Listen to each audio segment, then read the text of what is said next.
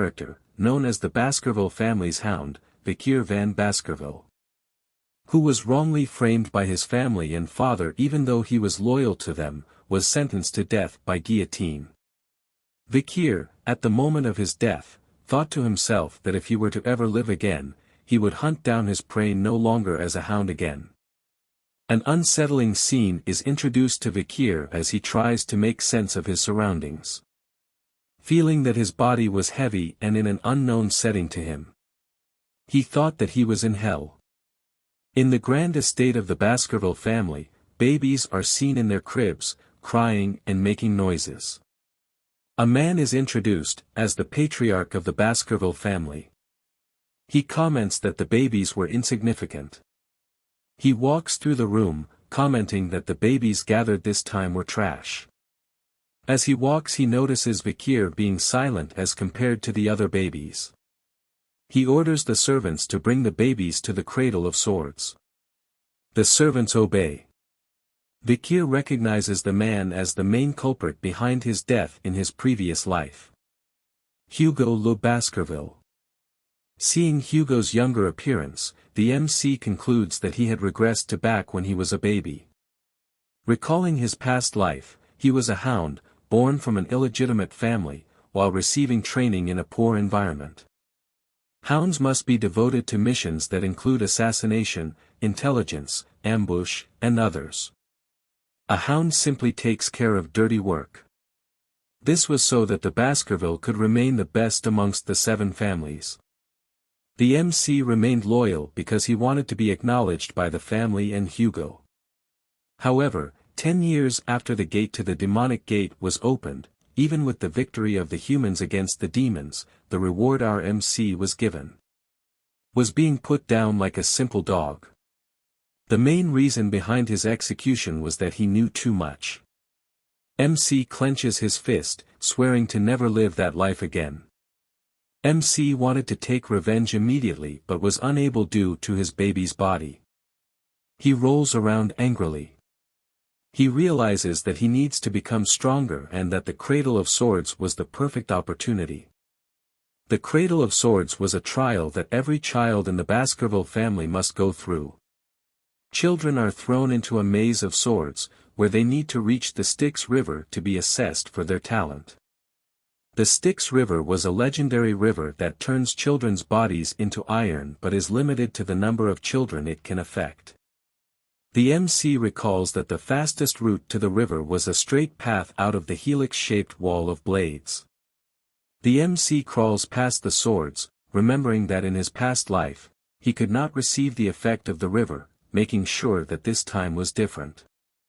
For men are watching, as the MC dunks himself into the river, wanting to keep it all to himself as long as possible. The MC begins to sink into the river. The water seeps into his wounds, being first had its advantages. The MC covers his mouth to endure as long as he can regardless of the pain. 2 servants are shouting to the MC to come up of the water else he dies. Hugo simply laughs. He asks Barrymore, the head butler, how much time has passed. Barrymore replied that around 7 minutes have passed. Hugo is amused at the fact, stating that the MC might die since 7 minutes have passed. Hugo calls out to the MC, asking him to come out. The MC ignores his calls and continues to absorb the power of the river with all his might. He loses control, and with his eyes gone white, he continues to endure the pain before blacking out. Hugo holds the MC by the foot, stating that staying in the river was enough for the baby and that he even drank its water. Hugo notices that the MC had already grown his teeth. Hugo asks Barrymore what the child's name was. Vikier van Baskerville. Barrymore replied. Hugo with a smile on his face speaks the MC's name Vikier, stating a very greedy son had been born. While being upside down, the MC continues to plot his revenge against Hugo, waiting to sharpen his canines for the time when he can rip his head off, making the Baskerville family disappear into history. Vikier van Baskerville was known to be a genius at the age of 8 but was considered normal in his family. At 20 years old, he took on the assassination, espionage, and conquest-type missions. At 29 years old, he felt the limits of his swordsmanship compared to the others in the direct lineage of the family. At 30 years old, the demonic realm gate was opened, marking the beginning of the Demon's Clan invasion. At 35 years old, he endured the era of destruction, slaughtering monsters left and right. At 39 years old, the war came to an end with human victory. At 40 years old, Vikier was finally rewarded for his loyalty. The reward is defamation, false accusation, and the guillotine's blade. Vikier opens his eyes, looking at the ceiling, realizing it was a nursery. He flips over in excitement as this meant that he had successfully absorbed the power of the Styx River. A servant approaches and places a box in the crib of Vikier, saying why the madam would give such a thing. Vikier notices and wonders why anyone would give him a gift. The box opens slowly. Vikier is taken back, as a long dark figure slithers out of the box. The Vikier recognizes it as vipers called bloody mambas, thinking that the madam sent those here to kill him. Knowing who madam was, as few were called that in the family. The vipers hissed at the Vikier. Vikier quickly grabs both vipers by the throat while smiling widely like a blood-driven hound, as he expected such treatment from the Baskervilles. He strangles the vipers with force, thinking to bring down the family with his own 2 hands. Blood stains are seen on the bedsheet of the crib. The next day, the servants are shocked, seeing the Vikier sleeping soundly whilst surrounded by the dead bodies of the vipers. Orders were given to execute the nannies after being tortured, who was on shift the night the vipers came, but the reason for their appearance remained unknown. Only Vikier knew the truth. 8 years later, Vikier is sitting in class, listening to a lecture. The teacher talks about the different levels of swordsmanship. Sword beginners are those unable to use mana. Sword experts were those who could use even a little bit of mana. Sword graduators were those that could emit mana in a liquid-like aura form. The final level, where aura is solid and its form freely changeable, is called the Sword Master. He noted that the strongest member of the Baskervilles, Sir Hugo, was at the Sword Master level. The children are in awe of this fact. Vikier thought to himself that he needed to regain his strength just like in his previous life before his coming-of-age ceremony. The teacher notices Vikier being lost in thoughts and highlights his achievements. Having a strong body due to diving in the Styx River for 7 minutes. And that teaching him one thing would lead him to understand 100 things, being more talented than the others, knowing the Patriarch would be happy with this. While Vikier thought of how long it would take to kill Hugo at the age of 8, a set of triplets grins widely as they stare at him. A hand shoves Vikier as he is called garbage van. It was the triplets.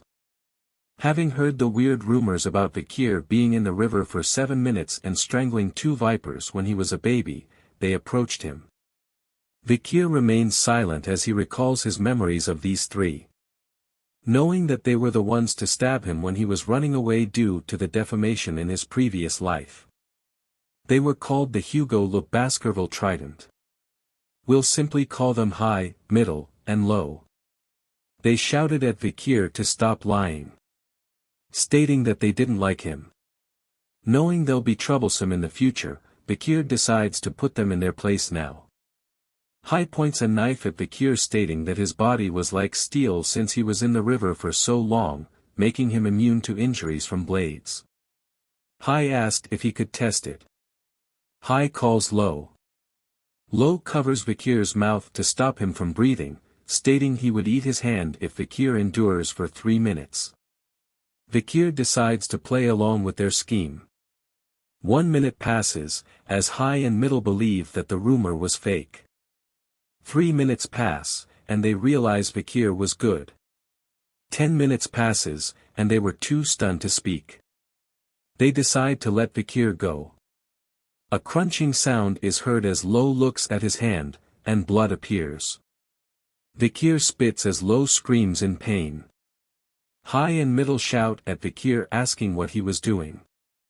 Vikir, with bright red eyes, as he wiped the blood off his smile repeated that they said they would eat their hand. High and middle refute back by saying they weren't scared of Vikir but Lo was afraid as he held his bleeding hand. High and middle stare at Lo in disbelief. They attempt to leave to find a priest to fix Lo's hand but the Vikir stops them. In anger, High stabs Vikir in the stomach, stating they were older than him. To his surprise, the knife didn't cut him. Vikir reminds them that being in Baskerville meant that power and talent are greater than age. High screams in pain, as Vikir twists his hand. Vikir, in Hound mode, grins widely and tells them to play till the end with him. High, in pain, shouts that the rumors were true as Vikir lets go of his hand, giving him a punch straight to the face. Middle and Lo are shocked as High falls to the ground with his teeth broken and nose bleeding. Middle attempts to fight but Vikir simply kicks him to the side with no effort. Get wrecked, son. Lo stumbles onto the ground, shocked at what had happened. Vikir tells him to not be afraid as he'll get better in no time once treated. But warns him as he picks the knife off the floor, that he won't be leaving the room. And that they had to live with the discomfort of their own bodies at this rate. Vikir offers one of them a chance to leave the room, as he stares at the knife in his hand. Lo asks which of them could leave, as the other two brothers hold their wounds. The knife is tossed to them as Vikir tells them to decide amongst themselves. Vikir slowly exits the room and mentions he can't wait too long and that it should be decided quickly. With blood-red eyes and a grin on his face, Vikir turns to them as the door closes saying at least one of them should live. As the door closes, the triplets are left in shocked, but soon stared at one another. Sounds of fighting and yelling could be heard behind the doors as Vikir stands to listen while smiling. The Triton of Baskerville have began to split. Barrymore reports to Hugo that another bloody situation have occurred with the Morg clan in regards to the ruby mines, with the Morg clan stating that it was theirs. Hugo says an opportunity in the future will allow them to discuss it properly and wonders what else was there to report. Barrymore reports that Vikir had scored the highest in the Titan exam. Hugo smiles happily at that fact and wonders when the practical exam will happen. In 5 days, Guardian Knights have left to prepare. Barrymore replies, making the fortress vacant now. Barrymore further reports about the fight between the young masters, stating that there were no deaths but that High's teeth were completely damaged, Middle's jaw was smashed in and Lo's left index finger was amputated. They had recovered from their physical injuries but their mental state was damaged. Hugo is surprised to hear that the triplets were fighting amongst themselves as they were close with one another. Barrymore states that Vikir was involved, causing Hugo to be alarmed. Vikir is seen standing before Hugo and Barrymore. He greets Hugo as the Patriarch. Hugo tells Vikir about how he disabled the triplets. Vikir replies that they had received the proper medical treatment since then. Hugo states that their hearts were disabled. The triplets were no longer eating or talking together anymore, making their combination technique completely torn apart. Vikir smiles in silence. Hugo asks if it was wrong that Vikir turned his brothers into a total mess. Vikir replies he was simply stronger and wonders if the stronger person is ever wrong. Hugo shares that his brothers had came before and forgiven him. Vikir recalls a past memory, where the youngest daughter of the family that Baskerville ruined paid Hugo a visit. She had become a nun and told Hugo she forgave him and offered him a mass. Hugo's response was as Vikir speaks it out loud that forgiveness is just an excuse made by the weak who cannot seek revenge due to their lack of strength. Vikir's eyes glow red as he spoke those words.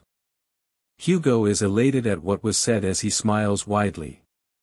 Hugo recites the family motto, only the strong will reign supreme, weakness is a sin. Hugo rewards Vikir by allowing him to take any snack from the food storage. Just enough for him to carry. Vikir is happy and asks for chocolate as he thanks the Patriarch for the reward. As he turns to leave, Hugo calls him his son and to do well on the interim evaluation, not to lose to direct descendants. Vikir is disgusted at what he hears but replies yes my lord anyways. Barrymore introduces the infamous chocolate enjoyed by the gourmands of the Morg clan, saying it's the highest quality which was hard to get. Vikir declines it, saying he needs cacao beans that have a rich aroma. Barrymore and the chefs were confused at the request. Cacao beans colored purple called bloody beans were given to Vikir, each bean being able to produce 100 liters of chocolate. Vikir tastes them and is appalled by their taste. Barrymore wonders to himself, that Vikir must really like chocolate to eat such bitter beans on their own and that he was brilliant for finding a way to get chocolate even with the restrictions placed by the Patriarch. The chef asks if he wants to process the beans, Vikir declines and takes them as is. Barrymore wonders if Vikir had such peculiar taste. However, Vikir did not get the chocolate to eat but to use them in the practical exam 5 days later. Up in the mountains, Vikir stands, grinning widely knowing that a huge catastrophe would occur that has never happened in the clan before. Children of the Baskerville family are put through strenuous events and early education from a young age. Being able to take their first steps meant they had to run up a steep mountain. Never allowed to lie down or be on their stomachs. Time to sleep is only ever with a monster corpse to adjust to tough environments. When completed, they turn 8 years old, starting their deadly evaluation. Bringing us to the practical evaluation, which is a survival exam. The young masters are gathered in a territory far end of the Le Rouge-et-Noir mountain. Pavlov, the instructor of the exam, instructs the masters on what needs to be done. Survive for 1 month while hunting large and strong monsters. 10 points were given for surviving. 30 if they survive without being disabled. Failing others and surviving 50 points. Surviving after beating a monster, 70 points. If all conditions mentioned were done, 90 points. Stealing badges from others make their points yours. Dying results in 0 points. 100 points do not exist. Pavlov reminds them of Hugo's lesson that a swordsman dies when they become arrogant. He advises them not to leave the designated area as the mountain contains many undiscovered things. During the exam, shadow dogs will hide and grade them. Gossip spreads amongst the candidates as they talk of the rumors about Vikir. Wondering if he was going to be good at the practical as well. Vikir smiles as he remembers the mountain. The triplets avoid looking at him. Pavlov rings the bell, marking the start of the exam, and praying for their fortune. The young masters instantly vanished, each with a plan of their own. The triplets argue with one another. The killing was not prohibited as it resulted in deducting points. Pavlov smokes a cigarette knowing that the shadow dogs will keep casualties to a minimum. A shadow dog is seen following Vikir. Wondering where he was going, looking forward to Vikir's skills due to his previous achievements since young. Vikir arrives at a huge tree, noting that the soft ground is best. He decides to live and take a break here as the shadow dog watches him. Shadow dog is shocked at him taking a break. Vikir gathers wood and is building things like in Minecraft as the others fight amongst themselves. The shadow dog is in disbelief as Vikir simply was gathering resources and wonders if he plans to just hide here. He decides to leave. Vikir takes note that he had left while reminiscing about the past. Before, a subordinate had told Vikir that cacao beans make fish less smelly and that bloody beans were the best. Vikir stares into flames and smoke knowing he had finished preparing. Deciding to start hunting as pits of spears are seen surrounding him. A few days have gone by as Vikir walks into the restricted area. Back when he was a scout, he could walk around here causally. He notes a burning smell and finds burning poop. Yes, poop is on fire in this world. Meaning only one monster has that kind of poop in this area. Vikir is happy to find what he was looking for. A beast with flames in its mouth stands above Vikir. It was a hellhound. The hellhound was a beast that swallowed the hellfires of the oil world, causing its body to become one with flames. Vikir was barely able to defeat one at the age of 18 in his past life. Being 8 years old now, it was impossible for him to defeat it now. However, Vikir, thanks to his past life, he knew a way to beat it. He dashes towards the hellhound. Knowing that one of its weaknesses was moving in straight lines only, making it hard to change directions but easy to dodge. The hellhound is stunned that Vikir dodged. Vikir opens a bottle with water, spraying it across the ground as it was another weakness for hellhounds. They could not step across any volume of volume. This causes the hellhound to avoid the water on the ground as it runs towards Vikir. Thanks to the water, it exposes another weakness that all canines have, opening its mouth while running. Vikir takes a step back as the hellhound lunges at him with its mouth open, the exact moment Vikir waited for. Vikir flicks something into its mouth, and causally dodges the hellhound as it tries to circle back to Vikir. However, the hellhound feels something was wrong and stumbles to the ground whimpering. Vikir reveals that chocolate was poison to canines, and since one bloody bean could make 100 liters of chocolate, it was the ultimate poison for it. The hellhound lays on the ground whimpering, unable to move. Vikir walks towards it drawing his sword, looking for where the ribs aren't present to target its kidney. The hellhound whimpers in pain as the sword pierces its body. Vikir does the final blow and a blue essence forms from the body. It was called XP or Karma, created when you catch monsters after energy accumulates in their body making them stronger. Vikir absorbs it, making the short sword he wields lighter. Vikir is happy as he'll be able to catch up to his regression state before he is of age. He wonders what Hugo's face would make when finding out that an 8-year-old brought back a monster whose rate is B+. With this monster, Vikir secures first place in the practical test and has decided on what reward to get. The reward is a book that only he knew its true worth. Vikir proceeds to decapitate the head of the hellhound but senses a presence behind him. He turns to see 4 more hellhounds. He wonders if they came because of its cries and that they wanted to avenge it. Vikir chops off the head of the dead hellhound, excited at the thought of fighting more of the hellhounds as he had more beans left. However, a bigger presence is felt by the hellhounds, and Vikir notices. Believing the hellhounds to be afraid of his bloodthirst, the hellhounds bow their heads in fear. But hellhounds never submit even if they were to die. Vikir realizes something and turns around to see a 3-headed figure. A Cerberus? Vikir is alarmed as it has a rating of A+, but it was supposed to be at the 7th ridge. Why was it here, Vikir thought. Vikir notices wounds and blood dripping from its body. Multiple arrows with other injuries were inflicted upon the beast upon closer inspection. Vikir concluded that it was because of the barbarian tribes across the mountain as it was their territory and that it came all this way because of being chased by them.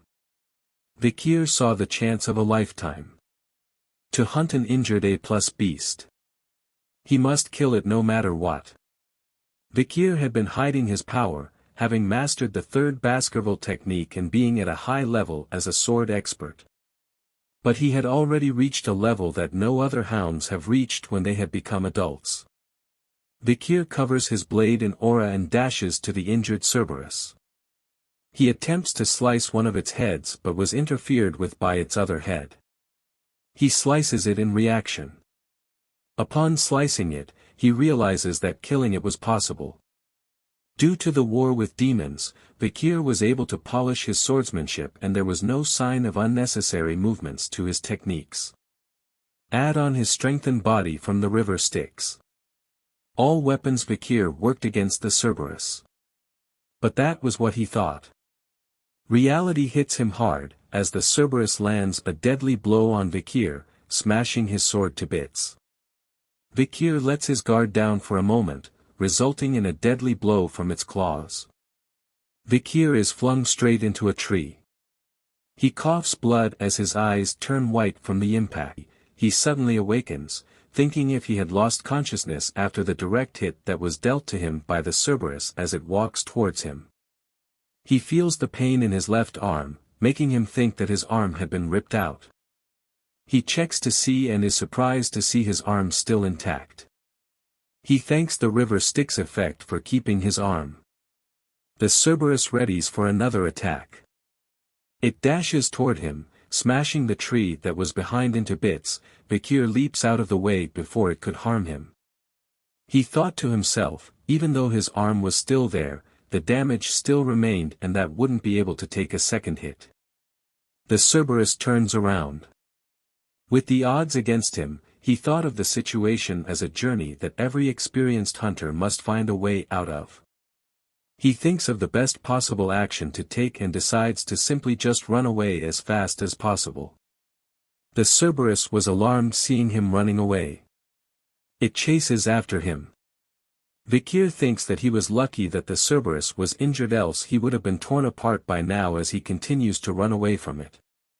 He just has to make it past the iron fence, making him exit the restricted area.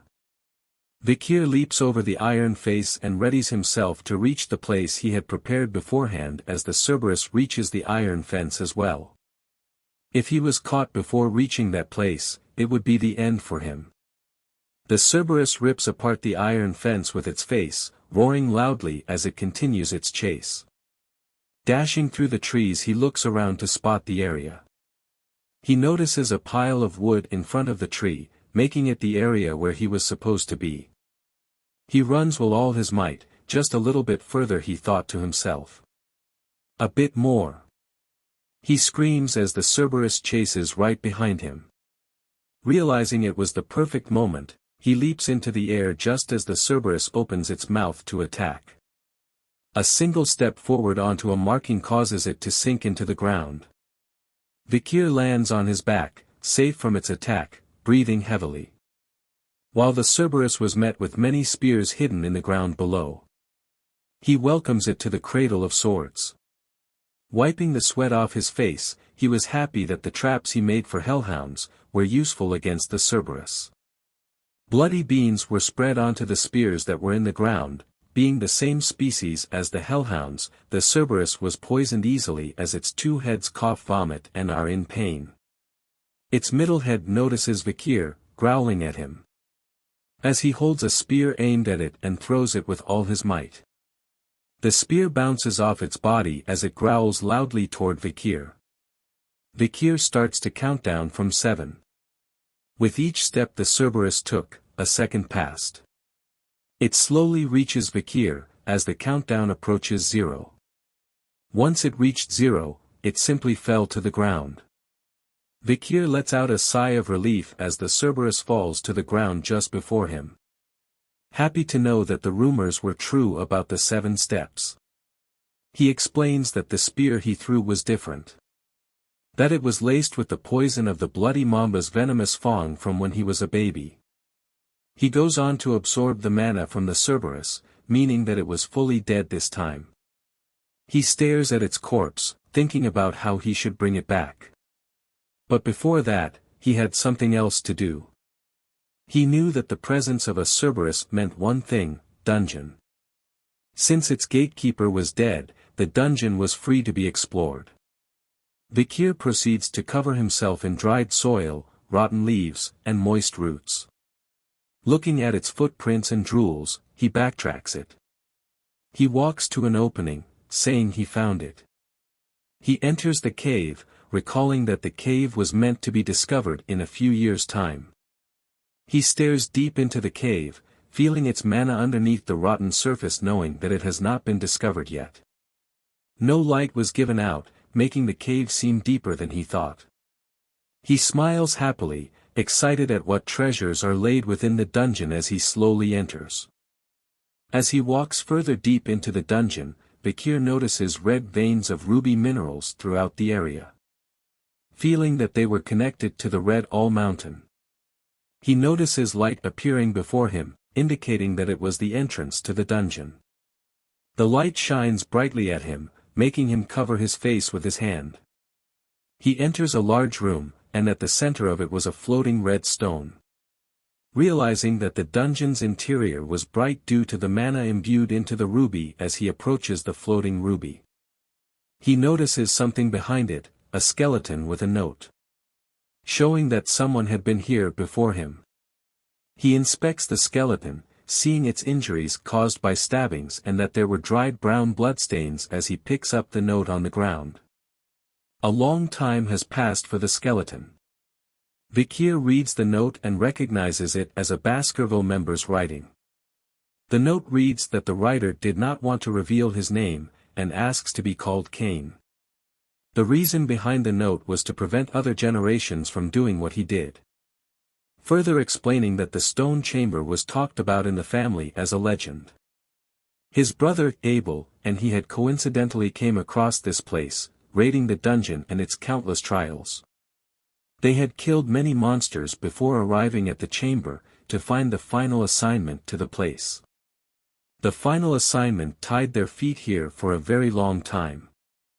3 years to be exact. Bakir can't believe that they stayed for 3 years, hinting that the brothers really wanted the treasure and that the final assignment was somewhere in the chamber. He looks at the stand of the floating ruby and sees some writing. When entering it's 1, but once inside it's 2, when leaving it's 1 was the riddle written on the stand. The note continues, with the brothers contemplating the ominous text forever until they came to a conclusion. The fact that they were twins meant that they were once one in their mother's womb, but when given birth they became 2. Meaning to get the treasure they had to become one again, and only one of them could leave with the treasure. After a fierce battle, Cain killed his brother and there was only one left in the stone chamber. But there was no change at all. Cain wonders why the treasure did not appear even after killing his own brother. He wonders why screaming. He decides to leave, wanting to tell others that found this place to leave immediately and that there was nothing to obtain in this devil's den that only serves to taunt humans. Bakir concludes that the brothers had done all sorts of things, only to leave empty-handed. Knowing that he had no twin, Bakir believes that the brothers had misinterpreted the text as he looks at the ruby. Thinking of the riddle once again.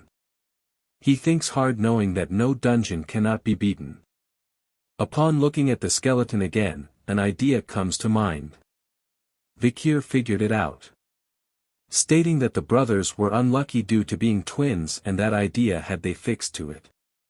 He mentions that the answer lies in the dungeon as he reaches for the ruby. Saying that when he entered the dungeon, he was 1. But as soon as the ruby light was cast upon him, he was 2 due to his shadow.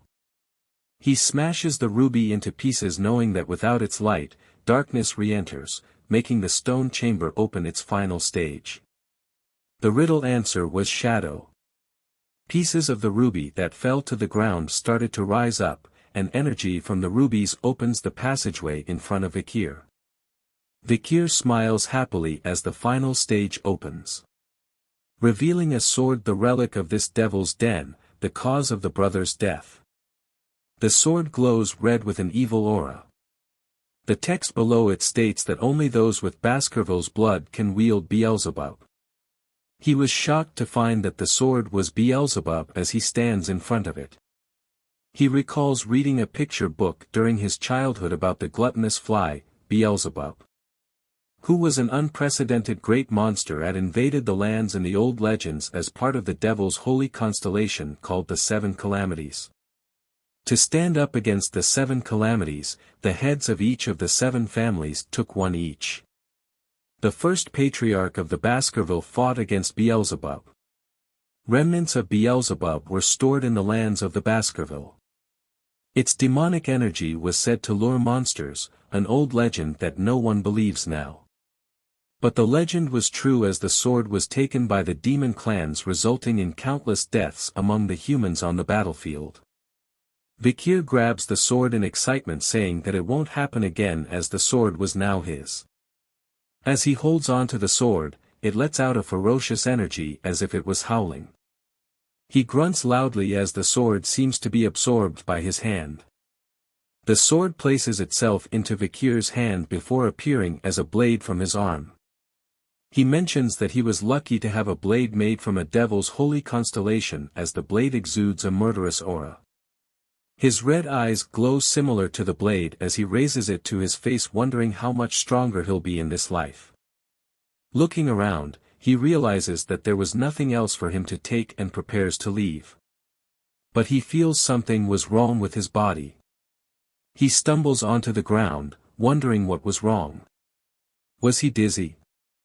No, he was hungry.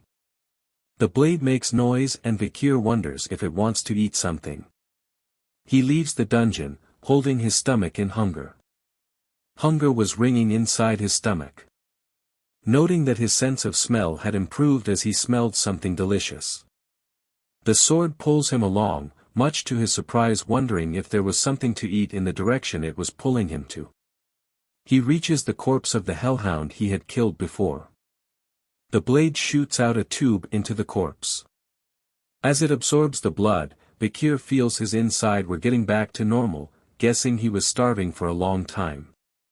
He hoped that the mountain's dried condition was not due to the sword's hunger and wondered how long it takes to feed it. Beelzebub makes a happy sound as it had eaten well and has absorbed the hellhound's ability, hemorrhage. Vikir wonders if this was Beelzebub's inherent ability. Beelzebub was the glutton of files and was said to possess the power to absorb its enemies' skills as its own. Since its absorption amount was close to infinite, many people lost their abilities and became obsolete. But due to its hazard, Vikir could absorb 3 skills only for now. He describes the hellhound's ability as a skill that constantly pumps out the blood of its opponent even through its smallest wounds. Realizing he could steal abilities, he looks at the Cerberus corpse. Beelzebub grows excited at the thought of feeding on it. Vikir is alarmed and asks it to wait. He explains to it that it can't eat all of it as if it was too damaged. He couldn't explain it during the autopsy. He thinks silently as Beelzebub makes constant noises as it consumes the corpse. He slaps Beelzebub, saying he had enough. Beelzebub was upset but had gotten 2 new skills. He had even absorbed the power of the sewer rat underneath the Cerberus. Vikir picks up the rat, happy that he had absorbed many powerful skills this time. He decides to wait at the practical exam site as he was done preparing the monster. The young hounds had gathered back together, each covered in various injuries. They would receive a shield, sword or necklace as their reward based on the parts produced from the monsters they hunted during the practical exam, as monster parts are laid on the table. The senior members are astonished at what Vikir had hunted.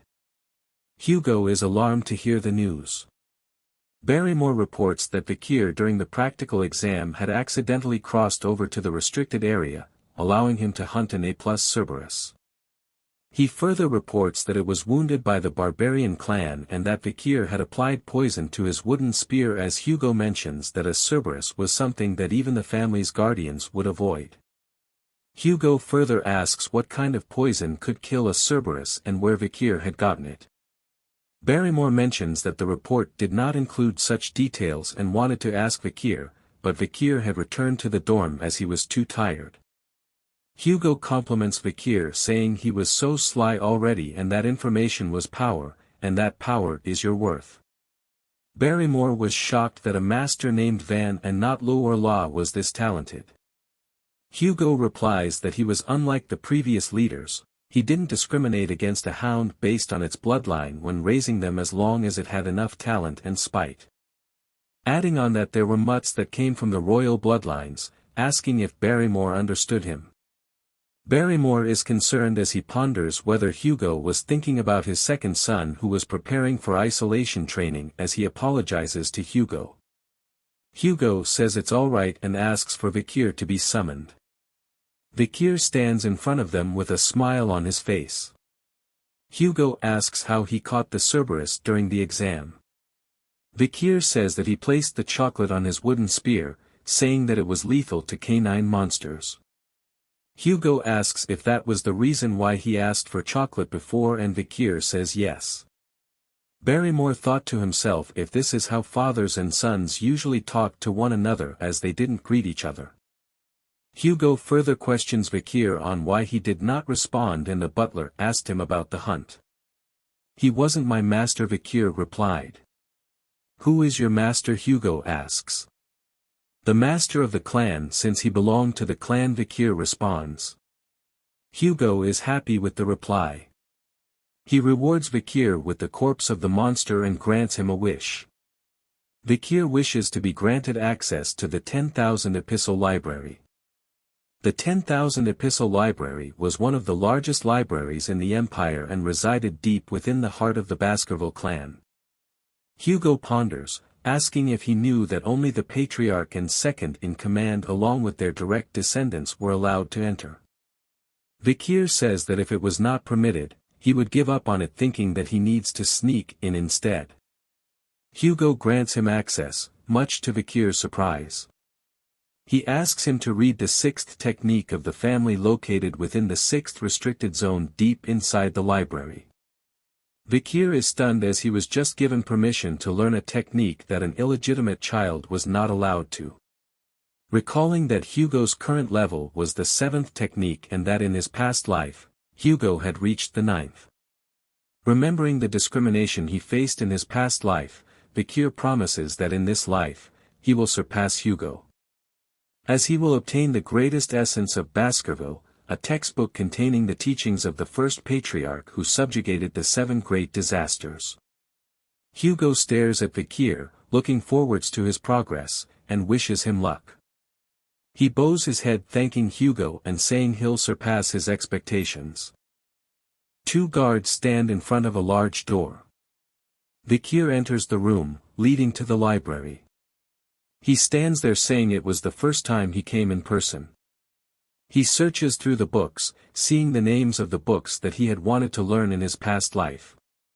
Knowing that any illegitimate child could not learn any of the advanced techniques to ensure that they do not bare their teeth towards their master, this was a defense mechanism the Baskerville family had created. A book is locked with a chain and he wonders if this was the book. Vikir takes out a key, not believing that Hugo would offer him the book on the 6th technique, an opportunity that was never given in his previous life. As he turns the key in the lock, he wonders if Hugo thought that he couldn't memorize the technique in a day. As he reads the book, Vikir recalls that due to his past life, he had memorized the theory behind the 1st to 4th techniques till he was sick of it. He did it so that he could deduce and speculate the theory behind the 5th technique. Believing that he needed to stop the flow of mana after drawing the 4th tooth, he wonders if that was the reason he could not make the 5th tooth. According to the Baskerville swordsmanship, one tooth represents the 1st technique and the 2nd tooth represents the 2nd technique, and so on. When drawing a tooth, a red sword energy appears. Vikir flips through the book, stating he didn't care about the 6th technique and that the real reason he came here was different. He returns to the guards, who were surprised to see him come out of the library already. They asked him if he had left something outside and that they were getting it for him, as well as that there were more books about swordsmanship deep within the library. He tells them that he had finished what he came here for. The guard asks if he wants to stay longer, but he declines and wants to read other books and that they should do what they need to do in the meantime.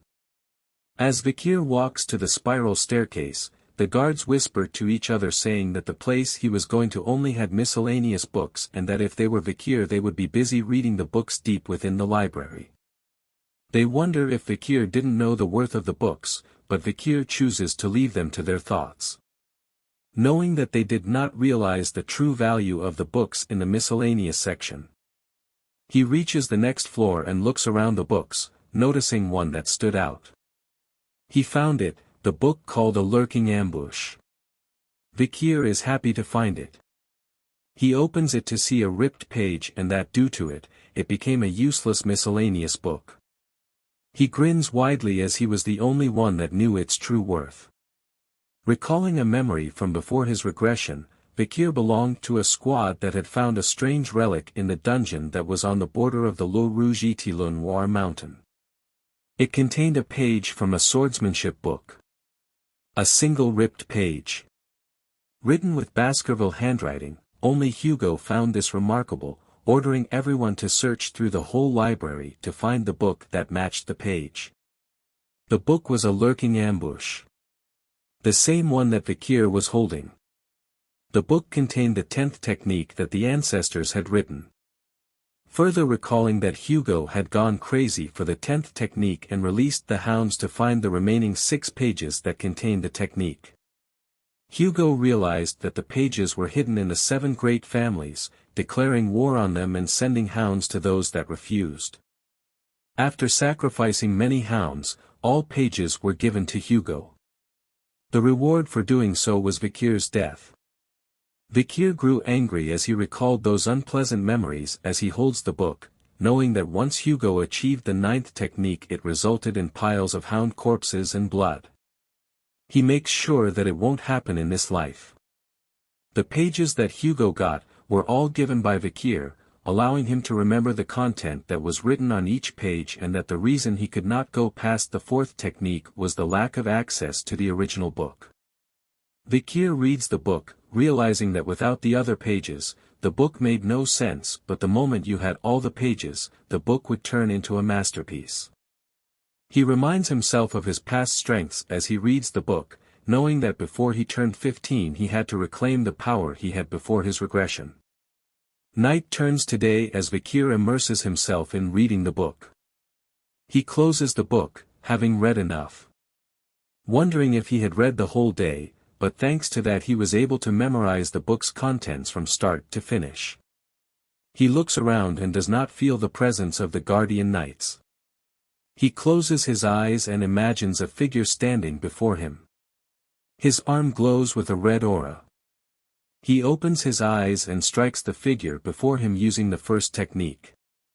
Continuing the strikes and moving on from the 1st to the 2nd technique and more. He grits his teeth as he thinks of his past self as pathetic. He worked hard to reach the highest level of graduator aura but was unsuitable to learn a proper sword technique, making the direct bloodline hostile to him. The main reason was that he was an illegitimate child. He dashes to the side of the figure once again, asking if they thought he would live the same way again. As he approaches the figure, it transforms into the older version of Hugo. Vikir slices Hugo relentlessly and exits the imaginary space. Breathing hard, he looks at his hand, thinking he was still weak and if he actually drew out the 5th tooth. He clenches both his fists in victory at the feat he had just done and felt happy to the point that he almost cried. He continues to look around, wondering if a sword was nearby to test the 5th technique again. Breaking records in Baskerville history, a young hound's canine teeth bared towards his master were growing. Finally succeeding in drawing the 5th tooth, Vikir believes that he could reach the level he was at as long as his mana could support it. Smiling happily, he notes that his mana capacity had increased and reached another level. A red liquid aura covers his hand, showing signs of a graduator. Vikir had gone from a high-class sword expert to a low-class graduator. A point that had taken him 30 years to reach, but he reached it at 8 years old now. Graduators are on a whole different level compared to sword experts as their aura turns from solid to liquid, density increases, and allows for it to be used more freely. Knowing his swordsmanship was better now and that he could reach the 10th technique, meant endless possibilities. Piercing Fong was what he learned before, which was able to make him stronger in a short period of time but had limitations. However, the lurking ambush was the perfect sword technique that could transition between offense and defense with no growth limitations. Vikir places the book near the window, thinking that he could challenge a mid-class graduator and has a 100% chance of assassination and about 50% if they faced head-on. The only problem he had now was how much to show Hugo. He couldn't show too much or too little of his strength as he takes out an object from his pocket.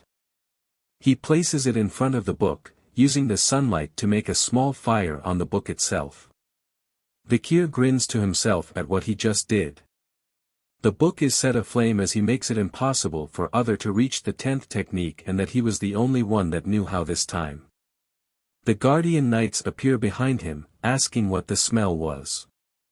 They question Vikir, and he replied that he accidentally left the magnifying glass around and burnt the book. The guards are relieved to hear that only a useless book was damaged. Vikir asks the guards if they should bother with such a small thing since there were bigger problems to handle. The guards agree to keep it a secret if Vikir agrees. Vikir agrees and proceeds to leave. The guards are happy and think of him as a nice person deserving their respect as he walks away with a smile. Vikir appears before Hugo and Barrymore once again. Hugo asks if he had reached enlightenment. He replies sort of. Hugo asks what he had learned, and Vikir mentions that he felt something warm and sharp yet soft and viscous. Both Barrymore and Hugo are alarmed at hearing this. Barrymore wonders if it was an aura. Aura was something that only 15-year-olds could obtain after years of training. Hugo thinks to himself about why he was getting excited for over an 8-year-old and asks Vikir to show him. He accepts happily. An arena is showcased. Many young masters are confused as Vikir is seen standing with a sword. Barrymore asks Hugo how he intends to test his skills. Hugo replies that a monster will be released. The gate opens and a huge orc exits with chains all over its body. It growls loudly with menacing red eyes. Other young masters in the stand are shocked to see it as they wonder if an 8-year-old could take on an orc by himself. Vikir and the orc are standing face to face. Hugo waves his hand, signaling to the knight to remove the orc's chains. It screams out powerfully and rushes towards Vikir. Vikir takes a prepared stance as it comes towards him. With a calm expression, he slices the orc's arm off with a single swing. Everyone was shocked at what happened. The orc is stunned at its wound.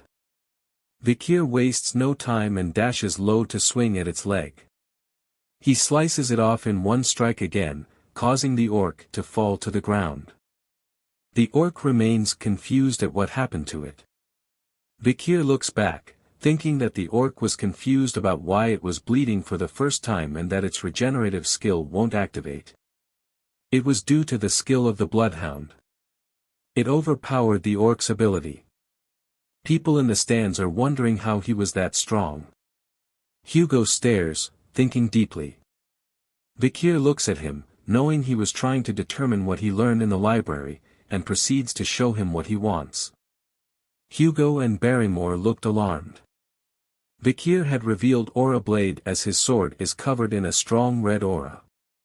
The orc tries to get up, but senses a red presence approaching it. Its head was smashed to bits as Vikir slashes through it like butter with a quick dash and his sword was covered in the aura. Hugo is shocked from his seat from seeing that red aura from Vikir. Barrymore congratulates Hugo on witnessing the birth of a genius, making Hugo wonder if that was it. Barrymore further states he had not seen this kind of talent from the other families. Hugo stops him noting that something was wrong with the orc. Seeing its blood not stopping even though orcs were famous for its regeneration. He pushes Vikir's victory as a result of the orc being weakened while Barrymore wonders why he can't express his happiness. Vikir calls out to his father and asks if there was anything stronger with a smile on his face. Surprising Hugo. He tells his father to wait, asking with a smile if there was anything stronger than an orc. This shocks the crowd. He thinks that it would be better to show off his power to a certain degree, hoping that his progress will allow him to be separated from Hugo. Hugo agrees with Vakir and asks for a creature that they captured from the barbarian raid to be released. The beast was starving since then. The crowd is shocked once again. But Vakir looks happy. A troll was his new opponent. It growls at him. Vakir asks Hugo if he could start right away. Hugo says he may. He rushes to the troll. The troll attacks Vakir with a mighty punch. He dodges and is annoyed, and decides to back away from the troll. The crowd is confused by his actions as it was the perfect moment to attack. Hugo agrees with his actions and that it was the right move due to the troll's Regan powers. Vakir continues to dodge its attacks. The troll begins to breath heavy. The crowd calls Vakir a genius at 8 years old and that his plan was to tire the troll out first. Vakir thinks that it's too slow and that he needed to act but is unable to unleash his full power as it would make it troublesome for him. Instead, he decides to use the troll's power against itself as he slices its arm. The troll falls to the ground, holding its bleeding shoulder. The crowd praises Vakir for what he has done. Vakir thinks that the first technique was not enough to slice the troll's thick skin.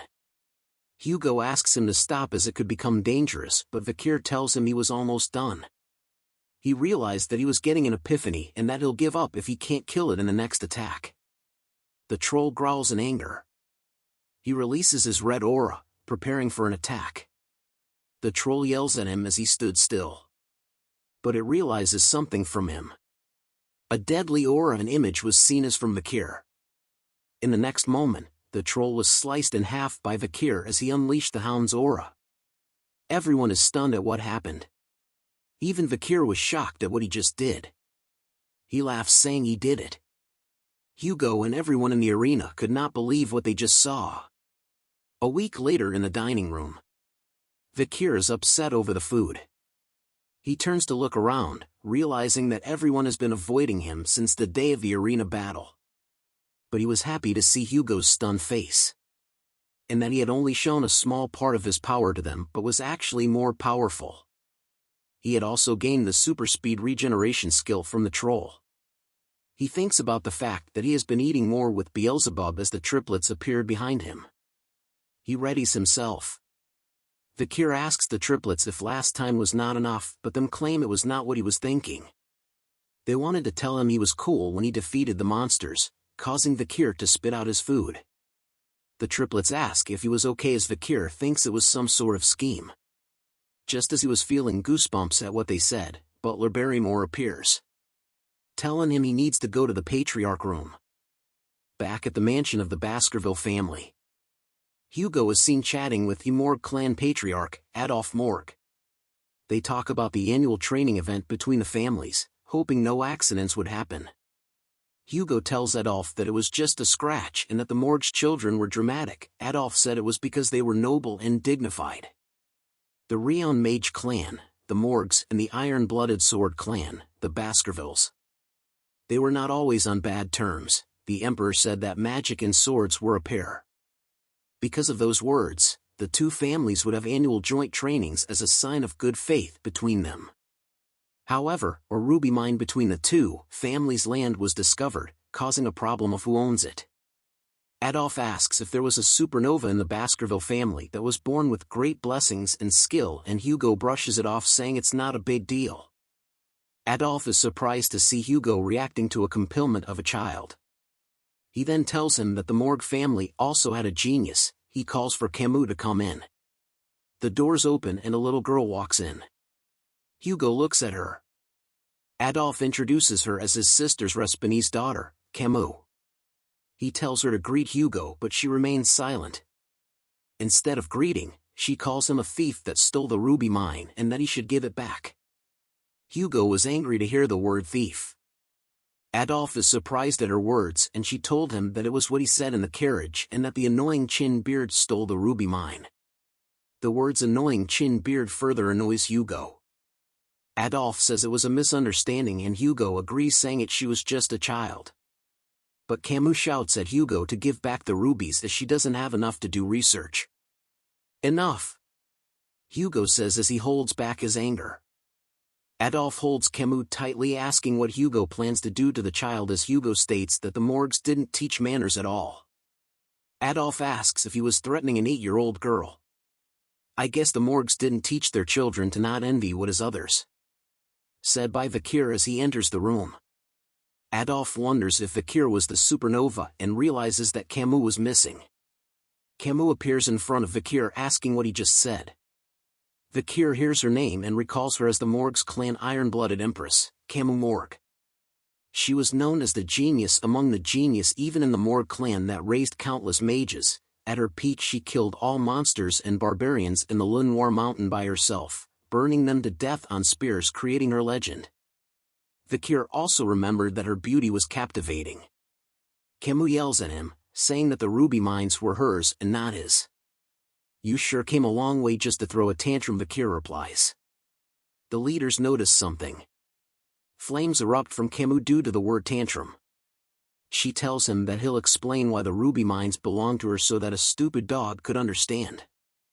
Vakir simply smiles, saying that would be fun. A replica of ice is made. Everyone in the room was surprised by this. Cimu says she'll explain it. Vakir was upset as he expected them to fight. She explains that the ruby mine was located in the area between the Morg and Baskerville called Joint Security Area, and that the problem was that the entrance was located in the Morg area but the mine runs underneath the Baskerville area.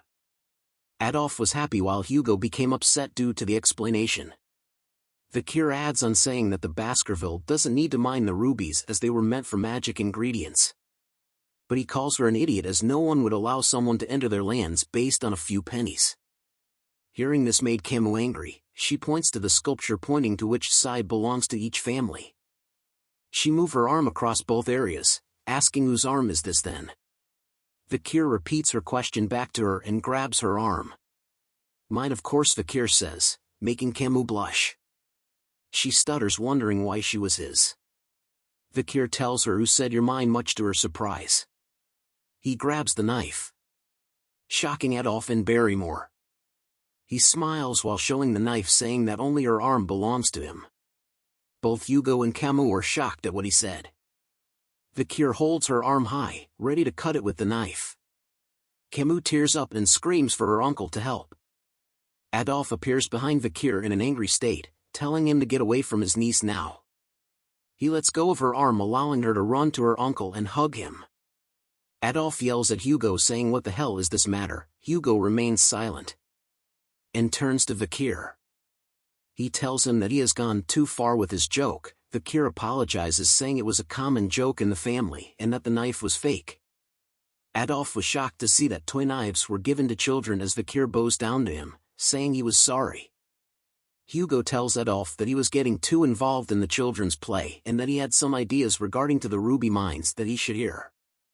He tells them that they should compete in friendly duels first, as Cimu tells Vakir that he better watch out and she won't forget this. Vakir simply smiles and nods. The friendly duels between the Baskervilles and Morgs had begun. It was an occasion where children ages 8 to 15 gather and battle it out. However, everyone's attention was headed somewhere else this year. It was the Morg's clan Cimu Morg against the Baskerville clan Vakir van Baskerville. Using practical training rules was to showcase the duel between the two geniuses of the clans. The bells rings announcing the start of the duel. Cimu tells him she won't hold back and begins to cast a spell. Everyone was stunned at this. She was doing quadra casting. Adolf smiles at Hugo as the crowd were amazed that Cimu was doing something that was difficult for a 15-year-old. Cimu unleashes her attacks, but Vakir dodges them with ease. He tells her she should focus on one spell, but she calls him an idiot who doesn't understand magic. She summons a stone wall just as Vakir reaches her. He simply smashes through the wall. Cimu was shocked to see this, wondering if this was the power of the Baskerville basked in the river Styx. She closes her eyes and opens them again, and sees Vakir with his hand out. He flicks her straight in the head, sending her flying. Adolf was surprised to see a flick while Hugo chuckles. Cimu asks him why he flicked her and wonders if he was going easy on her. He points to his forehead, saying hers might hurt. and that they should end things before it gets out of hand, but she ignores him and summons 2 stone walls. She laughs at him behind the 2 walls as Vikir wonders if he should just go around it. He decides to play along and smashes through the wall with just his bare hands. Cimu is startled to see his hand come from the wall. Vikir now asks her whose arm it was that crossed the wall, and tells her as he flicks her forehead, the stronger individual. He smiles as Cimu falls down again from the flick. With a huge red bump on her forehead, Cimu holds it and growls at him. She yells at him saying she'll kill him as Vikir dodges the fire spell and wonders that dealing with children is much harder. He continues to dodge her attacks, wondering what he should do to calm her down. Vikir looks behind, wondering if he should let others handle the problem. Another duel was happening right behind them. It was a pair of idiots that keeps casting fire magic and a swordsman that slices magic. He believes that they might be useful as Cimu shouts out why he wasn't getting hit. She walks to him asking him not to turn away and to face her. The idiot mage behind begins chanting a magic spell, giving Vikir the perfect moment. He calls out to Cimu, telling her that she better have a defensive spell ready as a huge fireball appears behind him. Cimu couldn't believe what was in front of her. Adolf shouts no, as a huge explosion is seen. Everyone gathers around the scene of the explosion. They all call out to Cimu, shouting her name. Cimu hears her uncle's voice in the dust and smoke. She thinks about what to do as she managed to defend against the attack, but something else had happened. The flame spell had burned all her clothes. She knows that everyone can't see her because of the smoke, but once it clears up, she'll be the laughing stock of everyone. She calls out in her mind for someone to help her, and soon a jacket lands on top of her head. Cimu was surprised to see Vikir as he tells her to put on his jacket. Covering herself with the jacket, she asks him why he wants to help her. Vikir says he just wants to. She thinks to herself why this idiot would help but notices something. Vikir had been cut by the idiot swordsman attack which still have some more on it. The people enter the smoke and notices something. Vikir and Cimu were together. Adolf was relieved that Cimu was fine while Hugo remains silent. The crowd realizes that Cimu was on the floor, while Vikir was bleeding, and that he was extremely fit based on the muscles on his body, which shows the amount of training he had done. Adolf hugs Cimu as she remains silent as she stares at him. Back at the mansion, Hugo asks Vikir how the battle was against the Lady of the Morg clan. He tells him that he had understood the reason behind the event once again, while Hugo tells him that a battle between a mage and swordsman are different. He further asks why he didn't go for a clear blow, but Vikir tells him that he had no idea on how to deal with a lady. Hugo tells him that he had let his guard down and that the wound on his arm was a lesson. Vikir was shocked to hear that Hugo was worried about him. He remembered from his past that Hugo was so cold, so strict, and so brutal because he had lost his first wife and eldest daughter. But he thinks it's not his problem as Hugo asks him what they should do with the ruby mines. He tells him that they should give it away. Hugo asks why. Vikir explains that the main purpose of the Baskerville clan was to grow its territories and that the monsters and barbarians near the ruby mines are a problem, and that they should utilize the Morg clan well to deal with those problems, which helps to minimize their losses with the expansion into that region. Hugo tells him that he was right. Vikir further explains that once the Morg clan claims the ruby mines, all they need was to push the monsters and barbarians into that region, allowing for them to take care of all the problems at once. Hugo likes the idea that the rubies will be bathed in the blood of their enemies and that the Morg clan will think twice before entering their area. He rubs Vikir's head, telling him that his idea was 90% aligned with his, as Vikir thought to himself that the idea was originally Hugo's idea from the past. Vikir tells him that they needed to keep an eye on the Morg's movement. Hugo tells him he had increased the number of hounds scouting the area. As they walk further, they encounter Adolf and Cimu waiting for them. Adolf asks if they could talk once again before they return, as Cimu blushes while hiding behind Adolf. Back at the room, Hugo asks what they wanted to talk about. Adolf tells him he needs to mention one thing. He wanted to discuss other ways to resolve the issues of the ruby mines other than paying for it. Adolf suggests an engagement. An engagement between the Morg and Baskerville clan. Hugo asks which child did he have in mind. Adolphe proposes the eldest son of the Baskerville and the eldest daughter of the Morg clan, Cimu. He praises her saying she was the best. Hugo tells him that the eldest son was 25 and about the age gap. Adolphe tells him the 17-year gap is not too big of an issue, but Cimu speaks out saying she will not marry anyone weaker than her mother. Adolphe tells her that she might remain single all her life due to her condition, but she remains absolute about it. Hugo tells her that this wasn't a buffet of her choosing. She tells him firmly that she has no intention of playing around either and looks in a certain direction. Both Hugo and Adolphe look in the same direction. It was Vakir. Adolphe couldn't believe what he was seeing. He whispers to Cimu, telling her not to think about Vakir as he was just a small fish in a big pond and only had the Van surname. Hugo hears it and is slightly pissed off. He speaks out saying that an engagement should involve the people's thinking, asking Vakir what he thought. Vakir and Cimu simply stared at each other in silence. He opens his mouth slowly and tells them that he accepts. Adolphe is confused and angry at the bastard, Vakir. Cimu is happy to hear that the engagement was not rejected. Hugo tells Adolphe that just because Vakir did not have the name Lou, he assures him that he was a talented child. Adolphe stands in front of Vakir, judging him. Vakir recounts his memories of Adolphe Morg. He was a six-circle master and one of the strongest in the Morg clan and a great supporter of his niece. Adolphe tells Vakir that not just anyone can be the husband of Cimu. He grabs Vakir's shoulder wondering why he wasn't responding and why his body was so sturdy. Vakir tells him that he wasn't listening to what Adolphe had said. This surprises Cimu and made Hugo chuckle lightly. Adolphe laughs and asks Hugo if he could have a deeper conversation with Vakir. Hugo wonders if the mage of the Empire was gonna scold an 8-year-old child. Adolphe replies that this was a request as an uncle while Cimu tells him he doesn't have to do this. He gave a bombastic side-eye to Cimu, telling her she better stay still and that this was bound to happen to someone else eventually. He then asks Hugo for the chance and Hugo agrees. Back at the training arena, Hugo and Cimu are standing at the side while Adolphe and Vakir are in the arena. Adolphe tells him that they will be testing Vakir and wants to see everything he is capable of. Vakir agrees while thinking if he did show everything, Adolphe might faint. Adolphe casts a spell telling Vakir he will give him a handicap.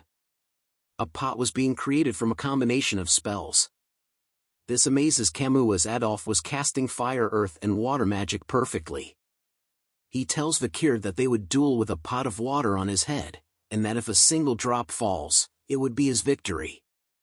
Vakir remains silent thinking that this chance was a great way to experience the power of Adolphe and what he's capable of. He looks at Hugo, knowing what he thought was the same reason why Hugo accepted this. Adolphe calls out to Vakir to start the duel, making Vakir rush out. He closes into Adolphe, ready to strike with his sword. Cimu is surprised at his action and yells out that he can't run straight towards his uncle as a bright light appears on his face. A shield was casted to block the swing of his sword. Adolphe calls out to his niece asking why she told him that and that shield magic was best used against swordsmen. Vakir steps back annoyed. Fireballs are created in the air behind Adolphe as he prepares to go on the offense. He sends out the flame magic towards Vakir, making him leap back. Cimu tells him that it was unfair he didn't use that magic against her in their duels, while Adolphe wonders which side she was on. Hugo thinks of the attack as not something impossible to dodge and decides not to stop them.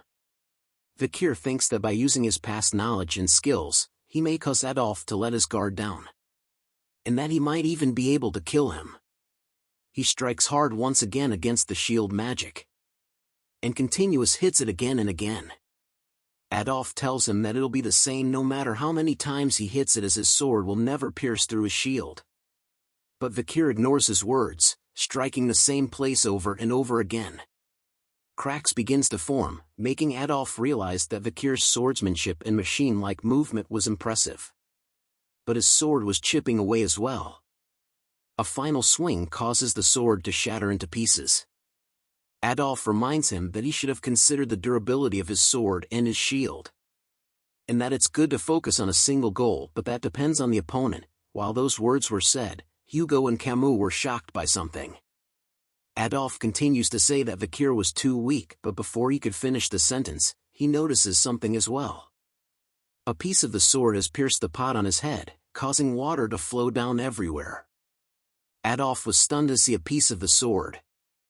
Vikir flexes on the old man in his fashion. Cimu falls for Vikir even harder. She wonders if the victory against his uncle meant their marriage.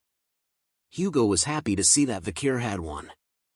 He looks at Vikir van Baskerville, wondering if he had raised a stronger hound than he thought. 7 years later at the Baskerville training grounds. A huge furry beast with horns is growling loudly. It roars out loud, shaking the air around it. But the hounds stood still, unafraid of it. It rushes towards them, making the hounds leap in the air, striking the monster. The hounds surround the beast, as the beast strikes all of them. Staffordshire Baskerville was the shadow hound looking upon them. He shouts out commands and tips on how to kill the beast. When all of a sudden, 3 hounds dash forward past everyone. It was the triplets. They strike the beast easily. They smile happily at what they did. The intruder was amazed at their skills and dark crimson aura which was suited to the Baskerville family as the monster stood in a daze from their attacks. The hounds see the chance and prepare to kill it. Blood is splattered all over the ground. The instructor praises them, telling them that they had become low-rank sword experts and that this marks the end of their 7-year training. He warns that while this monster was caged, even he cannot handle the older ones that were more tenacious, and that the monster they face today will be incomparable to the ones they will face in real life, and that death occurs much more easily than they think. He gives them one final advice: either use your bloodline to overcome it or build experience to survive. He salutes them, congratulating them on their graduation and wishes them good luck in the future. The graduates discuss amongst themselves on which order of the Baskerville they wanted to join, as the family had 7. Each of the order represented a different job, from watching, searching, guarding, assassinating, suppressing, all-out warfare and others. But they soon wonder about a certain someone and what he would join. It was Vikir van Baskerville. Vikir notices that others were looking at him, hearing the rumors that he had killed a larger ox bear than the one they faced and that he was already a high-rank sword expert. He ignores the gossip and thinks that it took longer than he thought. HI's current level was at intermediate rank at the 5th Baskerville technique, but only considering swordsmanship, he had surpassed his past self. But he still thinks his progress was too slow, as Barrymore appears telling him that the Patriarch was looking for him. Barrymore tells him that his assignment had been decided. Back at Hugo's room, Vikir greets him. He asks how he had been. Vikir notices a scar on his nose and asks what had happened. Hugo tells him he got it from subjugating the barbarians on the mountains and that one of the archers got the better of him.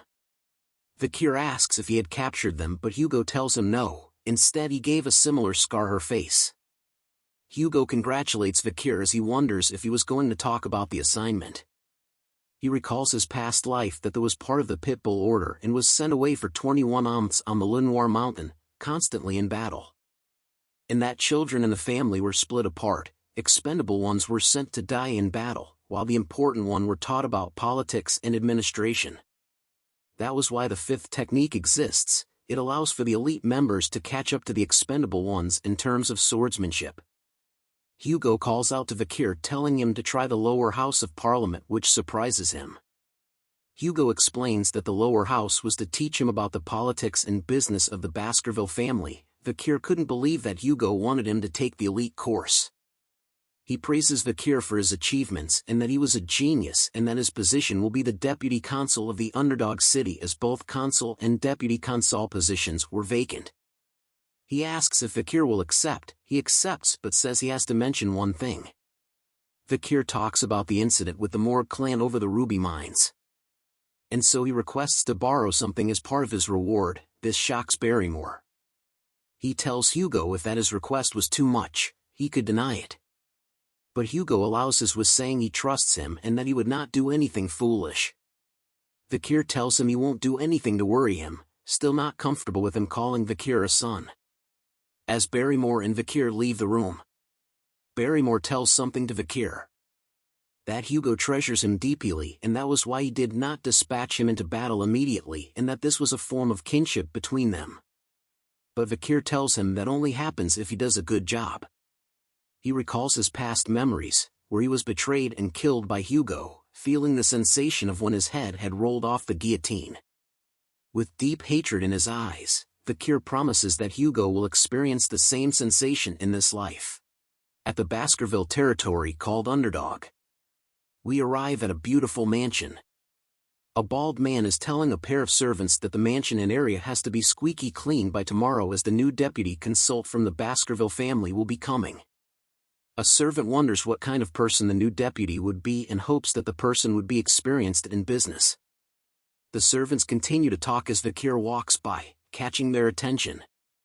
The servant grabs Vakir's shoulder wondering whose kid this belongs to while telling Vakir this was a place you can't just enter. Vakir looks at him and tells him to remove his hand in an instant. He reveals a piece of paper to the servants. Making them realize that he was the new deputy, Vakir tells them to prepare women and drinks to have a party right now as he enters the building. The servants looked at him confused about the party. Drinks and food are seen along with various people drinking and laughing. A man is staring at this scene in disbelief. His name is Chihuahua Baskerville. He was the general secretary of the city of the Underdog and was very upset right now. He stares out the window wondering how ridiculous Vakir was to drink and party on the first day of his assigned job. This was because of the previous deputy who caused him to have a hard time due to the bribes, and now he's holding a party at the workplace. He finally shouts out that Vakir was a troublemaker and that only once the city was in ruins he will get it together. But Vakir appears behind him, asking if he was the general secretary.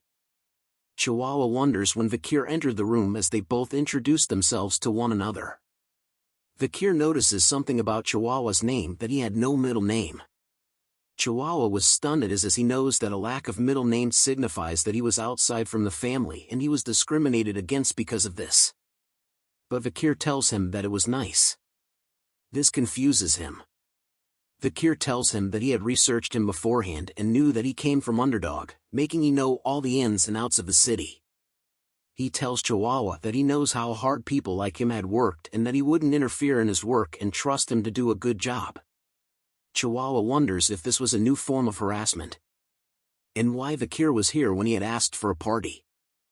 Vakir closes the book, stating that the personal laws had no issue but the judical system had a lot of flaws. This shocked Chihuahua as Vakir read the book extremely fast. He speaks out about the problem was that Underdog had many illegal business owners who were successful, making the underground hold power above the law. But stopping the illegal businesses itself won't solve the problem. Heads of the underground businesses needs to be removed. Hearing this, Chihuahua just remains silent. Vakir continues on as he stares out the window, saying that the job of the deputy consul is to make laws and execute them, and that he respects the laws already in place but wanted to add a new law. Chihuahua asks him why he needed a new law and Vakir replies that he will destroy the underground economy in a week and needed a cause to make and execute this law. Since he was still young and a newly appointed deputy consul, he needs a certain type of performance to make it more convincing.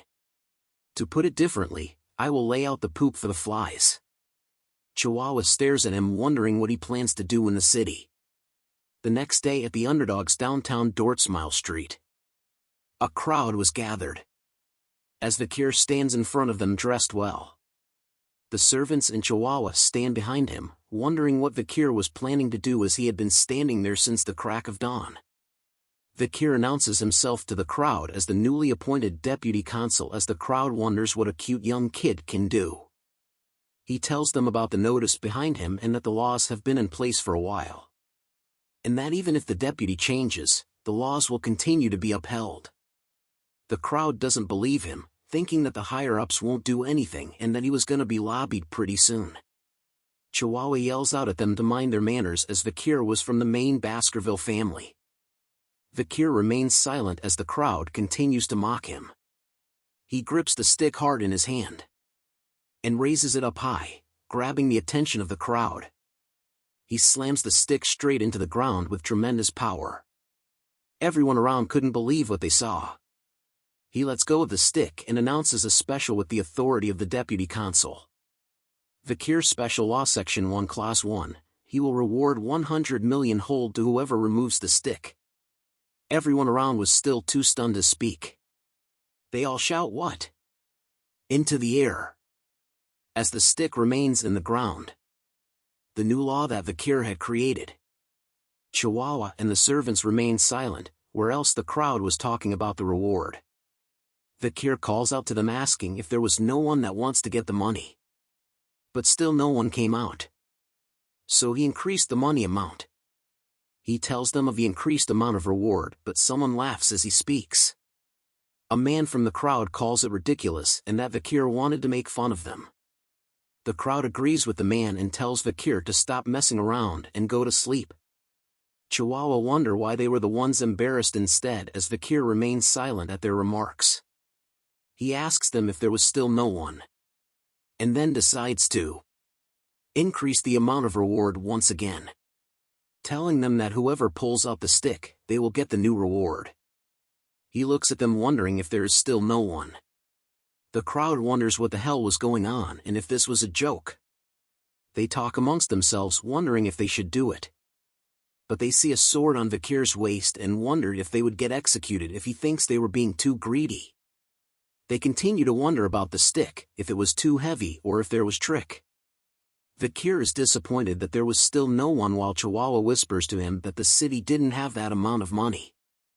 A hand was raised in the crowd. A little girl with snot on her nose carrying a basket of flowers asks if she could try. A man tells her not to do it as she could be killed, but she tells him that her mother was sick and that she had to try something. She laughs and smiles, telling the crowd that if something happens to her, they should take good care of her mother. The old man had no words to say. She stands in front of Vakir and the stick. She thinks that Vakir might not kill her and that they would reward her with a few coins as she was volunteering to make herself a fool. Vakir tells her to pull it out as she hopes to be paid for a basket full of flowers. She bends down and holds the stick tightly, pulling with all her might.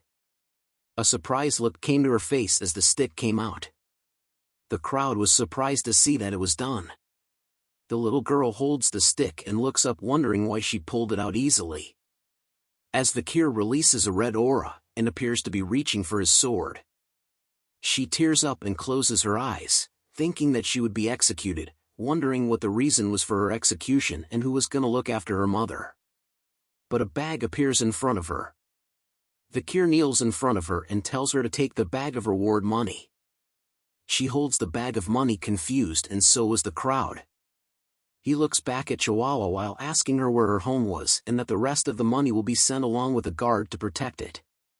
He rubs her head while saying that the law must always be obeyed. Everyone was once again shocked to see this. As the bag reveals a bunch of gold coins. Knowing that the laws will be upheld with the new deputy, the citizens were happy. Even crime rates were halved. Vakir praises the handwriting of Chihuahua's as he wrote the Eastern language. Chihuahua tells him that he has never been touched since the past 20 years that he had worked here, as Vakir tells him that the stick was the idea to grab the attention of the citizens and to leave a lasting impression.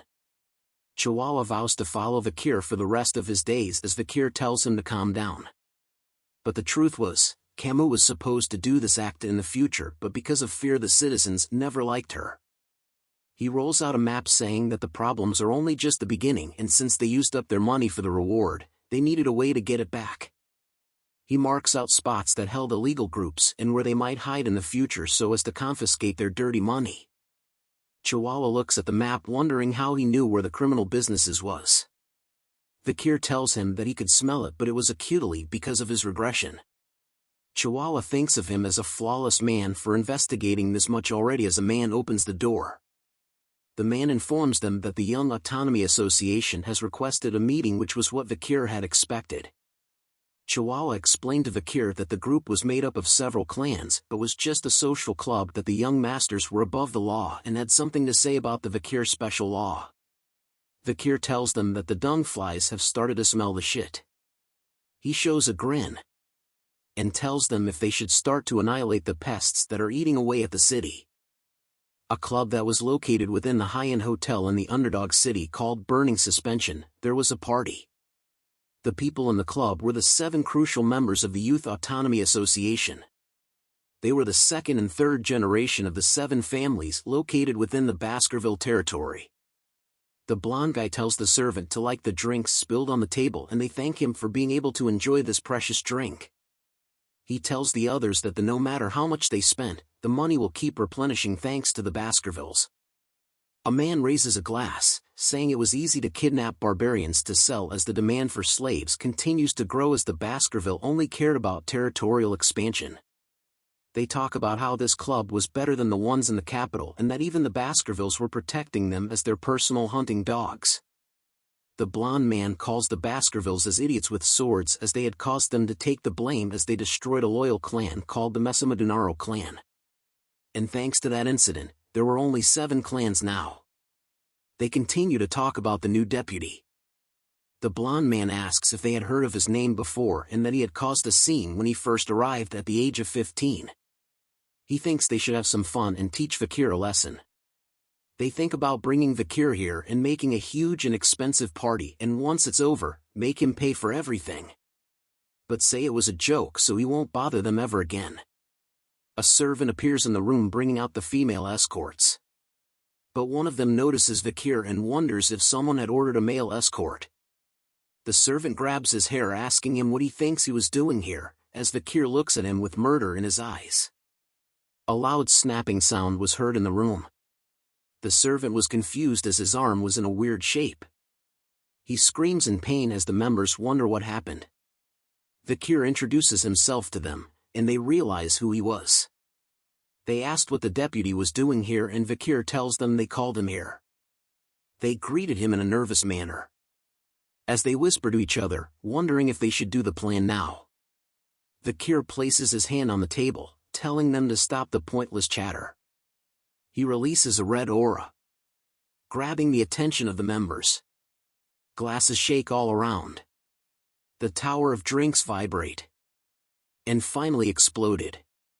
They realize that he used mana manipulation to force the champagne tower to explode by touching the table, making him a graduator class.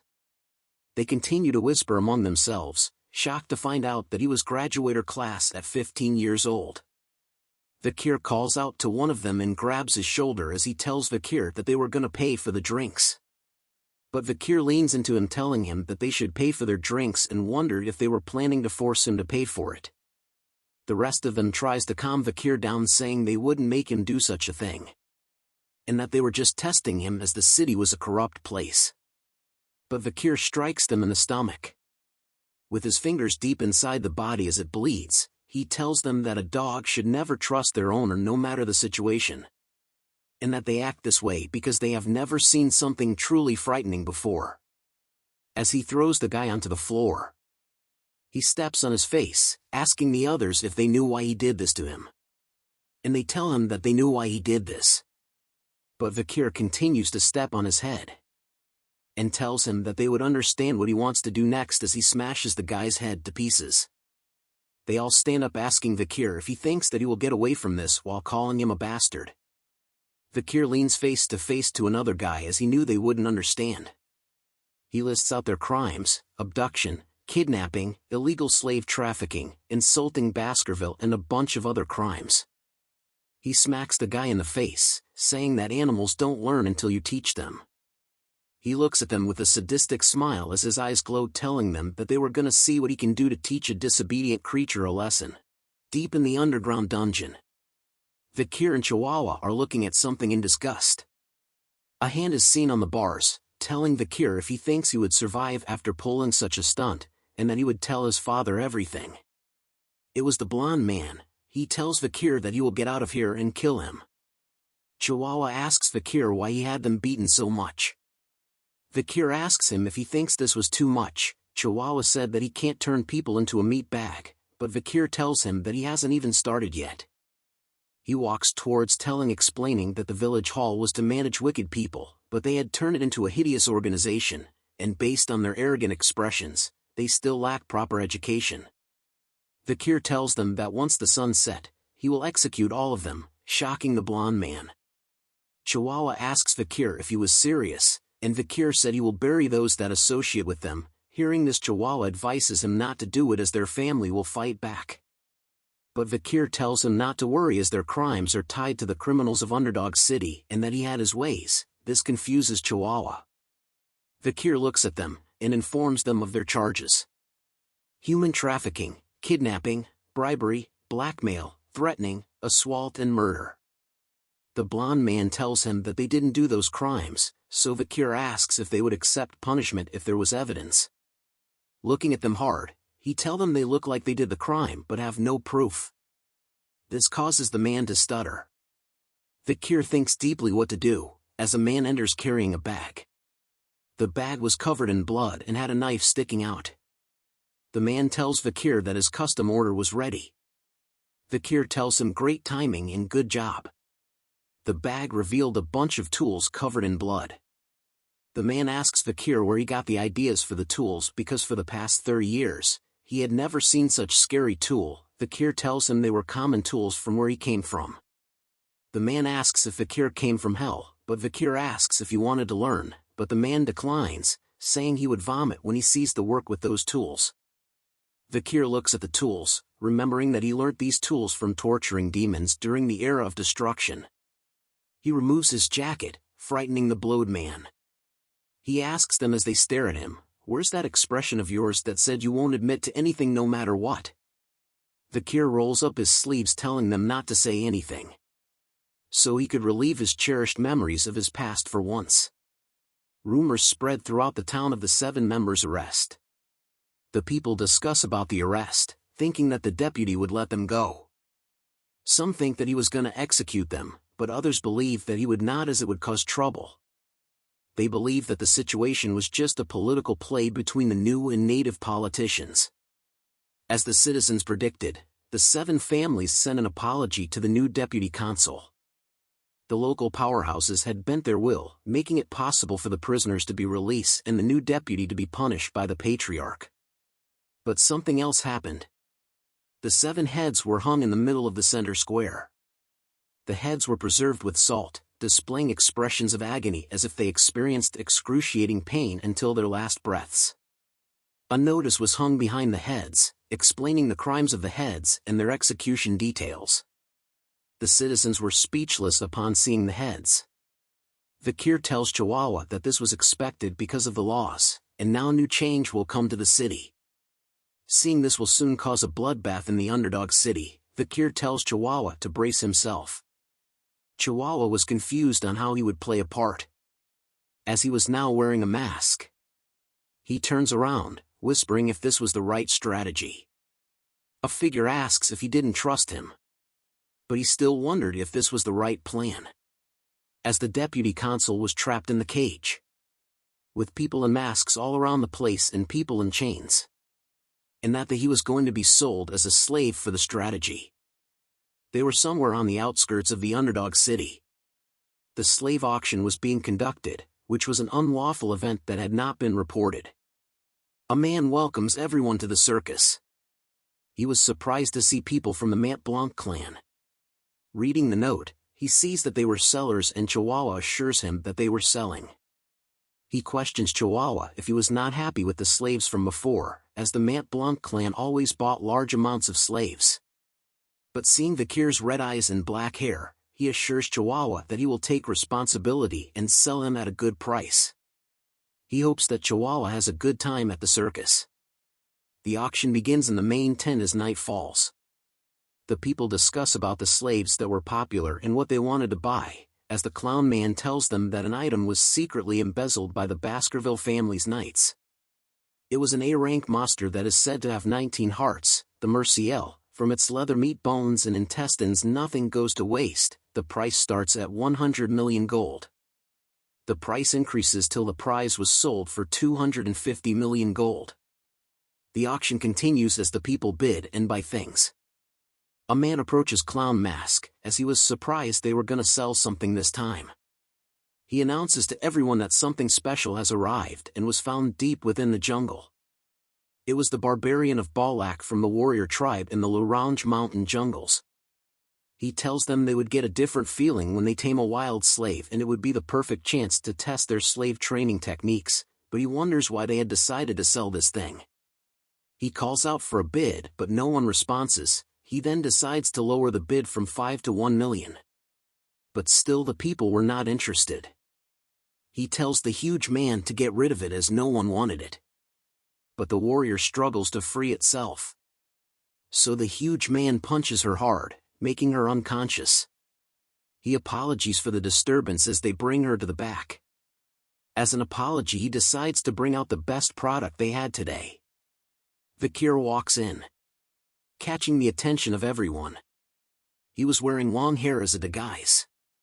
The clown mask introduces him as a rare item with black hair and red eyes and looks for a high price. The people bid heavily amongst themselves, starting from 600 million gold, which surpassed what the clown mask was looking for. They argue among themselves as the bid kept on increasing to 900 million. But a single number raised the bid to 6 billion. This amount stuns everyone in the room. They see the man as Baron Gambino from the granary, and that he had taken over the underground, allowing for him to gain immense wealth and power.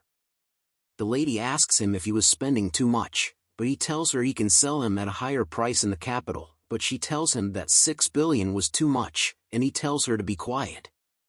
He scolds her for talking back and to try arrogantly bite the hand that feeds her, so she remains silent. The masked clown asked if there was anyone else that wanted, but no one replied, hence Vakir went to Gambino. Gambino looks at Vakir thinking that he looked better up close. He tells him not to be nervous as he wasn't a bad man. As he pants heavily, telling him that he has thought of many ways to play with Vakir. Vakir raised his arms and pulls the chain hard, breaking the chains in a swift manner, shocking the lady and Gambino. He lifts his foot up and smashes the ground to the point Gambino flew up like a little bitch. He lands hard onto the ground. Vakir grabs his back asking if he wanted to play shield and spear. Squeezing hard till he bleeds, Vakir tells him that he should be the shield to see if he can endure. Gambino screams in pain, telling Cindy to get the security. But more blood gushed out, stunning her. Vakir made him faint. As he removes his fake wig, Cindy realizes who he was. He was Vakir van Baskerville. Seeing him shocked everyone in the crowd. Vakir tells him that the name Circus fits this place, and tells everyone that they won't return in one piece. Vakir reveals himself to everyone attending the circus. Clown Mask couldn't believe that he was here. He tells the guards to kill him as he had no weapon with him. But Vakir had Beelzebub's skill. He cuts down the guards easily. Clown Mask notices the red and horrific aura as the huge man swings a weapon as Vakir rushes towards him. The weapon comes close to Vakir's face, but he simply smiles at it. The guard is surprised at this as blood is seen. Vakir cuts through the weapon and the huge man, as he was a graduator. The huge man wonders how someone at that age was a graduator level. The Clown Mask knew that the graduators were the ultimate weapons and that they had no chance. Chihuahua was also surprised at Vakir's strength, but he notices something. Clown Mask shouts at Vakir to look over here. He tells Vakir to drop his weapon and to surrender so that Chihuahua does not lose his life. But Vakir remains silent, so Clown Mask asks him if he could not understand what he was saying. Chihuahua struggles but yells out to Vakir that he was alright and to look after himself. Clown Mask tells him to stop struggling, but Chihuahua continues to speak out, telling Vakir that things like injustice and compromise does not exist for him, and that he would rather die than be a burden to his superior. Vakir laughs at this, saying his loyalty was great. He tells him not to worry because he had received a trump card from the Patriarch, showing them a whistle. Vakir takes a deep breath in and blows hard into the whistle. The sound of the whistle stuns everyone in the room due to the sharp and loud noise. Vakir stops blowing and stares at them. Clown Mask soon chuckles nervously as nothing had happened. He tells him that even a graduator can't do anything here, but something enters his throat as he looks down. A figure appears behind him. As he falls, Chihuahua screams as the man sheathes his blade. A man asks who the figure was as he tries to attack him. But the figure slices the man in three like pie. Blood flies everywhere as the crowd screams, but Vakir simply smiles. Soon a bunch of men enters the room. Wearing hoods and swords, their very presence silenced the room. They stare with an intense look. The guards and Cindy see them, and slowly began to realize who they were. The Empire's most brutal night order known as the Annihilation Experts, who were all graduators. Cindy knew them as the Baskerville clan's Pitbull Night Order, just as one of them came from behind her. She turns and sees him, thinking that she can't die in a place like this. But Vakir appears, telling the man to leave her alone. He obeys and leaps back to kneel, as Vakir tells them to rip the rest to shreds and kill the ones not lying down obediently. The man obeys Vakir's command and disappears. Vakir recalls that Hugo was sensitive about military power and was relieved he could use the pitbulls without trouble. The pitbulls continue to slaughter the people as one of them thinks to get on the floor and run away once it quietens down, but a pitbull sees him. He tells the pitbull he would wear the handcuffs, but the pitbull tells him that they don't carry handcuffs. Instead, they sliced off the legs of those they capture. A cigar is lit as the man says that those who are to be executed won't need their legs. As a man wearing sunglasses appears beside Vakir, he asks Vakir how it felt to command the Pitbull Knights. The man was the commander of the Pitbull Knights, Boston Terrier Le Baskerville. He looks at Vakir and sees why his brother Hugo was so interested in him, as Vakir was already fierce and cruel at the age of 15, so he rubs his head, telling him to come to the Pitbull Knights so he can raise him properly. Vakir tells him he would think about it. Vakir shrugs him off, telling him he had something urgent to attend. This makes Boston want Vakir even more, and Vakir thinks of him as burdensome. Vakir enters a room filled with various cages, thinking that what he wanted was around here. He looks at a safe knowing that it contained the money that the nobles were paid with, which will be given to the city hall to be taxed, and soon notices a certain cage. He pulls out the cover and sees something. A voice for moaning in pain. It was the female barbarian that was being auctioned. She moans in pain as tears fall from her face. Vakir took a closer look at the barbarian girl. Seeing that she was tormented before being dragged here, making him angry. He tells her she was lucky as he reveals a red and blue potion on his waist, and that he was giving it to her out of kindness. She drinks the potion and its effects are seen on her body. All of a sudden, she awakens. And dashed to the back of the cage, as Vakir asked her why she was so surprised. She looks at him in wonder as all her wounds have healed. Vakir tells her to go in her language. She slowly comes out the cage, as Vakir points to the exit, while still telling her to run away in her language, as he knew the basics of her language from fighting the barbarians countless times in the past. But she yells out a bunch of words that Vakir couldn't understand as he was not that fluent. But before she left the place, she turns to Vakir and spoke something in her language. Vakir believes that she was thanking her, and began to look for what he came here for and found it. It was the Merciel's corpse that was being auctioned before. Beelzebub suddenly became active. It screams out loudly, as it has been a while that it had feasted on an A-rank monster, so Vakir tells it to quickly consume the corpse before the Pitbull order arrives. Beelzebub was happy. Soon, rumors of what happened at the circus spreads in the town, and that nobles and participants were taken to the underdog city prison with their limbs torn off. And that day, the building burned. And the entire club of Burning Suspension burnt down and disappeared. With the heads of the club's VIPs were put on display, which created more awareness towards criminal acts. The 7 families who lost their children sent letters of protests to the administrative office. But the reply they received was firm, that the death penalty was given to the criminals involved with the Imperial's family most forbidden act, illegal slave trading. And that the bank drafts, ledger books and other evidence were found by the Baskerville family and will be reported to the Imperial family. Soon, the patriarchs of each of the 7 families came. They kneeled down and apologized, which was unprecedented as they were begging their enemy who killed their sons. However, Vakir's reply was simply that due to the investigation, the 7 families' assets will be confiscated. And on the charge of treason, 3 generations will be destroyed. Soon, the floor of the execution ground were filled with the dirty blood of the city's corrupt vermin.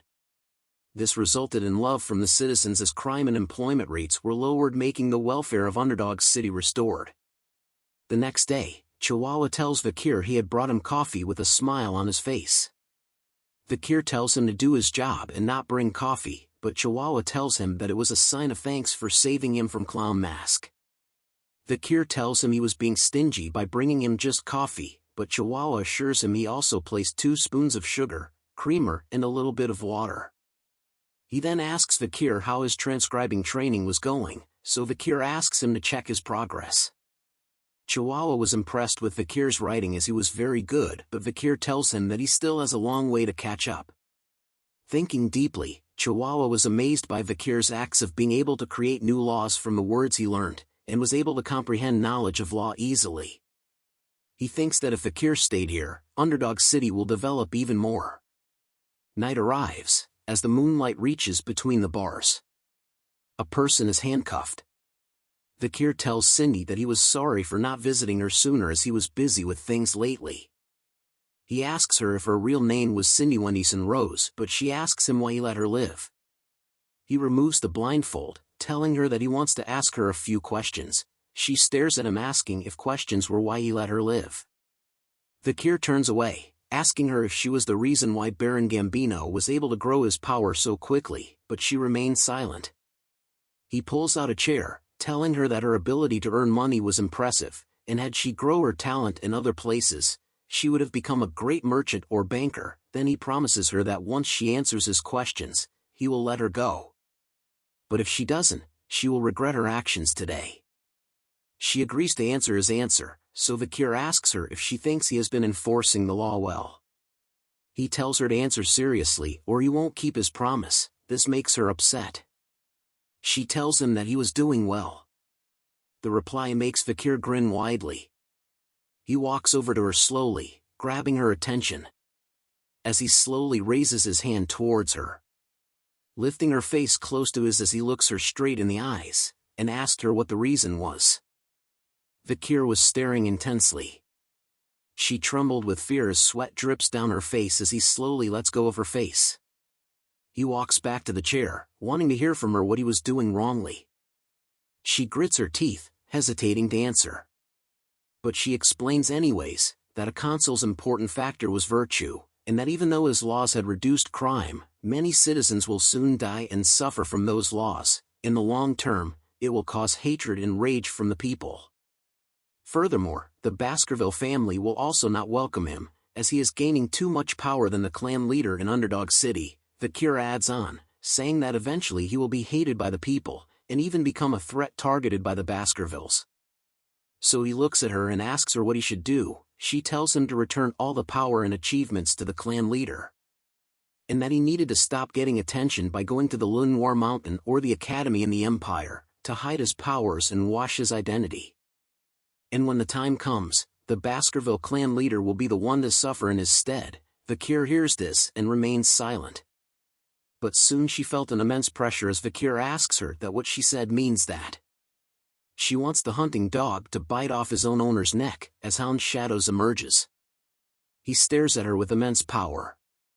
But she does not relent easily. She furthers tell him that as a hunting dog, this was the only way for him to avoid hatred, bringing a smile to Vakir's smile. He tells her that she would keep that in mind, surprising her. Vakir takes out a key, telling her it was good advice and was almost identical to his own idea. He removed the handcuff, telling her she was free, but she was hesitant, but Vakir assures her he always keeps promises. She turns to leave, telling him she hopes that the day he regrets what happened today never comes, but before she leaves, Vakir asks her if she knew the clan Mesamadunaro, which stops her in her tracks. He goes on to tell her that the clan were merchants who were rich and were once the 8th clan. But an unfortunate event caused the clan to end. Hearing this made her grip her fist tight.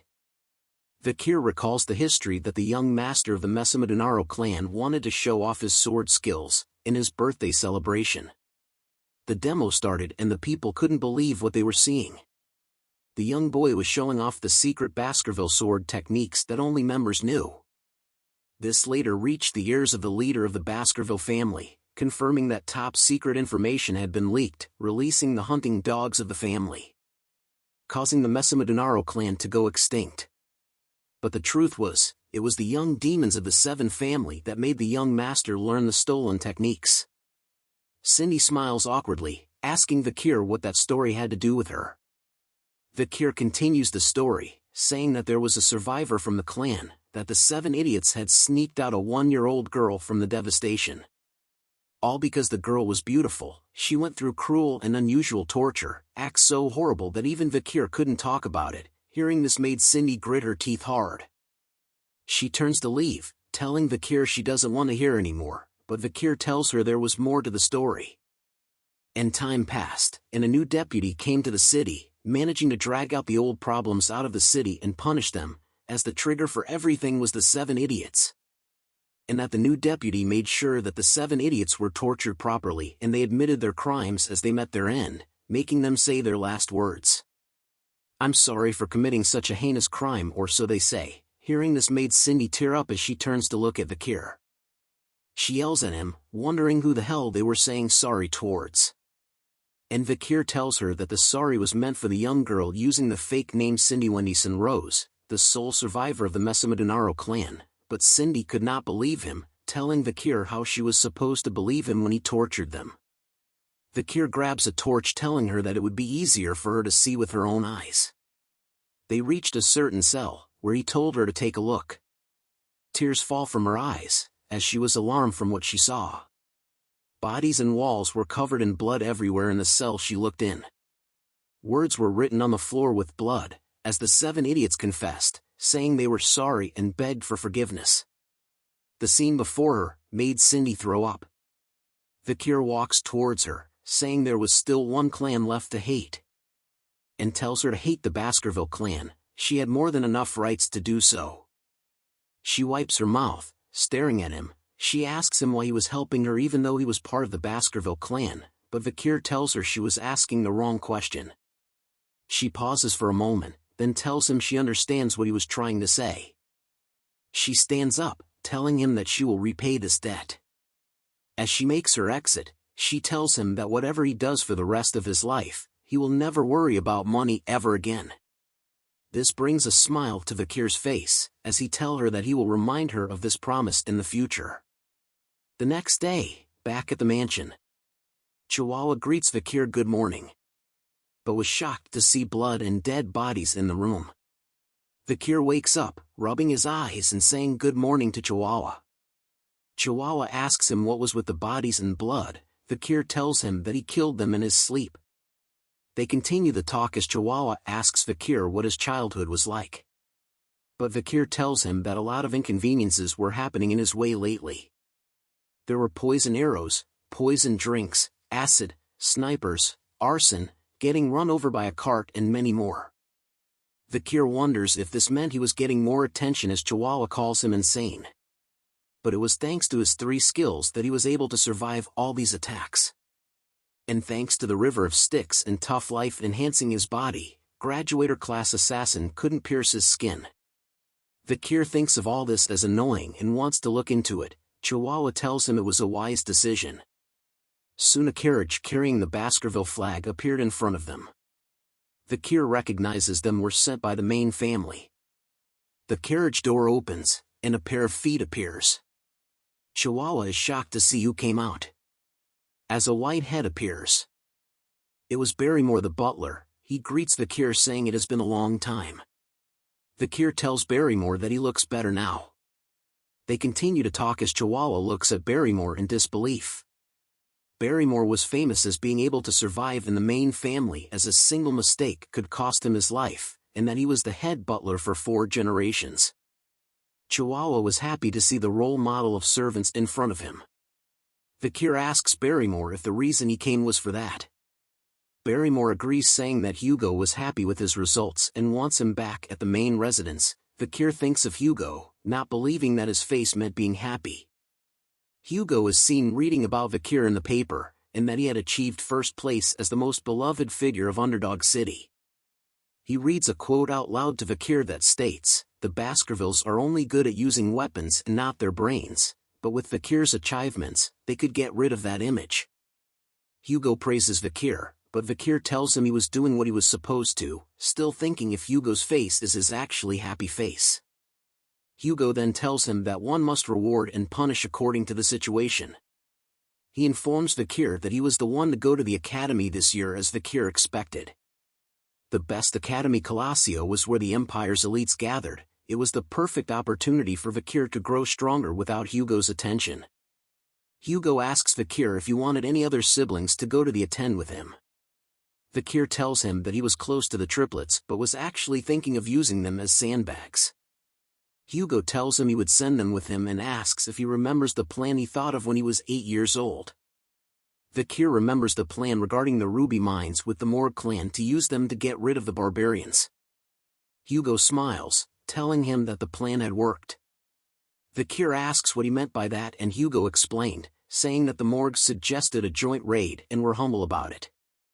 And Vikir should inspect the territory before going GTO the academy, and if the laws he had altered were being upheld. Vikir bows down and tells Hugo he will follow his orders. Back at Underdog City, Chihuahua waves a cloth in the air, calling out to Vikir. He tells him to take care, and that he will do his best with all the work in the meantime. Vikir turns back in silence, thinking that he will soon part ways with Chihuahua. As he continues the march, Vikir speaks out loud, telling someone to show himself. A group of hooded figures appears suddenly behind Vikir's convoy. One appears beside him, as Vikir apologies to the hooded figure for making him wait. The man was Staffordshire Baskerville. He tells Vikir it was okay and that their job was to escort him safely. Vikir asks him if Uncle Boston Terrier was doing well, and Staffordshire tells him that he wanted Vikir to join the pit bulls after the slave auctions. Vikir thinks of his uncle as someone who makes him uncomfortable. They soon reach a mountain. Looking at the mountain, they wonder if this was the region they lent to the Morg clan. Vikir looks around, noticing that nobody was breaking the laws. Staffordshire tells Vikir that a team was sent to inspect before, but Vikir knew that they were really meant to get rid of the barbarians. He informs Vikir that the Morg clan had formed a huge group showing that they were serious. On the other hand, the Baskervilles had only sent a small group with Vikir. But Vikir thinks it was a good idea by Hugo to see the barbarians' lifestyle. A fortress is seen deep in the mountain. Skeletons were seen with spikes coming out of it. Vikir sees it as a mage's warning to the barbarians, a very scary message. The act reminds Vikir of the little girl from the Morg's clan. 3 figures stand on top of the fortress. They shout who goes there, catching the attention of Vikir and Stafford. They were girl triplets, who tells them that no one can pass without their permission. Vikir knew who they were. They were the Morg clan 3 flowers, the triplets, Hysis, Middlesis and Losis. The author is lazy in naming triplets. Each of them were insane. Combined together, their insanity could reach the heavens. Vikir tells them that they were the envoy team from Baskerville. He explains to them that they came to inspect the area and to open the gates, but they wave him off, saying they had to report to the person in charge, and that a reply will come tomorrow. Vikir asks them what rights they had to stop him from entering the land he owns, but the triplets look down on him, asking if he was looking down on them because they were paying rent. The triplets asks Vikir if he knew about the tenant's law, which was his family's law, causing Vikir to have a headache. Red aura glows from his hands as Stafford notices. Vikir tells them that he made changes to that law, so that he could chase tenants he didn't like. "I'll say it for the last time," Vikir said, as the triplets begin to look nervous. "Open the gates," Vikir said with intense pressure as he stares at them with murder in his eyes. The triplets all cower in fear from his words alone. One of them grits her teeth, casting a spell, saying they heard a psycho kid took charge of Underdog City, unleashing the spell towards Vikir, saying they had dealt with such kids before. The spell lands near Vikir, scaring his horse. The triplets yell at Vikir for being a stupid swordsman and that he can't enter the Morg's land without permission, pissing Vikir off even more. Stafford reaches for his sword, telling Vikir he thinks that this can't be resolved with words. Vikir agrees with him. but three hooded figures from the back shouted back, saying what absurdity coming from girl who don't even know their place. This alarmed Vakir. He turns around, recognizing a voice as sweat drips down his face. The girls shout at them, saying they were mere underlings and if they think their ranks were higher than theirs. The three hooded figures jump in front of Vakir, saying not us. They removed their hoods, revealing themselves as the triplets of the Baskerville family, with the same names as the girls, point to Vakir as the symbol of the Baskerville family. They look at Vakir, winking and showing thumbs up, telling him to leave the girls to them. Vakir gave them a certain look, like what the actual F is going on here. As his annoyance is raised to the power of 2, Vakir found himself puzzled, questioning the identity and intentions of the individuals standing before him. Their peculiar behavior left him bewildered and curious, seeking to understand the situation at hand. Highborough glanced back at Vakir, expressing his gratitude for recommending them to the academy. He signaled to Vakir that he should leave this situation in their capable hands, implying that they were capable of handling it themselves. As Vakir's thoughts raced, he started piecing together the puzzle before him. It became clear that the group's actions were driven by their affiliation with the academy. However, Vakir couldn't help but see them as mere sandbags, lacking independent judgment but able to effectively carry out orders. Aware of the triplets' future as skilled warriors, Vakir believed that with his training, they could become valuable assets. With a smile, he expressed his intention to trust the triplets, affectionately referring to them as his older brothers. Upon receiving Vakir's affirmation, the Baskerville triplets displayed signs of joy and satisfaction, pleased to have earned Vakir's trust. Morg's three flowers, who had observed this exchange, expressed disdain for the close bond among the Baskerville triplets, labeling them as ignorant fools who relied solely on each other. Unfazed by the taunts, the Baskerville triplets responded defiantly, raising their middle fingers in a cheeky manner, asserting that it was Morg's three flowers who were the true fools. The tension escalated as Morg's three flowers, fueled by anger, vowed to discipline the Baskerville triplets for their insolence. Vakir's thoughts shifted as he recalled his past knowledge. Before his regression, he had known the Morg triplets as powerful mages with water, earth, and nature attributes. Their combined magic abilities exponentially enhanced the effects of their spells, earning them the title of the Morg's three flowers. As the Morg's three flowers merged their magical abilities, a colossal vine made of soil and plants emerged, creating a formidable barrier. Hysis, positioned atop the wall, burst into laughter, mocking the Baskerville triplets with her taunts. Middleborough and Lowborough turned to their adversaries, questioning if they could overcome the obstacle. Undeterred, Highborough readied his sword, dismissing the plant barrier as insignificant. With precision and skill, Highborough executed the Baskerville first technique, effortlessly slicing through the massive vines. Staffordshire marveled at his flawless execution. However, before Highborough could fully recover, he sensed an incoming attack. He managed to block a whip-like strike from the vines with his sword, though the force pushed him backward. Middleborough and Lowborough called out in worry as they witnessed Highborough's predicament. Losis wore a smug expression, mocking the Baskerville triplets and asserting that their swords were incapable of reaching them. The Baskerville triplets responded with intense anger, their expressions resembling hounds ready to hunt their prey. Staffordshire turned to Vakir, asking if he found the situation enjoyable. Perplexed, Vakir questioned what Staffordshire was referring to. Staffordshire explained the ongoing clash between magic and swordsmanship, highlighting the long-standing debate about which was stronger. Magic used surrounding mana to amplify and reproduce elemental powers, while swordsmanship channeled the user's energy and mana for explosive and enduring strength. Staffordshire found pleasure in observing the potential and talents of the clans of mages and swordsmen who would shape the future. Vakir acknowledged his involvement, stating that if viewed from that perspective, he was indeed part of the ongoing conflict. Staffordshire commented that Vakir had already surpassed others his age in terms of skill. Vakir, uninterested in the ongoing fight, expressed his frustration and wished for all of them to perish. He considered it a waste of time, as he had important tasks to attend to, having recently found a supervisor burdened with a significant workload. Suddenly, a figure arrived at the scene, casting a fiery spell and angrily questioning what they were doing in front of their territory. Hyburo took the opportunity to attack Hysis, believing he had the upper hand. However, the situation quickly changed as they noticed a massive fire approaching them.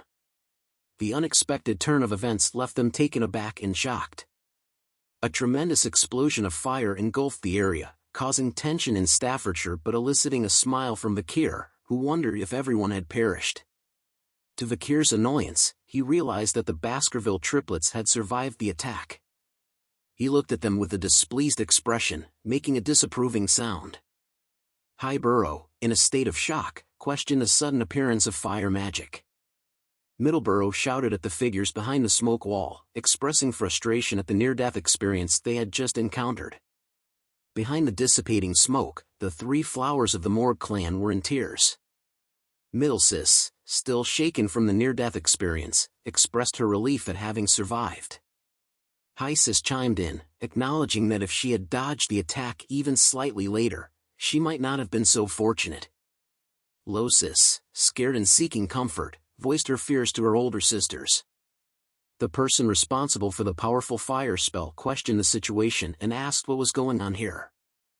Vakir looked up at the figure who had unleashed the attack. It was Cimu Morg, standing atop the castle gate wall, flames still burning in her hands. Cimu looked down and declared her inability to forgive anyone who caused trouble within her managed territory. As she landed in front of Morg's three flowers, Middlesis tried to explain that their intention was to stop the invader, while Losis added that the fight had been initiated by the other party.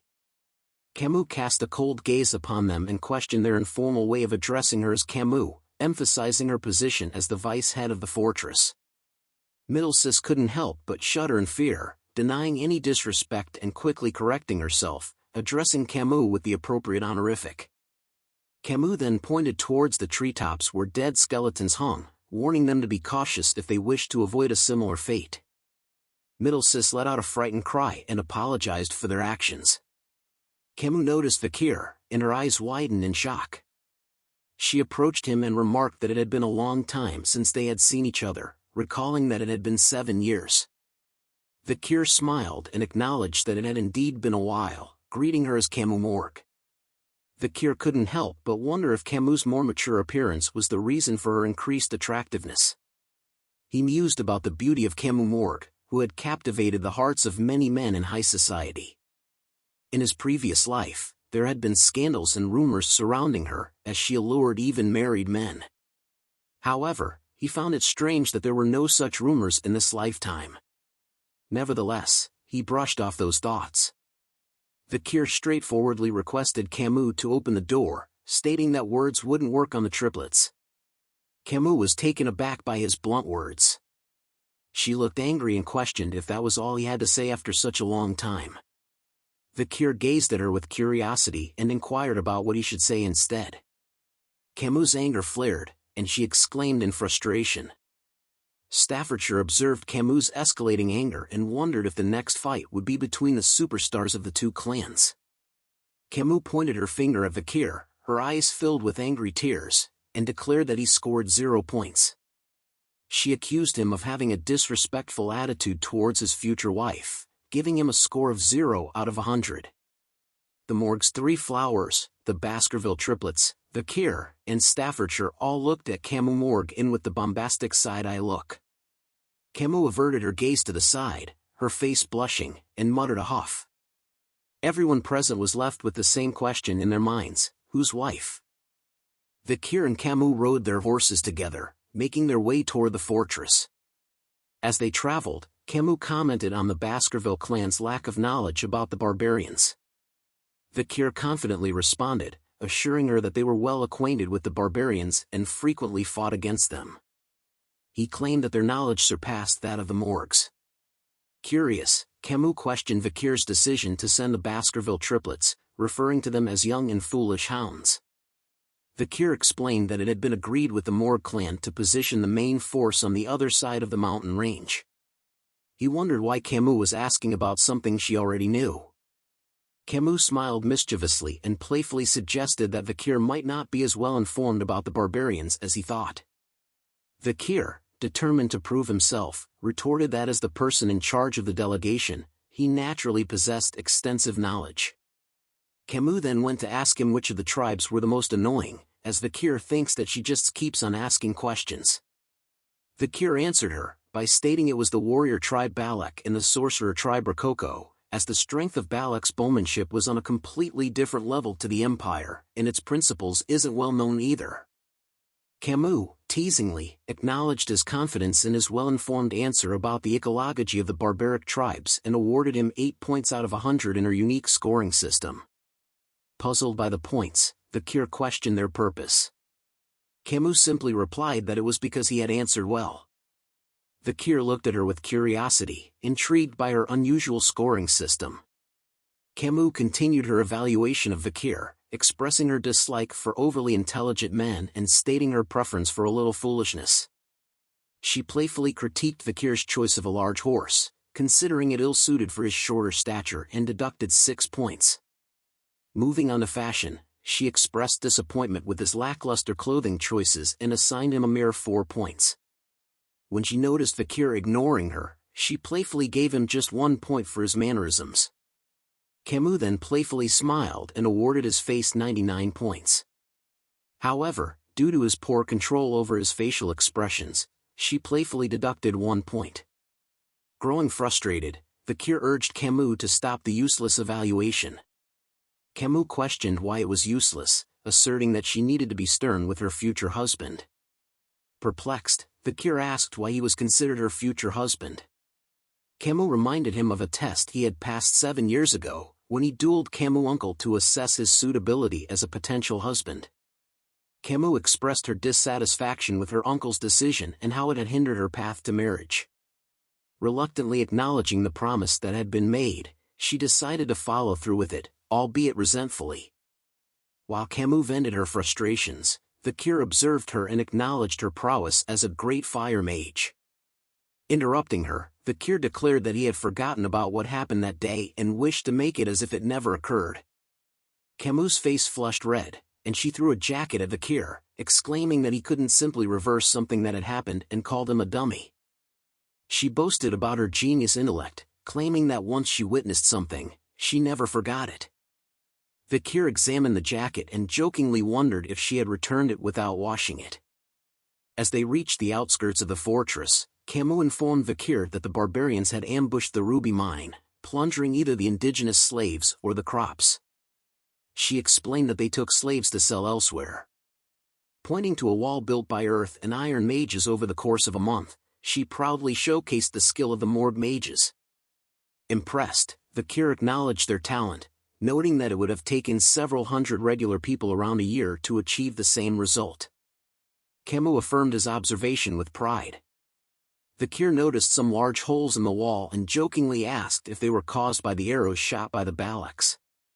Cimu confirmed that the arrows carried a strong aura and had caused numerous casualties during nighttime guard duty.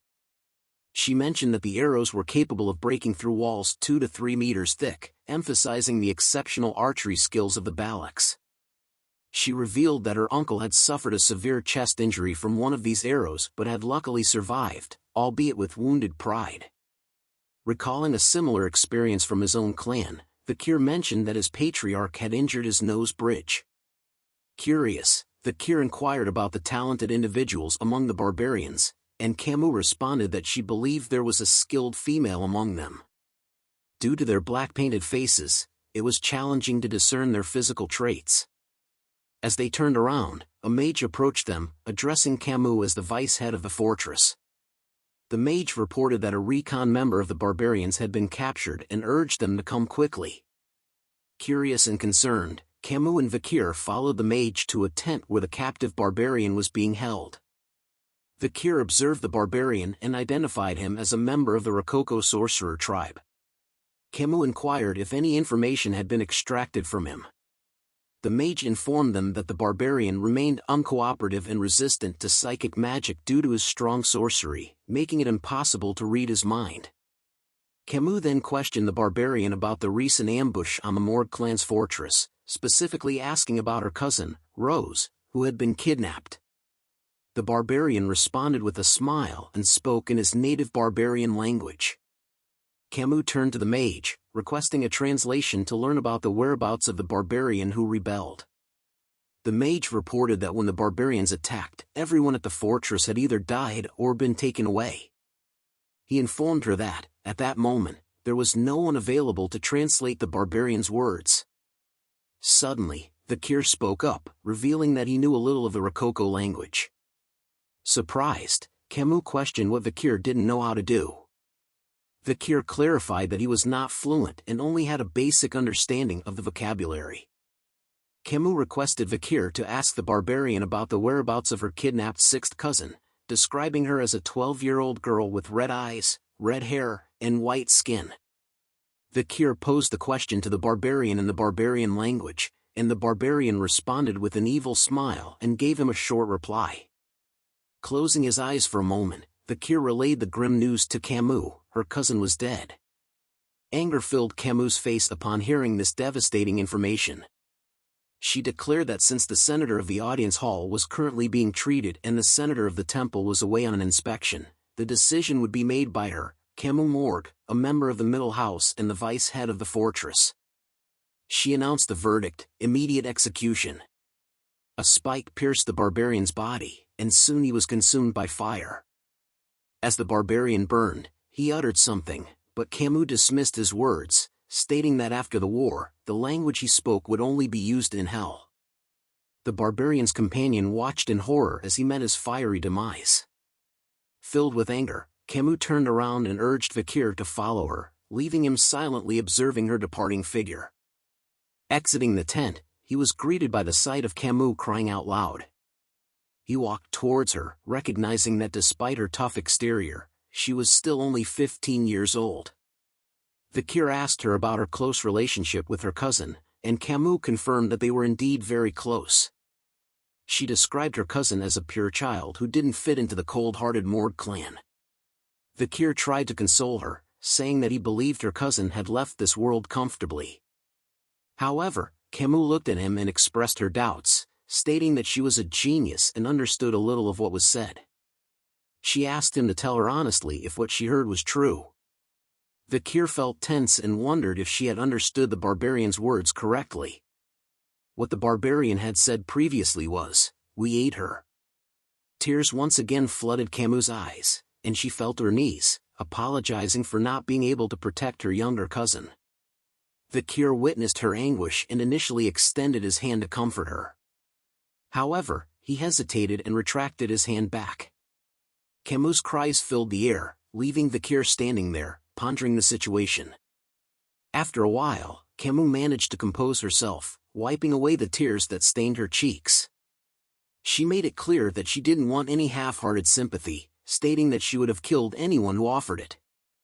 Looking at Vakir, she declared that it wasn't the time to mourn and that she needed to regain her composure quickly to seek revenge.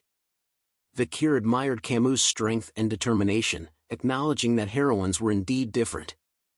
He reached out his hand towards her, agreeing with her sentiments. However, just as Cimu was about to take his hand, a loud sound echoed through the air, resembling the ringing of a bell. Curious about the source of the sound, Vakir questioned its origin.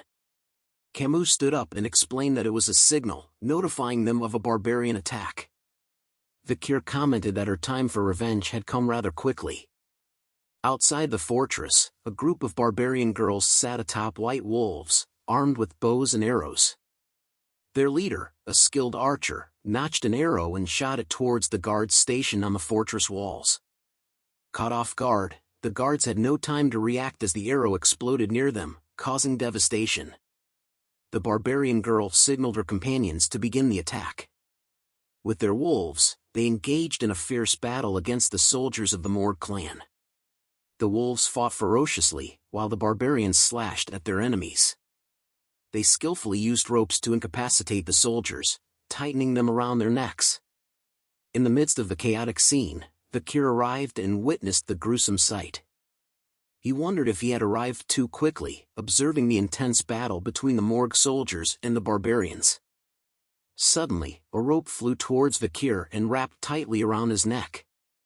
Confused, he looked ahead and realized that two barbarian girls had skillfully used ropes to capture him. They spoke in their native language, mentioning something about catching a good catch and their successful hunt for husbands. Understanding their intentions, Vakir contemplated the barbarians' plan to capture people and make them suitors, aiming to create a superior tribe. He quickly seized hold of the rope and swung it, sending the girls flying through the air. With a grin, he informed them that he couldn't be their husband and jokingly added that he might already be engaged. As the two barbarian girls crashed onto the ground, the male barbarians watched in shock. Uncertain of Vakir's affiliation, they readied their arrows, preparing for an attack. One of them asked his companion if Vakir belonged to the enemy forces. Undeterred by the situation, Vakir didn't back down. He bravely moved forward, marching straight towards the incoming arrows.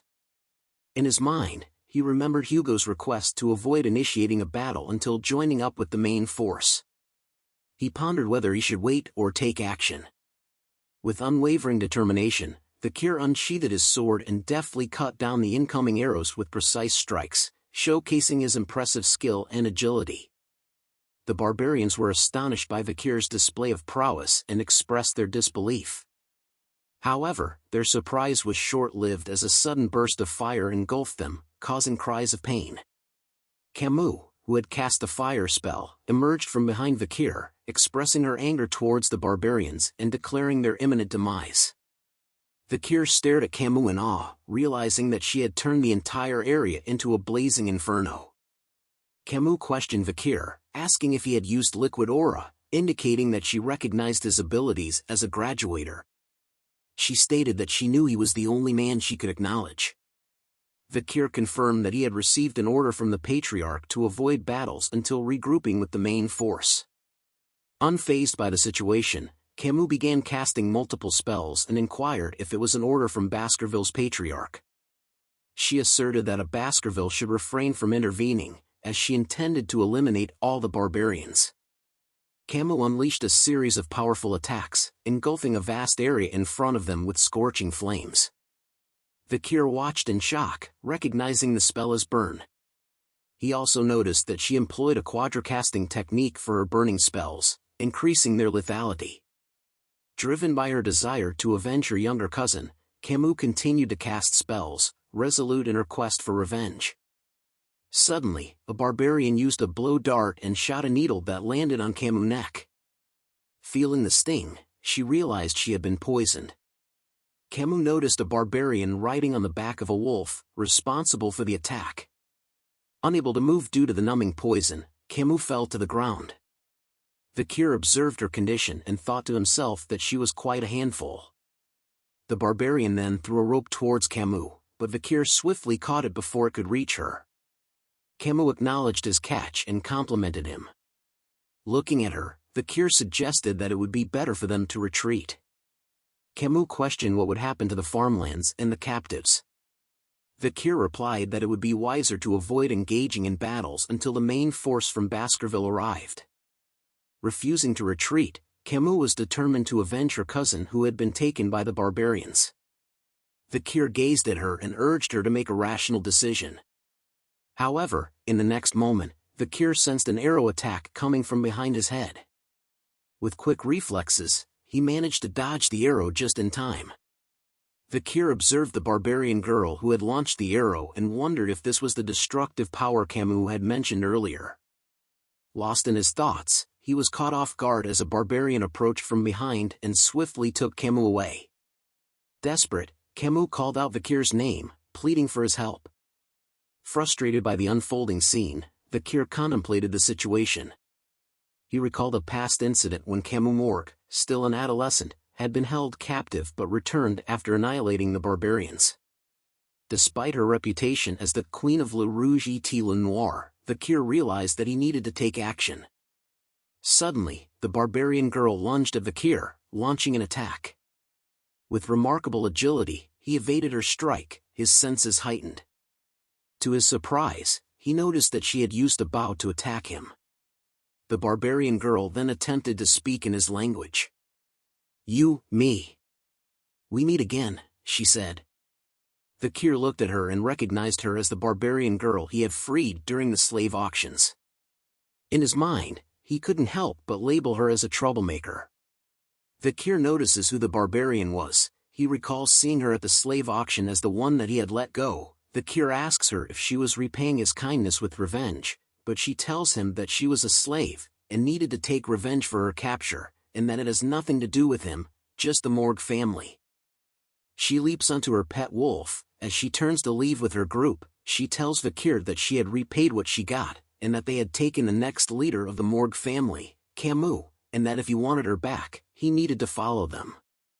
Vakir thinks about revealing his power here, but Uncle Adolf had arrived. He was shouting after Cimu while bringing the reinforcement. Vakir sees him and thinks that he had run all the way here after hearing about the ambush. Just as Adolf prepares a blue spell in his hand, he calls the barbarians bastards. He unleashes the spell into the group, sending shockwaves that appear to chase after the barbarians, as he shouts at them to return back Cimu to him, but the barbarians were unaffected by the shockwaves from the ground. As they easily rode their wolves, dodging the attack and making a swift exit, they leaped through the rubble that the spell had caused that slowly disappeared from the base. Vakir and Adolf along with the reinforcements could only curse and stare at the barbarians as they easily left them behind. Vakir thinks about the Balak's ambush. Seeing that they had finished the ambush just 3 minutes after the warning bell had been rung, things became worse because it overlapped with Cimu's carelessness and lack of practical experience. Vakir notices that a subordinate was telling Adolf that they believed that the Balaks had run off to the restricted area of the Le Rouge et Le Noir mountain.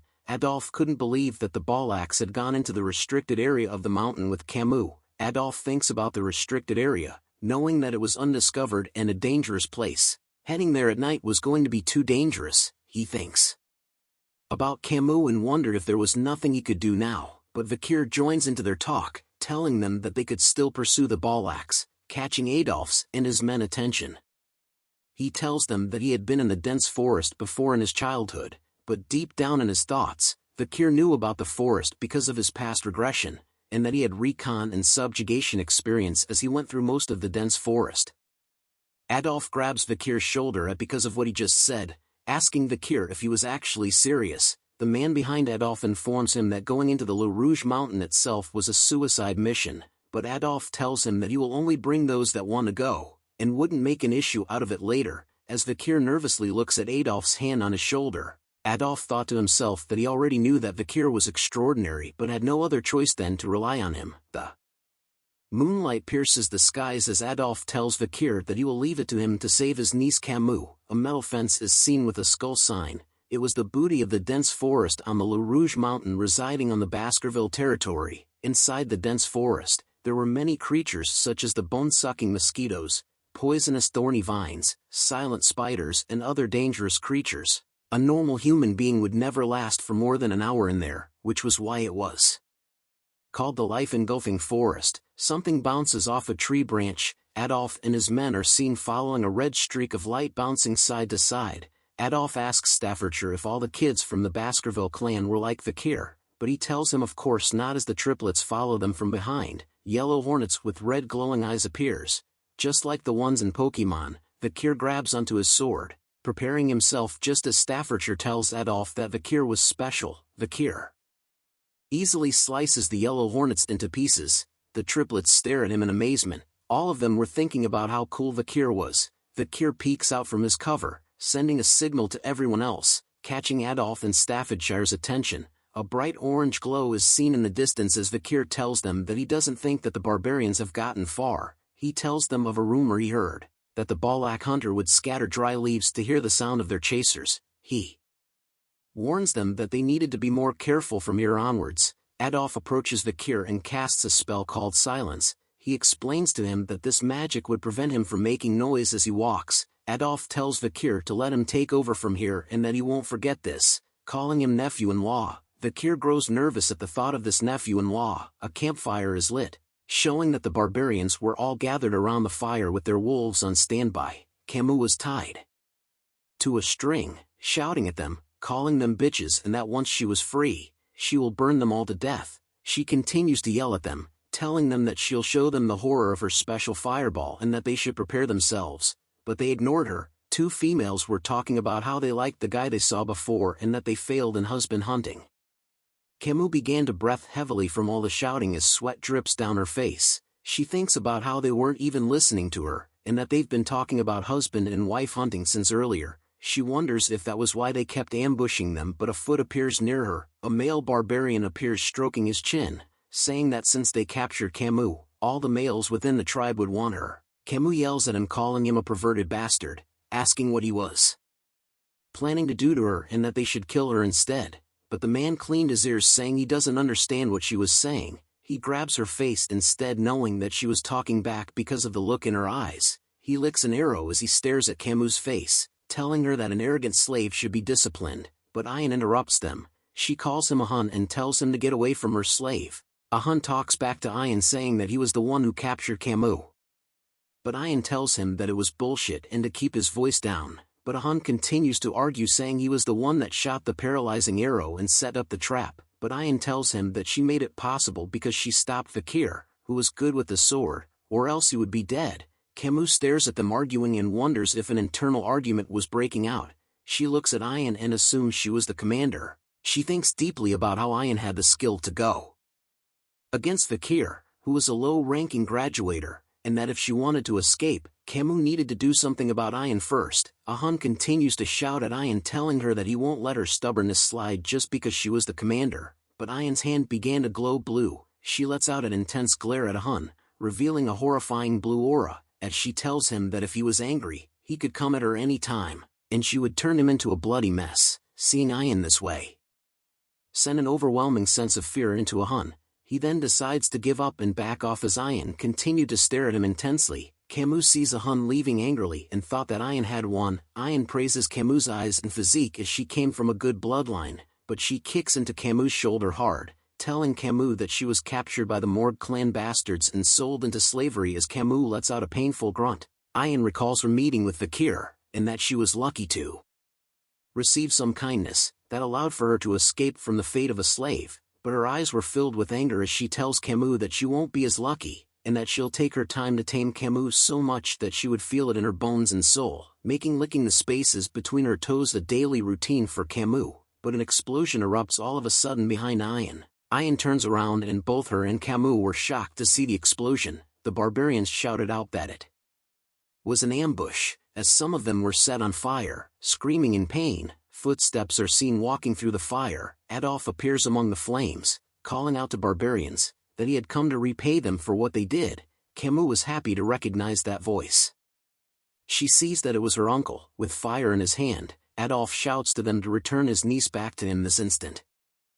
The barbarians could only stare as everything was set ablaze in front of them. They see that the Morg and Baskerville clan members were easily killing each of the barbarians. Fakir was sitting on a branch of a tree, witnessing how everything was unfolding. He looks at the scene before him, thinking that something was strange. He wondered why the Balax who ambushed them before so perfectly was now panicking this easily from an attack. The barbarians turned to run away from the attack on their wolves, calling the Morg and Baskerville clans crazy bastards for causing such an uproar inside the forest in the middle of the night. But Adolf shouts at his members, telling them to not let a single barbarian run away alive. Just as two Morg members chased after the barbarians, Cimu laughs at the barbarians and tells them they were getting what they deserved, but a sound rustles behind her, causing her to sit upright. Her face grew nervous as she slowly turns around to see what it was. It was Fakir. He signals to her to be quiet as she yells out his name. He cuts the ropes that were tying Cimu to the tree with ease.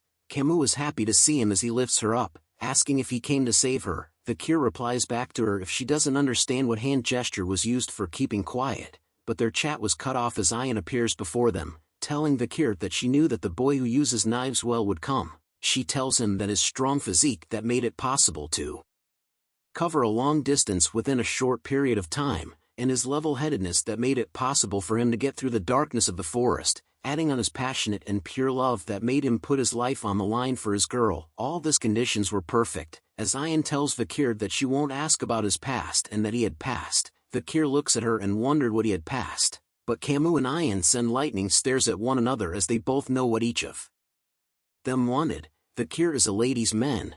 Fakir pulls Cimu closer to him, causing her to blush slightly, as he thinks about not being able to hide his powers in this situation, and that he couldn't recall anything about Ayan from his past life. Ayan seemed pissed that Cimu was close to Vakir, as he wonders if she was the one that gave the nose bridge scar to Hugo's face, and if she was the Black Archer Night Fox, but he changes his thought as he realizes that she was too young and unskilled to be the Night Fox, but was probably someone who had the same bloodline. But as they were talking, a blow dart is seen pointing at them. Vakir sees the attack going to Cimu and easily blocks it with his hand. Ahun was shocked to see this and wondered how Vakir knew as he was hiding in the bushes. Vakir decides to pick up Cimu, causing her to scream a bit as he realized that things had become bothersome. He tells Cimu to bear it with him for a little, and that he will return her to his uncle. Cimu agrees shyly, thinking that he was still out of it as he was using formal language, which might be because of the poison. Vakir and Cimu quickly leap away, leaving Ayan to stand alone in science.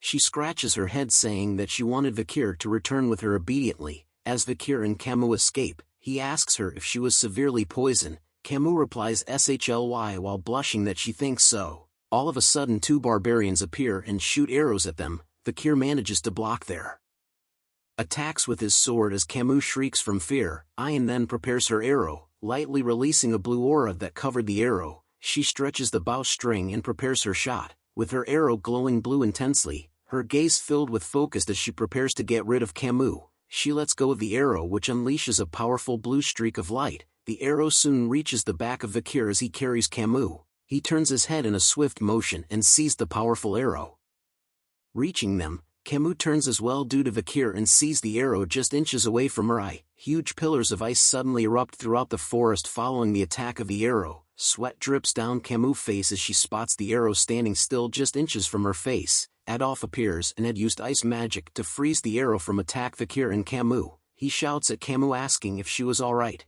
Cimu was glad to see her uncle arrived. Adolf casts Cure Poison to heal Cimu. He holds Cimu dearly and mentioned that the poison was really severe and numbing, which was difficult for him to remove everything, and tells her that they needed to visit the divine Quo Vadis when they return. But Cimu pushes his hand away, asking him to let her go for a moment. Instead she runs towards Vakir and hugs him with all her might, telling him that he had saved her again. Seeing the shocked Adolf, tears filled his eyes and he tries to tell her that he too also tried his best, but Cimu was not happy with him. She yells at him, wondering why he had only come now and that she was going to tell her mother everything. Just as Cimu was yelling at Adolf, a rope appears around Vakir's face. The rope tightly wraps itself around Vakir's neck as Ayan appears behind him, holding the rope tightly and surprising Vakir. She tries her best to pull Vakir but couldn't. She wondered why he was so strong and why he wasn't moving backwards. She tells Vakir to be obedient and to let himself be captured as she was running out of time. Vakir easily snaps the rope into pieces, thinking why was there no time. Cimu yells at her, saying it was you again. Vakir thought deeply about the reason why the Balak were in a hurry. Soon enough a demonic being gaze was felt. An ominous deadly aura was felt throughout the forest. Ayan trembles in fear as she gazes at the sky, saying shit, did it finally noticed. Even Vakir's weapon Beelzebub was activating on its own and causes a buzz. Vakir looks at it, wondering why the Beelzebub in his veins were giving him an intense warning. He knew that it meant that something was coming. Ayan tells him that she was coming as sweat drips down her face. Fear overtook her as she spoke its name, Madame Eight Legs. As she looked up, a sudden pillar appears as though it pierced through the forest and was aiming for the skies. Everyone looked at it. The barbarians and even its wolves were terrified at its appearance, saying that the madam was here. Vakir and Cimu looked up and wondered why a pillar had appeared. The pillar was releasing a scary-looking purple aura, and soon split into various legs. Hell no, if I was there I would be running away instantly. Like by Felicia, the legs attack various places throughout the forest. As Adolf covers Cimu and Vakir, he questions why there was such a monsters hiding in the forest. Vakir recalls what the monster was and didn't expect to see it in a place like this. If Vakir's memory was right, it was Madame Eight Legs who had an S rank rating. Madame Eight Legs lets out a horrifying shriek of madness that was heard throughout the forest as the three of them stare in horror. As Cimu tries to shout out what that was, Vakir quickly covers her mouth, telling her that she can't make loud noises. He explains to her that even though Madame Eight Leg has poor sight, it has sensitive touch and hearing. Vakir recalls an old native prior to his regression, about the incidents seen and heard about at the Le Rouge et Le Noir mountain. The legend the elder told seemed like a horror story. It was a horror story about the madam with 8 legs which inhabited in the depths of the forest, according to the Empire's Monster Dictionary, which was finalized after 7 revisions. There were written records of Madam 8 Legs, that its risk ranking was S, and was a monster capable of destroying a nation within a single day, making it a disaster rank. Madam 8 Legs lets out a horrible shriek, causing green slime to spread all around from its mouth, as though it was part of Nickelodeon's slime show. The green slime melts the branches of the tree. Vakir dodges the green slime with ease while Adolf protects Cimu from the slime using a spell shield, but Hans lets out a scream like a little girl. He shouts out as Madam's poison had landed on his hair. No more man buns for him. The hair covered with poison was quickly cut off. Ian had cut it off, whispering to him that he was an idiot for screaming in front of the madam. Just as Hun kneels down on the ground, Ian couldn't believe what happened and looked up. She sees that Madam 8 Legs was looking right at her. She tells Hun that she would have killed him, but he was lucky that he was the grandchild of the shaman. She whispers to the others to quickly retreat. On the other side, Vakir and others were making a run for it too, as Adolf whispers to them that they needed to get away. But Madam 8 Legs had spotted both groups and slowly senses their movements with her. I don't know what this is, man. Is this a tongue? Comment below what you think this part is. Madam 8 Legs had spotted the 2 groups who were retreating differently. The Ballacks were running away in small groups just like the blue dots, whereas the Morgs and Baskerville members were running away in a large group just like the red dots. There was a slight difference in how the 2 groups retreated, but it made the madam decide who to chase after. It decided to chase Vakir and the others. Adolf asked why it was coming their way. A member of the Morg clan tells Adolf to leave it to him as he knew that a bug's weakness was a fire attack. He conjures a huge fireball and sends it flying towards the madam. It lands and causes a huge explosion in its face. The members saw the explosion and believed that the fireball attack had worked. The man asked Adolf if he had saw that, but was interrupted when one of Madam's legs pierced through the man beside him into the air. The man could only stare as blood flew all over from its attack. Blood was spilled on his face as tears began to form. He looks at the madam and realized that the fireball attack had nothing. Adolf was panicking as he was running away, wondering what the hell was that. But Vakir was deep in thought. He decided that this was it. As the others continued to run away, Vakir had turned around, surprising them. Staffordshire sees this and asks what Vakir was doing. Vakir tells him that at the rate they were going, they were all going to be killed, so one of them is needed to tie down the monster's legs. Staffordshire then offers to do it, but Vakir cuts him off, telling him that his skills were not enough to tie down the monster's leg. Everyone could only stare at Vakir in silence as he explained to them that they couldn't afford to bring the monster back into the territory with them, and that in the current situation, the best person has to tie its leg down, which was Vakir. As he holds his sword closely, he tells Adolf that there was no time and a decision was left at him, but Cimu was shocked to see what Vakir was doing. Adolf hesitated at the idea of leaving behind Vakir alone, but Vakir tells him to hurry and run away. Adolf then decides to leave Vakir, telling the others to not let his nephew-in-law's sacrifice be in vain. Tears form in Cimu's eyes as she calls out to Vakir while Adolf pulls her away from him. Cimu's voice could be heard telling Vakir to return, but Adolf tells her not to move as Vakir holds his sword tightly, but he lets out a deep breath and lets go of his sword. He looks ahead and thinks that he has no intention in the destruction of the Baskerville territory, and that the Allied forces could not stop the madam who was still growing. However, this was a good opportunity for Vakir, as he plans to fake his death in order to get away from Hugo. To buy enough time for him to learn the 10th technique in his head, he decides to return to the clan, only when he was skilled enough to not be pushed around by Hugo, or when he had perfect control over his skill. Being able to hide and control it was when he will return. Vakir unleashes the full power of Beelzebub in his arm, revealing its demonic energy blade.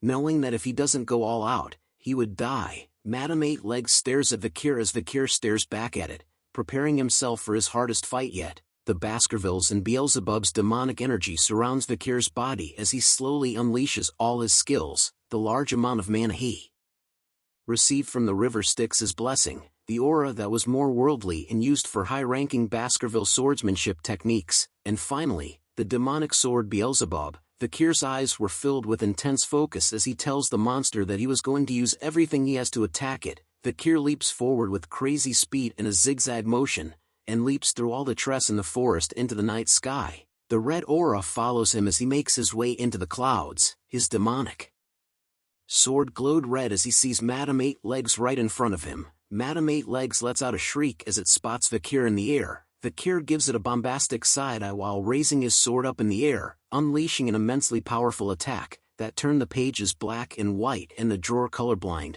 revealing a bright red attack from him that strikes Madame Eight Leg head-on. It was the Baskerville's fifth technique. Fury rose in Vikir's face as he attacks with all his soul and strength. Madame Eight Legs soon began to tremble from the power of Vikir's strike, causing it to slam into Mother Earth as Vikir's attack was powerful enough to force it to the ground. The attack caused a bright red glow to appear in the forest, which began to shine like a diamond in the sky. Soon a huge crimson-red glow appears in the forest and reaches for the sky. Just as Adolphe and the others made it out of the forest, Cimu sees the intense glow unveiling right before her eyes. Tears fall from her face as she witnesses what happens next. The red glow slowly begins to die down as Cimu screams out, "Vikir!"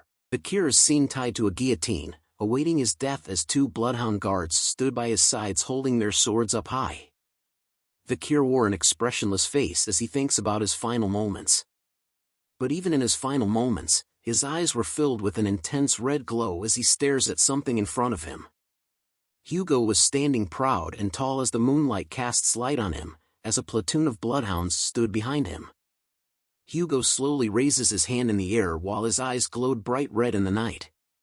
His eyes released an intense glow and glare as he pushes his hand in a downward motion. The sound of a sharp blade meeting flesh and bone was heard in the night as blood was seen splattered in the sky. Vikir's vision of Hugo and the others were now at a low viewpoint as everything started to look hazy. Blood soon filled his vision as he looks at the numerous red stares from his once former family members. Hugo slowly walks away from Vikir as his vision was almost filled with blood. But his eyes were still focused on Hugo's head as he left Vikir alone. "Hugo, so in the end you," muttered Vikir as his vision fades to black. Vikir then slowly opens his eyes after awakening from his dream. He stares at the ceiling and saw that he was in some sort of cottage. Bandages covered his face and body as he lay on a bed made of something while his neck was tied to a rope. He wonders what this place is. He thinks about how he didn't know how many days had passed, or how he had survived the battle against Madame Eight Legs. He recalls back to the moment when he had unleashed his most powerful attack on Madame Eight Leg, realizing that during that crucial moment, if Madame hadn't stopped in her tracks upon receiving a shock from the explosion's light, Vikir would have lost his life. Vikir slowly sits upright while holding his injured shoulder. He thinks about how his muscles, veins, and even bones were all injured. There wasn't a place in his body where he felt uninjured. Vikir didn't think this would be the extent of his injuries after receiving a hit head-on. He realizes that he had misjudged Madame's attack power so bad that he could even feel it in his bones. Vikir then holds onto the rope around his neck, wondering if it was because of this that caused him to have a neck ache that he was feeling now after the battle against Madame, but it was because of it that he was saved. Vikir started to think about the others, and wondered if he could consider it as going according to plan. His plan of escaping Hugo's watch was a success as, besides Adolphe and Cimu, many other witnesses could prove his death, allowing Vikir to not worry about his death being proven. Vikir exits the cottage tent and notices something. He sees barbarians of different ages and genders walking around. He recognizes it as the Balak's camp called Bulak, and he wonders if he was being held captive in their camp. Vikir thinks about how he was in the midst of the camp that belongs to the natural enemies of the Baskerville clan, which was bad for him as he couldn't run away with his ruined body. A voice shouts out saying, "Hurry up!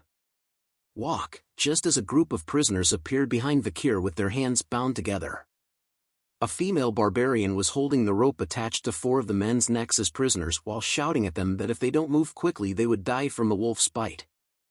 Vikir watches them from a distance and was surprised as he recognizes their faces as people who were soldiers from the Baskerville and Morg clans. He watches them leave thinking about why he was not being executed. A foot appears behind him saying that he was up. Vikir looks back and sees a punk rock hairstyle barbarian male asking him if he could speak Balak. Vikir recognizes the barbarian as Ahun, the barbarian holding the dart blower who tried to attack him from the bushes a few days ago. Ahun tells Vikir that he should be thankful that he wasn't going to end up with the same fate as the prisoners he had just seen. Ahun then smirks right in the face of Vikir's, asking him how he felt watching his comrades walk towards their death, and that he must be in despair since he could not do anything with that crippled body. With an evil smile on his face, Ahun tells Vakir that if he weren't the commander's pet dog, he would have boiled Vakir right away. Hearing the words pet dog triggered something deep within Vakir's soul. He visualizes Hugo's face with his hands filled with chains and a dark aura. The chains were slowly suffocating Vakir as his body was slowly being covered by the chains and dark aura. Ahun suddenly felt an immense pressure, wondering what it was. He looks at Vakir and sees that his eyes were filled with murderous intent and that his haki was extremely strong. One Piece reference. Ahu responded with a punch to Vakir's face, calling him an arrogant bastard. The punch left Vakir on the ground trembling slightly as he didn't respond back. Ahun leaves him alone, telling Vakir that he should stop standing there and go find his owner, who was at the end of the rope. Vakir slowly got up and looked at Ahun walking away. His eyes were filled with revenge as he had memorized Ahun's face and swore to get his revenge once his body recovers. Vakir walks past a few more cottage tents in the camp. He slowly pulls onto the rope inch by inch as he made his way out of the camp, wondering how the rope was this long. He walks a bit further but soon notices that he had walked quite a fair bit but still couldn't see the end of the rope, which causes him to wonder if his owner was actually at the end of the rope. All of a sudden the rope tightens itself.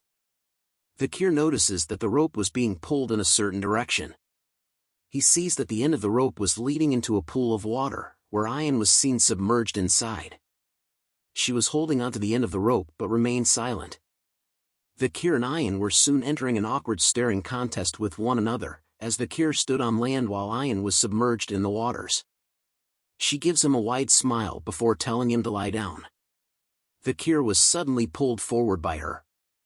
As his head was pulled forward by Ayan, a certain object went through the spot where his head was originally.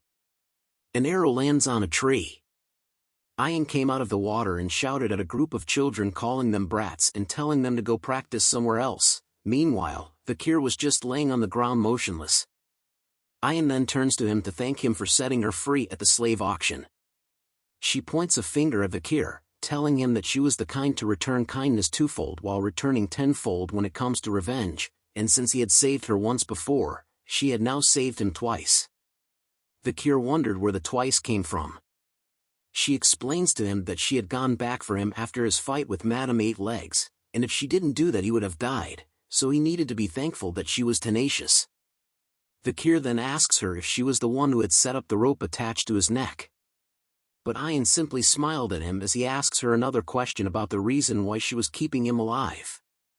The rope tightens around his neck, which catches Vakir's attention, while Ayan informs him that she noticed that Vakir seemed to be in a high position within his party. While pulling his rope, Ayan tells him how she wonders how much his party would pay for him.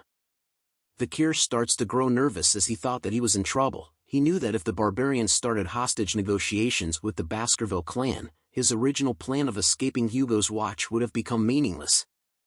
He thinks deeply about what he should do in this situation. Ayan flashes a smile and chuckles. She asks Vakir about what he was thinking and if he had felt a sense of hope. But CK. Ayan tells Vakir that unfortunately, he wasn't going back to his party as she pulls him closer while slowly taking out a blade from her thick juicy thigh. She cuts the long rope while telling Vakir that he was going to be her slave. Lucky man, but Vakir was actually glad to hear that. Ayan then points her blade towards Vakir, telling him that they should decide on their titles first and that Vakir should call her master. Sorry lady, but our hero ain't a beta, is a goddamn alpha, am I right, viewers? But Vakir doesn't respond at all and just remains silent like a Giga Chad. Ayan laughs and tells him that she liked his rebellious eyes and that it would be fun taming him. Ayan then sheets her blade back into its cover on her thigh. She looks forward and tells Vakir that before they get into the taming, they had to go somewhere else first. Vakir then asks her where they were going. Ayan smiles happily as the sunlight brightens her face. She tells Vakir that it was obvious. Vakir had to give his greetings when he stepped into someone else's land. A cottage tent is seen with skulls hung around, and on top of it, an arrow is pierced through the thick skull of a dead crocodile. Ayan informs Vakir that they will be visiting the village head, which is the matriarch, just as a fierce mommy-looking barbarian woman is seen sitting on top and around the dead bodies of animals who had their skulls pierced by a single arrow. Vakir and Ayan were now walking back through the camp of the Balaks together. Ayan explains to Vakir that if he didn't have a place to sleep, you could just sleep under friend's hammock, and if he was ever hungry, he could get food from someone who was more affluent. Ayan tells him that this was how the Balaks were living as. She turns to Vakir and informs him that their way of life may mean nothing to outsiders, but to the people who lived here it was a very homely place, and that it would be good for Vakir to get used to their way of living. But Vakir commented that he noticed that the Balaks had no regard for private assets. Ayan then informs Vakir that they had arrived at the matriarch's house, which was the cottage tent covered with skulls shown before. Ayan entered the house first and informs her mother that they were here. As Vakir entered the house he catches the word mother. Ayan's mother stood up saying, "You're here." She takes note that Ayan had brought back the empirical boy that she was talking about every day. Hearing this made Ayan fluster as she tells her mother that she didn't talk about Vakir every day. Vakir connected the dots in his head after seeing that Ayan was the matriarch's daughter of the Balak tribe, which might be that her mother was the Night Fox. The Night Fox was the female Balak warrior who had scarred Hugo's nose bridge, and was the reason behind why Vakir could not cross the Le Rouge et Le Noir mountains landscape. Vakir thinks about his past self and wondered what would happen to his past version if he had gone up against her. He started to experiment in his head about his chances if he were to fight her in head-on combat, which ended up in 0%. He then thought of his chances of winning if he went through the assassination route, but realized that it was still at 0%. Vakir gulps nervously as a sweat drop drips down from his face after imaging those situations in his head. Seeing the Night Fox's intense deadly aura up close made him realize that if he had run away, his chances were only a mere 20%. But the 20% would only be referring to his survival rate. The Night Fox takes a look at Vakir's face and tells him that he had seen his face before. Vakir wondered nervously if she had realized that he was from the same bloodline as Hugo by instinct, but the Night Fox brushes it off by saying that most Imperial men look the same. She asks Ayan about what she was planning on doing to Vakir as he was no different from a cripple, but Ayan tells her that Vakir would be useful once he receives good treatment as he was the one who attacked Madame Eight Legs after all. But her mother warns her that taking action without knowing your place might come back to bite you. The Night Fox brushes off Ayan's initial intentions as it didn't matter to her whether Vakir's body was destroyed or not. She only cared about whether his seed was fine. Ayan became flustered and told her mother that it was not about that. Vakir begins to inspect certain objects in the house while the mother and daughter continued to argue. Ayan tells her mother that she was going to use Vakir as a slave, but her mother was surprised to hear that as she was talking about doing something else to Vakir. Before her mother could complete her sentence, Ayan yells at her that she just needed Vakir as a slave to support her during hunts. Night Fox soon pats Ayan's head, which causes her to blush as she tells her that it is up to the owner to do what they want to do with their slave. Ayan then takes a peek, and sees Vakir checking out the main pillar of the house. They soon left the house and went to walk back to the forest. As they walked together, Vakir tells Ayan that he had a question. He asks her what her name was, causing Ayan to yell at him about suddenly asking a question all of a sudden and how he dared to ask questions as a slave.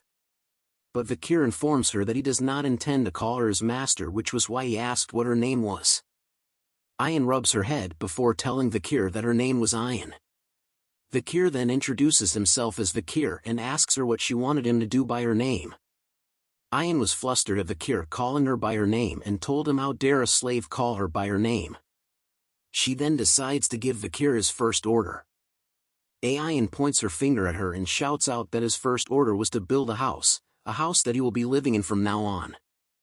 Ayan thinks mischievously about how Vakir was acting too arrogant as a slave, and that there was no way an imperial bastard like him would know how to build a house. She continues to think that ordering a slave around was part of a master's competency and that she needed to use this chance to rebalance the hierarchy between them. Meanwhile, Vakir was thinking about the first order of building a house. He smiles and says that this was going to be fun. After some time we see Ayan standing still with her hands behind her back wearing a stunned expression on her face. Vakir points to a makeshift tent and tells her that he had carried out her order. She looks at the tent that Vakir built and wondered why he was so good at building tents. She thought that he would have struggled to build a house because of his injured body. Ayan turns around to look at the building materials that she brought over. She thinks that since he managed to build the house, there was no use for the items that she had brought with her. Vakir was happy with the house he built as he thought that it had been a while. He recalls his past memories during the time of destruction when swordsmen were only good at wielding swords, which was why they couldn't survive.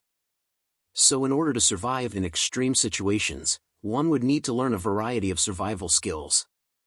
Ayan inspects the drains that Vakir had dug out and commented that they were perfect too. Vakir informs her that the matriarch's tent looked unstable. This catches Ayan's attention as it was about her mother.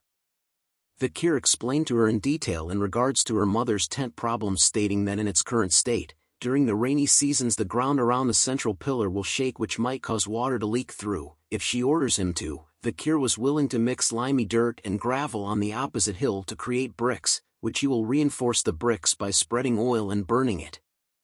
Hearing the long explanation made Ayan order Vakir to do what he said, as she was thinking the same thing. Vakir then went on to gather the materials to create the bricks as Ayan watched him from behind a tree. He then started to roast the brick mixture to form the actual bricks while Ayan watched closely by his side. They soon met up with the matriarch once again, with Vakir carrying a wagon filled with the bricks he had made. Night Fox was surprised to learn about her house problems from them. After a while, Vakir had created a solution made up of bricks to help resolve the issues the matriarch's house was having. The matriarch tells them that she was frustrated because of the numerous amount of times she had tried to repair the roof. Water would still be leaked through. She now realizes that the main problem was the main pillar. She tells Vakir that he had done a good job while informing her daughter that she had picked up quite a useful mail. She then instructs Vakir to go around the barracks to take care of tedious matters such as this. Ayan remains silent while looking concerned at Vakir nods his head upon hearing her mother's command. Vakir was seen washing the rags at a nearby river when Ayan calls out to him, catching his attention. She asks him if it was exhausting to just slave away and wonders if he wants to be an official member of their tribe. Vakir continues to wash the rags while answering her that slaving away wasn't too bad. He thinks about how it was much more peaceful being a slave here than being part of the Baskervilles or living in the underdog city. Ayan was surprised to hear that kind of reply from Vakir. She stated that from the way Vakir spoke he had been disciplined well, and that from a slave's perspective, it would be hard to complain. Vakir continued to tell her that it really was not that bad. Ayan the replies saying there was no way it wasn't when he was doing tough and tedious work. Vakir ignores her and continues to do his work. Ayan follows behind him and tells him to not be silent and to follow her, as she would be able to help him in terms of surviving and adjusting in the Balak's tribe. Ayan informs him that if he does a good job, she will remove the rope around his neck. This offer catches Vakir's attention and he turns around to tell her that that offer sounded appealing. He then asks her about what he should do. Ayan smiles and tells him that he was now being honest. She tells Vakir that he needed to go on a hunt and capture a huge prey. She explained that the tribe's warriors haven't been able to catch prey large enough, making the growing children unable to eat meat for a while. In other words, Vakir needed to bring in a huge prey so that changing his title from slave to commoner wouldn't be a pipe dream. Ayan then smacks the back of Vakir's hard, causing him to flinch. With a smile on her face she tells Vakir that he had no problem moving light objects and that all he needed to do was just assist her. Vakir was showing an annoyed expression after being smacked on the back, just as Ayan tells him about how lucky he was to be the slave of the Balak's hunting commander. Vakir thought about the job of hunting for a moment and then agreed to join Ayan in hunting. Hearing this brought joy to Ayan as she smiles widely while blushing a bit. She tells Vakir that they would be leaving tomorrow, but Vakir was curious about why she was smiling like that. Ayan tells him she wasn't, just as a foot appears behind a tree. Ahan was glaring angrily upon hearing the conversation between Ayan and Vakir. He sees how close Vakir was getting to Ayan and calls him a disgusting bastard. Jelly much? An arm covered in bandages is seen placing his hand inside a jar. When the hand is removed from the jar, some sort of grayish mud is seen coming out of the jar. A man wearing a skull headpiece with crazy eyebrows tells the hunters it's time to gather around and it was time to start the hazing ceremony. His hand is covered in the mud that was in the jar. This was a human, the Balak shaman. A human is seen down on a tree stump with a hunter kneeling before him and with other hunters forming a line to see him. He tells the hunter that was kneeling to take his blessing. If he doesn't take it, it would mean that the hunter would have a hard time later on. Ayan explains to Vakir that the Balak hunters feel guilty when they kill their prey, so before they kill, they spread charcoal on their faces to hide themselves from the god of death.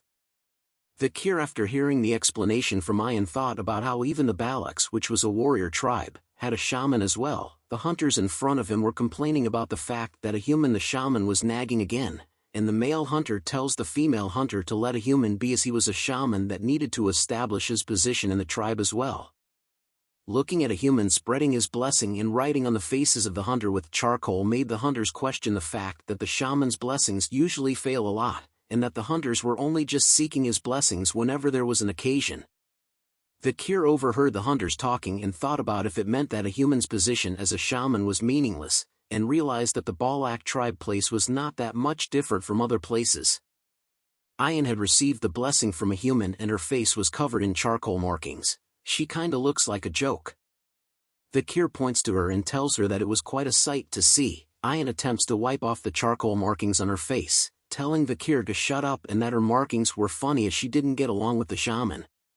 While blushing hard, she hands over a collar that has spikes all over it and tells Vakir to wear it. Vakir takes the collar with spikes and recognizes it as a dog collar. Ayan wears a similar one and tells him that the hunters wear them on their necks so that they won't get bitten by their prey. Vakir holds onto the rope around his neck while staring at the dog collar in his hand. He thinks silently for a moment before deciding to put it on, as he thought about how he was already here, and that it would be better for him to adapt to this place. A white wolf with yellow eyes is seen panting heavily with its tongue hanging out of its mouth. Vakir and Ayan are seen riding on its back. She turns around to Vakir asking him if he was really going to be okay, as she had told him to hold onto her waist, but Vakir assures her that he was going to be okay. Ayan then tells him that they were going to leave now, but Vakir suddenly sways heavily to the back. Ayan smiles as she looked behind after hearing a loud sound. She mean faces Vakir and tells him that he should have grabbed onto her waist and that he would fall if he kept that up. Vakir had fallen flat on his back and onto the ground once Ayan had commended her pet wolf. He stayed flat on the ground thinking about whether he could even get up when his body was in such a horrible state. A shadow is cast over him which piques his attention as he looks up to see what it was. A Hun had once again appeared before Ayan and Vakir with his pet wolf behind him. Ayan gets down from her pet wolf and calls out to a Hun.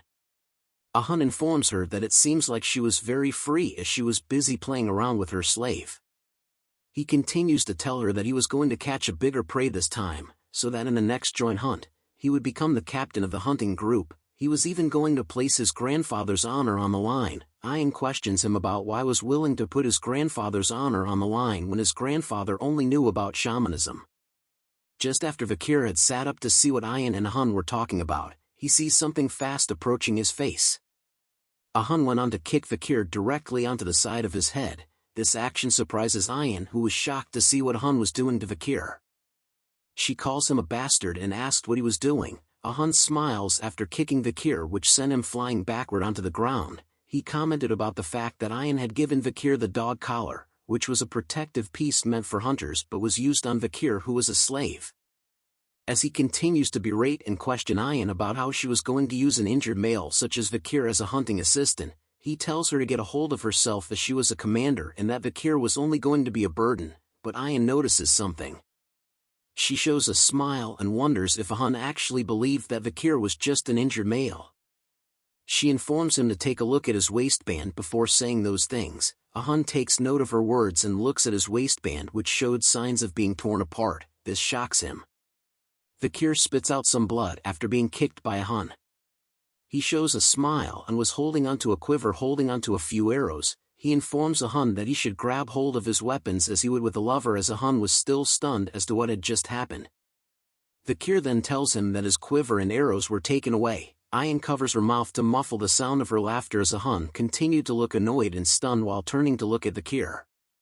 A Hun finally broke out of his stunned state and rushed over to beat up Vakir even more as he calls Vakir an arrogant slave bastard. But a bow grabs onto his arm just before he lands a punch on Vakir. Ayan tells him that it was enough. She had used her bow to hold onto a Hun to prevent him from attacking Vakir even further. She asks him about whose slave he thought he was going to punish on his own accord.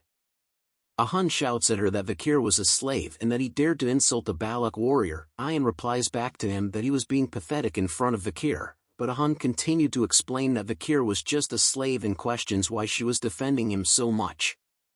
He then yells at her asking if she had come to like the slave that was Vakir. Ayan remained silent upon hearing that from Ahun and didn't reply back. After a brief moment, she touches her head and tells Ahun that a slave was a slave and that since Vakir did something wrong he should be punished. Ahun agrees with what Ayan was saying and explained that it was what he was saying as well. But Ayan informs him that Vakir was her slave and that he does not have the right to punish him. Vakir then looks curious at what was happening. Ayan had given Vakir a Saitama's one punch straight into his face as blood was splattered out. More blood could be seen splattered onto the nearby grass. Ahun was shocked and stunned once again to see what Ayan had done to Vakir as she continues to beat the crap out of Vakir as punishment. Ayan had finally stopped her punishment as Vakir falls onto the ground with a heavy sound. She then looks at Ahun with her eyes glowing brightly while Vakir lies flat out on the ground in front of them. She asks Ahun if he was happy now. She tells Ahun that she knew that he was upset as he was not able to catch a maiden for himself previously during the ambush with the Morg clan, as her fist was covered with Vakir's blood that was enough to drip down from her hand. Her rage explodes in a mad fury as she tells Ahun that she would beat him up once he did the same shit to her slave again, with her eyes glowing brightly while her hand was still covered in Vakir's blood. Ahun was too stunned to speak as Ayan asked if he got it.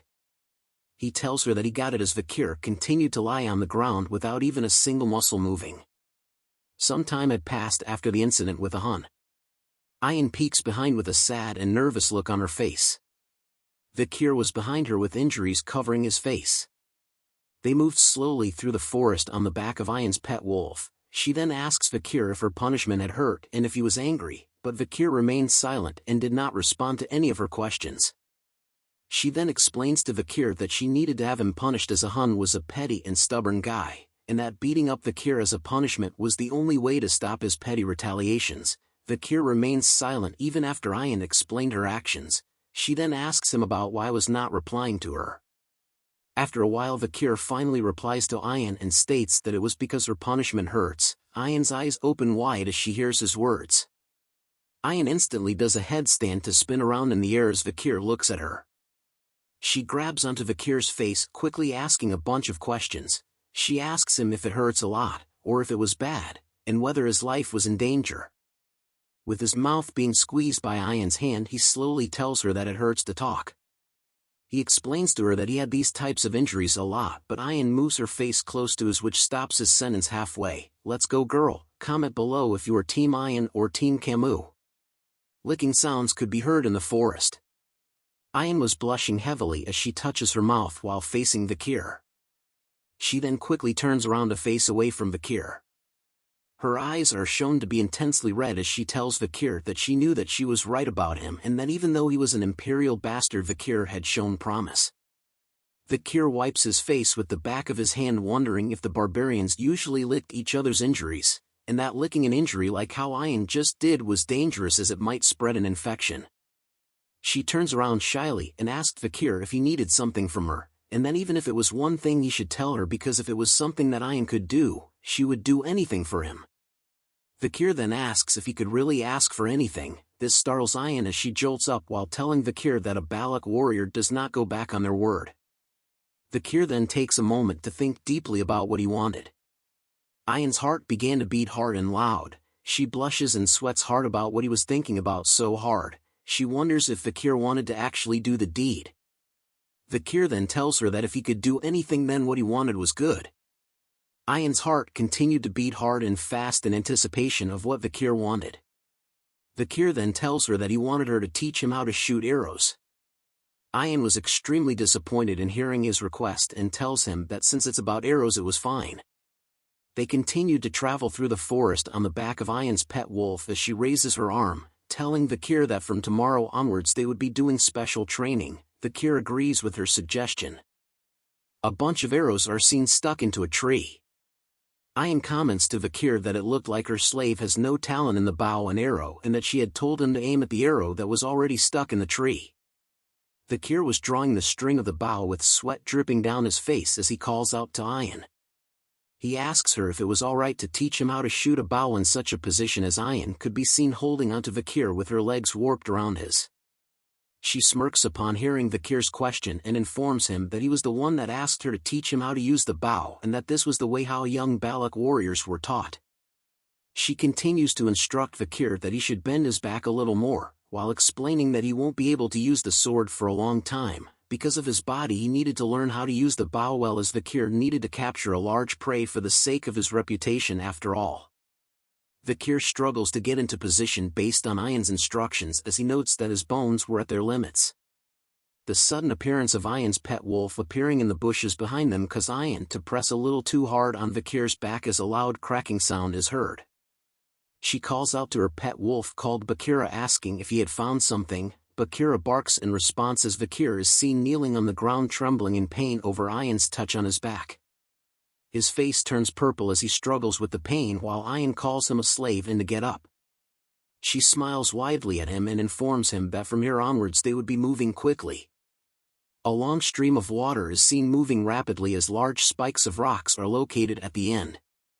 Ayan explains to Vakir that this is the area where the river and ocean connect so that both the ocean's water and animals could occupy this area.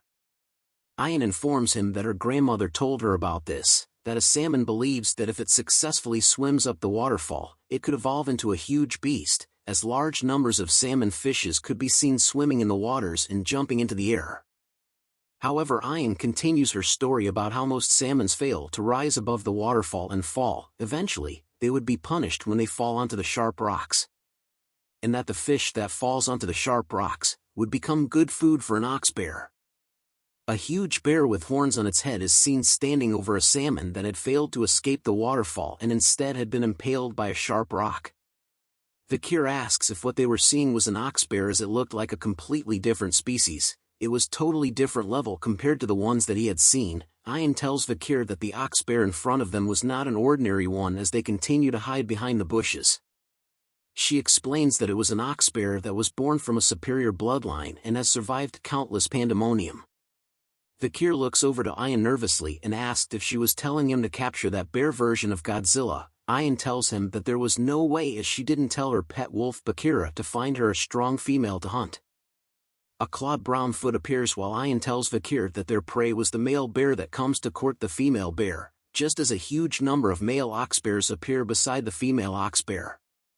The female and male ox bears were soon engaged in an intense eye-staring contest. The female ox bear soon bitch slaps the male ox bear straight into his face. Seeing this situation caused Vakir to be shocked. The female ox bear continues to bitch slap each of the male ox bears one by one easily with each of her claws. Vakir commented that the female ox bear keeps rejecting the proposal of the male ox bears. He soon wonders about how strong of a male ox bear was the female ox bear she was looking for as the male ox bear continued to leave the female ox bear one by one. Ayan turns to Vakir and informs him that he had the wrong way of thinking about it as it was the opposite. She finally tells him that the female ox bear was not looking for a strong male ox bear just as a pink-looking male ox bear appears in front of the female ox bear. Both the male and female ox bears soon touch noses with each other. Vakir was stunned to see that the strong Godzilla-like female ox bear had chosen the weakest-looking male ox bear, but Ayan seemed happy as she explains that the female ox bear was looking for a mate that she could boss around. She explains to Vakir that when a strong male ox bear gets excited, there were situations where it kills its partner, which made them not popular among the ox bears, which was why the female ox bears would look for weaker and smaller partners.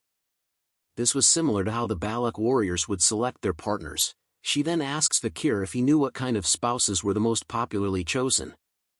She answers her own question by saying it was a young entity that possessed excellent DNA and it would be even better if they were weakened due to an injury. Vakir remained silent upon hearing Ayan's explanation and thought about how Ayan was basically saying that as long as she gets the DNA, then everything would be fine. The female and male ox bear soon left together as Ayan tells Vakir that they were going to wait as the female ox bear will suppress the male ox bear's strength completely. Deep within the forest, a mix of roaring and growling sexual sounds could be heard throughout the forest. Vakir was seen standing still with a dull expression on his face as he continues to hear the sexual roars and moans of the ox bears. He was standing silently in front of a cave entrance as the growling noises became louder. Food made up of berries, fish and fruits are seen piled on top of leaves. It had been 4 days since Vakir had to listen to the oxbear's moans, which soon made Vakir unaware of what he was doing right now. Ayan soon appears and asks him if he had left any food for the oxbears. He tells her that he did as he returns to their campsite where a shelter and campfire had been made. Vakir has been giving the hungry oxbears food over the past 4 days so that they could continue their mating. Our boy has become a fluffer for the bears, lol. Ayan picks up a pinkish berry in her hand and explains to him that the fruit has an effect where it boosts one's strength temporarily, but in the end, it was harmful as it consumes one's lifespan instead. She further explains that the female who was more intelligent would understand their intentions and that the male would understand as well, but in order to handle the female he had no choice but to eat it. Vakir thought of the scenario where the male oxbear was attempting to escape from the female oxbear. He now understood the reason why Ayan had chosen a big and strong female as their target. Her plan was to deplete the male's strength. 2 bowls of soup are seen on the ground which Ayan had made. She tells Vakir to eat up so he could heal. Vakir accepts the meal and commented that the oxbears were really mating like crazy. Isn't that normal? Ayan tells Vakir, which causes him to spit out the bowl of soup. She giggles at Vakir's reaction and tells him that all male Balaks were like that, but guessed that imperial males like Vakir weren't, and then she guessed that since he came from a geeky country, it meant that Vakir couldn't mate as the crazy oxbears could. Ayan continues to taunt Vakir, asking him if he could do it like the oxbears as he wipes the soup off his face. She leans closer to Vakir, playfully teasing him and asking if he could. A fierce loud roar soon catches Ayan's attention. Vakir was alarmed to see Ayan's reaction as she quickly grabs onto her bow, telling Vakir to get ready as the fierce roar continues to be heard. She noted that the female oxbear had finally been impregnated as the female oxbear is seen towering over the collapsed body of the male oxbear. Good job bro, you tried your hardest. The female oxbear lets out one more loud and fierce roar into the air that causes it to shake. The fierce roar causes the male oxbear to run away from the cave in a hurry. Vakir and Ayan are seen sitting on the branches of the tree. Vakir then asks Ayan about why the female oxbear was chasing the male oxbear away. She explains that an oxbear that has finished mating is no different from a competitive predator who has intruded a territory and that it was a warning to the male oxbear to never come back. Vakir understands and commented that the female oxbear wants to sleep since she had used her strength and has not slept for the past 4 days as he looks at Ayan. Ayan looks at him and tells him that the female oxbear would hide herself in a safe and remote place and that from here onwards they would find her traces and chase after her quietly. As Ayan prepares her bow and arrows, she tells Vakir that once the female oxbear starts to go to sleep, that was when they would start their hunt. Up in the snowy mountains, Vakir's legs could be seen walking through the mountains. Ayan and Vakir are seen riding on Vakir's back between 2 large pillars of stone. Vakir commented that the female oxbear would be tired but is moving so far away. Ayan tells him that she was finding a place that has the least number of threats that the forest possesses, and that the place where they were was cold, making sure that mosquitoes that suck bones or blood could not live here. Vakir then asks Ayan if the female oxbear knew about those facts and came here knowing that. Ayan tells him that the female oxbear's intelligence is quite high and that its acquired knowledge is better than its instincts.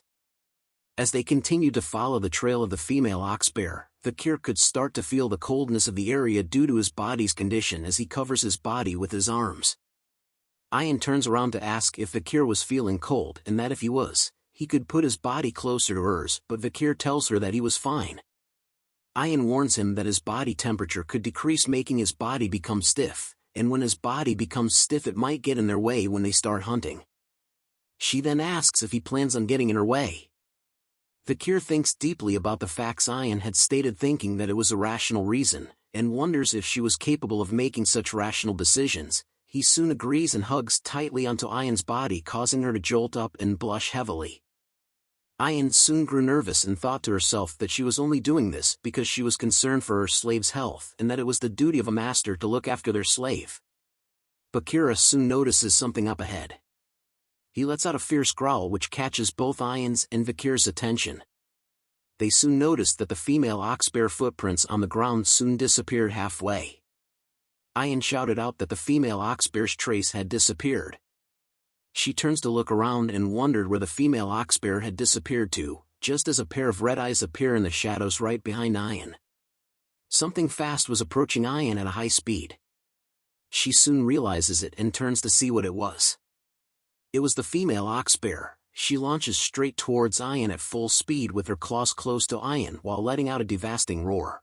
A group of hunters was seen looking happy and amazed at something. "Wow, look at that boar," they shouted as they gathered around the boar that had been tied onto a wagon. They commented that with the amount of meat they could get from the boar, the whole tribe would be able to eat their fill. A female hunter tells the hunter who caught the boar that she had only managed to catch 3 rabbits, while another male hunter guessed that the hunter who caught the boar was the best hunter amongst them now. They asked the Hun who was the hunter that caught the boar if it was true that he was the best hunter now as he smiles in front of the prey that he had caught. A Hun continued to smile and bask in the compliments that the other hunters were giving him. The hunters asked him if it meant that he was going to be the hunting commander from here on out, and the other hunters agrees with that comment based on the rules. Even Commander Ayan could not hunt as good as him since there was a limit to what she could hunt by herself. But another hunter wondered about the fact that Ayan had brought a slave out with her to hunt. Hearing this comment made a Hun chuckle as he informs them that the slave bastard she brought along with was just going to be a burden to her instead. A Hun tells the other hunters that Ayan will return without having even caught a single rabbit. We now return to the moment when the female oxbear launches an ambush attack on Ayan from the shadows. Ayan's face was filled with shock and surprise as she sees the clawed hand approaching fast through her face. But a hand appears on her body in an instant. The cure had just barely pulled her away from the path of attack of the female oxbear. Pieces of her hair were blasted away as a nervous sweat drop drips down her face. Both Bakira and Ayan fell to the ground with a heavy sound which surprises Bakira, her pet wolf, even more. Bakira growls fiercely at the female oxbear that had ambushed its master. Bakira lets out one final woof and leaps onto the female oxbear. Vakir and Ayan continued to lie on the ground as Vakir holds Ayan with both of his arms around her body. He asks her if she was okay. Ayan tells him that she managed to survive thanks to him and thanked Vakir for saving her. As Bakira fought the female oxbear head-on by itself, Vakir asks Ayan if the female oxbear was luring them instead. He commented that the female oxbear had a cunning intellect that surpasses other monsters. Vakir now understood why the picky female would choose the male oxbear. He continues to Ayan that they could not avoid a head-on battle while Ayan thought to herself about the fact that she had gotten help from the slave making her dignity as his master drop. She then calls out to Vakir, her slave, and tells him to rest idly behind her, which catches his attention.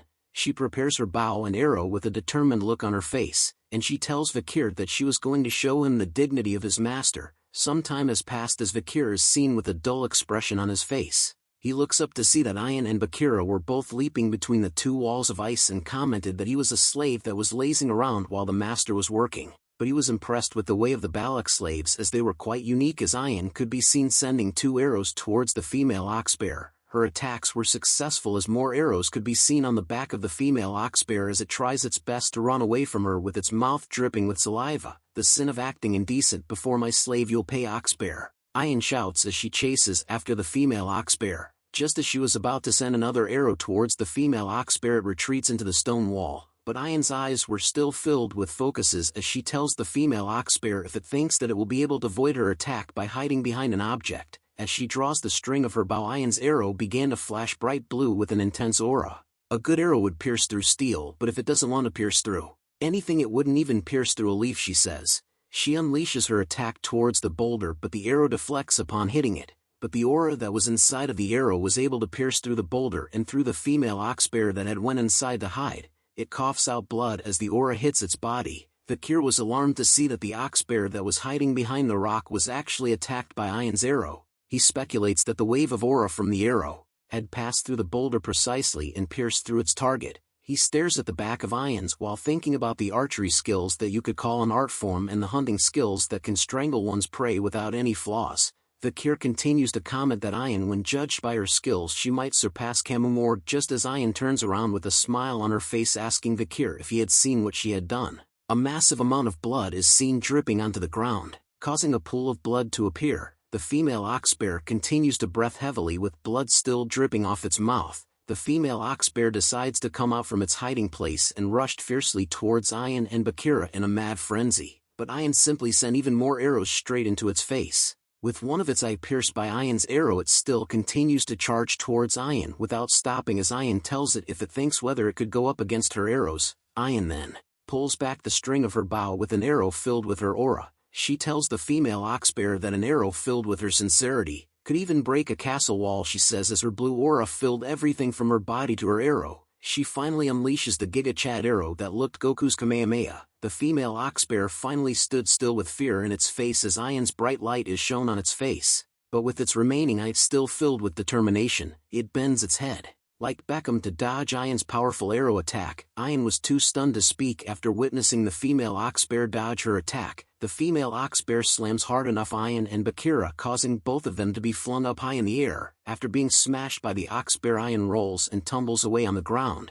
She lays flat on the ground for a moment without an inch of muscle even moving, but she soon awakes and opens her eyes while thinking. She recalls a memory of her mother who told her that when a beast with dull senses nears death, they can sense the killing intent of a person. Ayan thought about how she was careless, thinking that she had cornered it perfectly, but didn't expect that the last arrow she shot with righteousness was dodged that easily. Ayan grunts hard as she tried to pull herself off from the ground. But looky here, ladies and gentlemen, the female oxbear she tried to kill was right in front of her face, with its only remaining eye glowing a deep, angry red color. It laughs out loud and showed its fierce sharp fangs while salivating over the fact that it was going to eat our cutie pie Ayan. She could only close her eyes right before the attack as she knew that she was the prey now. "Are you done showing me what a master's dignity is like?" said Vakir. Ayan opens her eyes upon hearing that sweet-sounding voice of our badass main character as a teardrop appears in her eye. Vakir finally appears with his arms stretched out as he covers her from the impending female oxbear attack. "Not today, Pendejo. Now it's my turn," Vakir says with his one eye glowing bright red just like the female oxbear. His right arm started to change from white to a bright red color as he aims it directly towards the inside of the oxbear's mouth.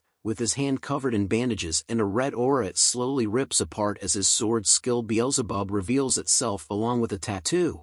Vakir lets out a huge scale of flames that toasts the female oxbear right in its face. It's epic mealtime, everyone. Even Ayan was surprised to see that Vakir had managed to use a fire skill. The female oxbear was totally knocked out as it lets out a quiet growl after being toasted from Vakir's hot flames. Bandages could be seen burned apart in the air. Vakir's bandages that wrapped around his face and body were slowly burned away from his body. "Our boy is back, guys." Ayan could only blushed upon seeing Vakir's glorious body that was hidden by the bandages, but Vakir spoke out that he knew it. Using that skill was too much for his body as a dizzy and hazy feeling came over his body as his eyes turn white. He falls forward flat on the ground, which shocks Ayan, while the female oxbear was also laying on the ground completely toasted. "Vakir!" Ayan shouts with concern after seeing him drop flat on the ground. A big campfire could be seen lighting the Balak's campsite with ease. The members of the tribe were celebrating by singing out loud and dancing around the campfire. The spoils of the hunting event could be seen everywhere, especially the female oxbear that our boy Vakir had helped Ayan to capture from before. Vavs hung at the back of the party. A giant pot of food is seen being lit by a fire as the member of the tribe hands out bowls of food to the others. A weird tribal mask with teeth is seen as Ayan explains to Vakir that the hunter who catches the largest prey receives the villagers' respect and admiration. Vakir and Ayan are both seen wearing the mask on their heads. Ayan asks Vakir about how he felt about becoming the hunting hero. Vakir takes a look at the mask and tells her that it was nothing much. Hearing that comment made Ayan tell Vakir that as a slave his issue was his half-assed reactions.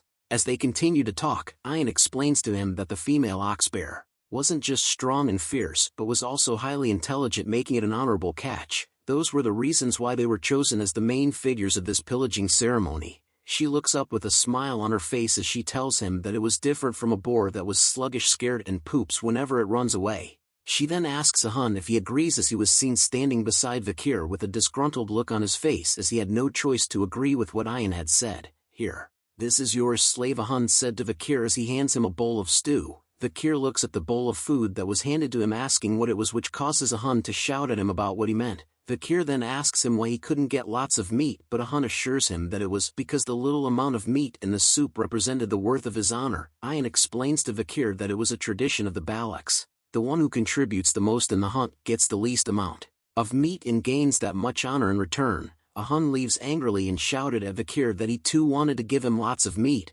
Vakir thought deeply about how being more honorable meant having less meat. He He wonders what use was some useless honor over having lots of meat instead. Ayan giggles to herself because of a hun as seeing his sour expression meant that he was really pissed. Vakir continues to think to himself that the meat wasn't what he really wanted to obtain in the hunt, it was the 600 kilogram stability which stems from Beelzebub after catching the ox bear. He looks at his hand with his Beelzebub skill activated. His first slot contained the Flame Cerberus skill rank A+, while his second slot was filled with the 600 kilogram stability ox bear rank A, with his last slot filled with durable life Merciel rank A. He wonders if the ox bear skill would allow him to increase his weight by 600 kilograms while holding his breath. As he ate the bowl of food given by a hun, Vakir notices that after Beelzebub absorbed the ox bear his body had recovered a lot. Hey slave, Ayan says as she presented to Vakir a bowl. The bowl contained things so nasty that the artist himself had to vomit after drawing it.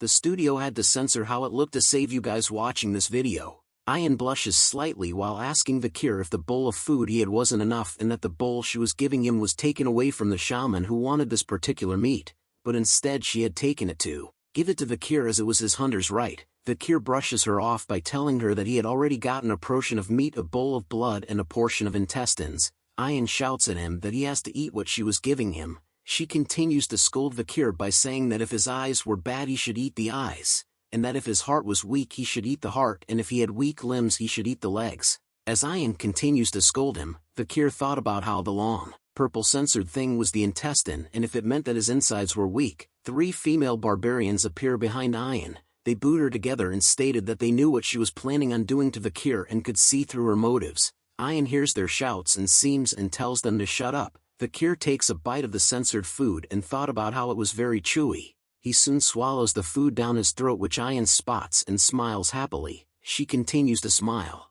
and giggle while telling Vakir that since he ate the food he would be able to fulfill his duty. Vakir continues to chew on the food while thinking about how he was done with his part of the hunt and wondered what else she wanted from him. Comment below what you think Ayan wants from Vakir. The sun shines brightly in the morning. Vakir takes a few steps before stopping in front of a massive stump. Smoke was coming out of it along with a long scratch mark. Vakir continues to stare at the smoke. As he thought about what Ayan had told him yesterday was true, a flashback is seen where large amounts of meat are piled on top of one another. Vakir asks why Ayan was placing so much good meat over here. He tells her that the village was going through a food shortage, but Ayan tells him that they were doing this as an offering, as a sacrifice, to Madame Eight Legs, to whom the Balak tribes were asking for permission to live in the dense forest. Vakir thought about how Madame Eight Legs was the horror of the dense forest where you couldn't survive after running into it. A flashback to when Vakir unleashed his most powerful attack on Madame Eight Legs' body run through his mind as he knew that after seeing the Balak's villagers' behavior towards the Madame he understood how reckless his actions were.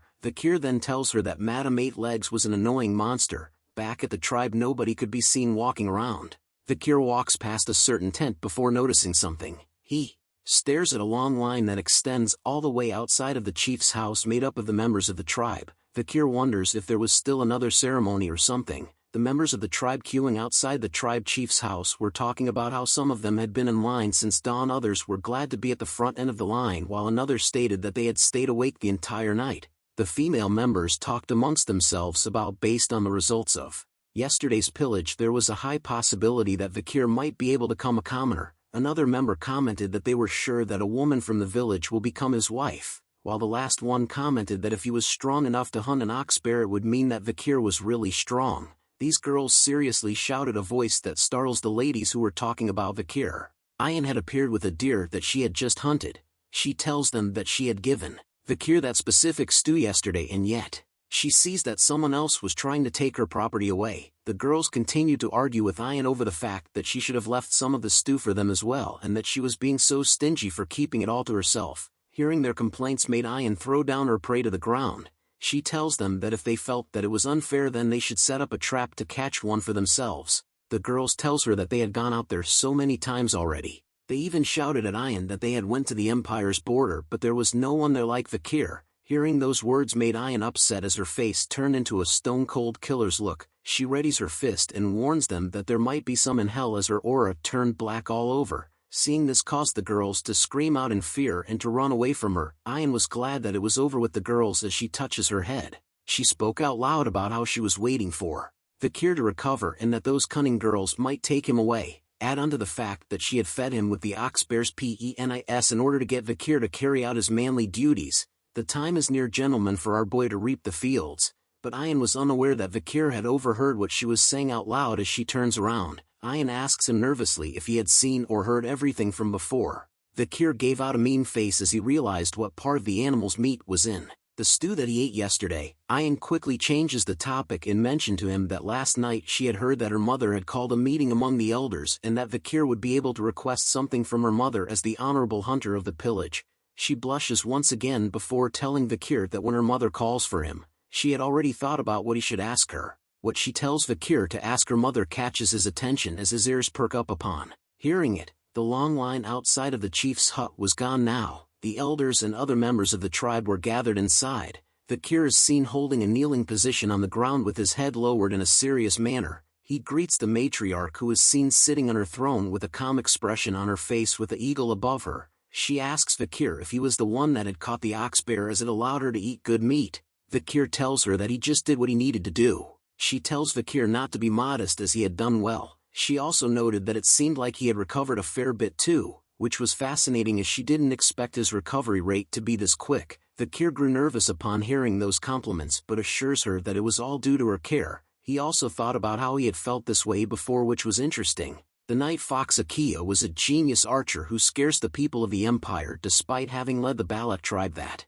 had less than 300 members. She was as dignified as Hugo but was warm and soft like a buttery croissant. Akia then tells Vakir that she should reward him for his contributions yesterday and was willing to change his status. She informs Vakir that he was no longer a slave but a part of their family. Hearing those words caused the shaman to cough a bit. Vakir notices this reaction and recalled that Ian had mentioned to him that the elders were dissatisfied about his status change. He looks at the shaman and recognizes him as the old man who smeared ashes on the hunters' faces as the Balak shaman called a Human, who was also a Hun's grandfather. Akia slowly stood up from her throne while asking Vakir to tell her what he wanted, as he was now officially a member of the Balaks. She offers him her hand and tells him that since he was part of the family, even though she did not give birth or raised him, she was willing to accept his request. Akia tells him that if he wanted a beautiful village maiden, then she would give him and his partner her blessing, or if he didn't want a partner, a slave would be fine too. Ian could be seen doing some Naruto hand seals with her arms towards Vakir, which translates to "You didn't forget what I told you, right?" Vakir could see her actions and takes a moment to close his eyes. He then tells Akia that he does have one request. She then tells Vakir to tell her comfortably while looking at Ian, as she noticed that she was signaling to Vakir like crazy and wondered if she really wanted him that badly. Vakir had a darkened expression on his face as he hesitated to ask what he wanted, but with a determined look on his face he tells Akia that he would like to bathe in the hero's spring. The elders and other members, including Hun, were shocked to hear about what Vakir was requesting from their leader, while Ian was smiling from ear to ear. "The hero's spring," said Akia with a serious look on her face. "Are you aware of what you're requesting?" she said sternly to Vakir. Silence filled the room after Vakir had told his request to the leader. "You bastard!" shouted the shaman, who asked Vakir if he knew whose presence he was in to display such arrogance. The shaman complained to the matriarch that the people who are able to bathe in the hero's spring are high-ranked warriors, and that there was no need to listen to the trash known as Vakir request. Hun agrees with what his grandfather is saying. He added on that only heroes who have proved their incredible strength can enter the hero's spring, making Vakir an ignorant bastard for asking such a question that was not in his place. But Ian disagrees with Hun and his grandfather. She argued that Vakir had already proved his strength by catching the ox bear at the pillaging ceremony. Akia the matriarch take note of their worries and arguments. She then looks at Vakir and asked if he even knew that the hero's spring is. Vakir, our boy, just looked straight at her and told her that he knew what the hero's spring is. "But let me do the explanation. The hero's spring, it's the Balak shrine where only the strongest Balak warriors are submerged in. It's also a hot spring where both internal and external injuries recover just by bathing in it." Vakir knew some other facts from what Ian told him. It takes a long time for the water in the hero's spring to accumulate, and only warriors who have made a special contribution can go there. Akia continues to stare at our handsome boy in silence. An elder with a mohawk haircut spoke out. He tells Akia that they couldn't send an outsider who just became a commoner to the shrine. An elder dressed like a mage beside him spoke out as well. He notes that Vakir has a promising future and that it wouldn't be such a bad idea to send him to the hero's spring once to motivate him. Another elder burst out in anger. "Wondering when was the hero's spring a waterhole that anyone can enter?" Another elder states that since Fakir's body was in a rough shape and also a part of the family, then they should treat him well too. Akia overhears the various arguments and statements made about whether Fakir should be allowed into the hero's spring. Deep in her thoughts, she wanted to agree with Fakir's request, but it's also true that there wasn't a good enough reason to, and that it can't be helped since the shaman and guards were so against it. But a constant bell ringing soon catches her attention. The ringing noise can be heard throughout the Balak's camp. Fakir notices the sound as well and wonders if the bell meant it was time for war. Ayan tells him that it was a signal that meant that the tribe has a guest, and that there was no way any insane bastard would pick a fight with the Balaks in the forest. Akia begins to leave the tent first, but before leaving she tells Fakir that they would discuss this matter another time and that everyone should return to their duties. The shamans and elders continued to remain silent and seated as Akia left the tent, but soon a human's face was filled with anger and disgust as his eyes began to glow bright blue. Members of the Balak's tribe could be seen gathering in huge numbers. Fakir and Ayan had arrived on the scene. Fakir asks Ayan if that was their guest, to which she says yes. Human beings were everywhere carrying crates of goods with horses bringing more into the tribe area. Ayan explains to Fakir that the humans were merchants that could bring the Balaks things that couldn't be found in the forest. The Balaks would then anticipate and count down the days until the merchants comes. Fakir was not listening to what Ayan was saying as his attention was drawn to a certain symbol. He recognizes it as one of the 7 merchant families, called the bourgeois family. Fakir thought deeply about how the bourgeois family had to come here from the imperial capital, which meant that they had to cross either the Baskerville or Morg family's territory. But how did they get here was the question that stuck in his mind. As Fakir knew that there was no way either of those families would permit their crossing, Fakir then thought that the bourgeois family had smuggled themselves in. A man with a huge mustache arrives and announces to everyone in the tribe that the 5-day market has arrived. He tells the tribe members that if there was anything they wished to barter, then please bring it here. The tribe members could be seen happily bringing over various things to barter with. A market is made with merchants calling out to the tribe members. The merchants introduce cosmetics and even a glass orb that makes you have sweet dreams when placed on your bed, as well as grains. Fakir continues to hang back and monitored the situation that was unfolding in front of him. He could see that the merchants had brought food and daily necessities that are distributed throughout the empire, but wondered what the tribe members were bartering rare items that come from the dense forest for those measly things. Fakir knew that the merchants had no way of not knowing the value of the items the Balaks were trading with. He continues to question if the merchants were using the Balaks who were ignorant about the current market prices.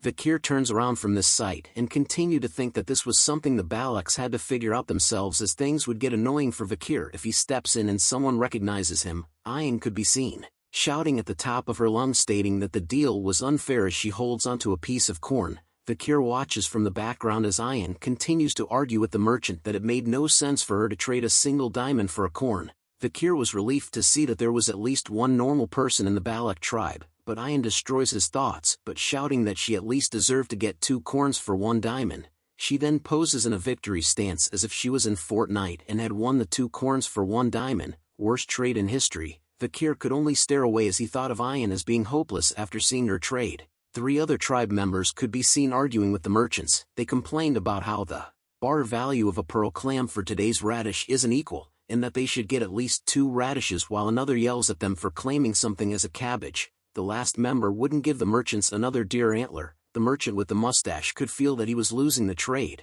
so he tells the 3 members that he couldn't go against the Balak warriors and would give them what they wanted. The 3 members celebrated over their victory with a victory pose as well. The merchant smiles to himself as he thought of the Balaks as stupid bastards for celebrating, since they didn't even know the value of the items they were offering. Just then a little girl calls out to the merchant asking him if she could please have 1 glass orb. The merchant tells her that he had brought many with him, but asks about what she could give in return. The sweet little girl opens her hands and reveals a sun dung beetle larva. She explains to him that they were rare, yummy, and nutritious, but the merchant responded with a disgusted look on his face. May this guy end up in the deepest part of hell. Comment below if you agree with me. He immediately swipes the precious sun dung beetle larva that the little girl had brought off her hands. A sad look grew on her face as she watched it fall to the ground. The merchant left her and thought about how pretty she looked for a stupid barbarian. As the little girl began to cry tears over her little dung beetle, the merchant thought about how she could be sold for a good price as a slave.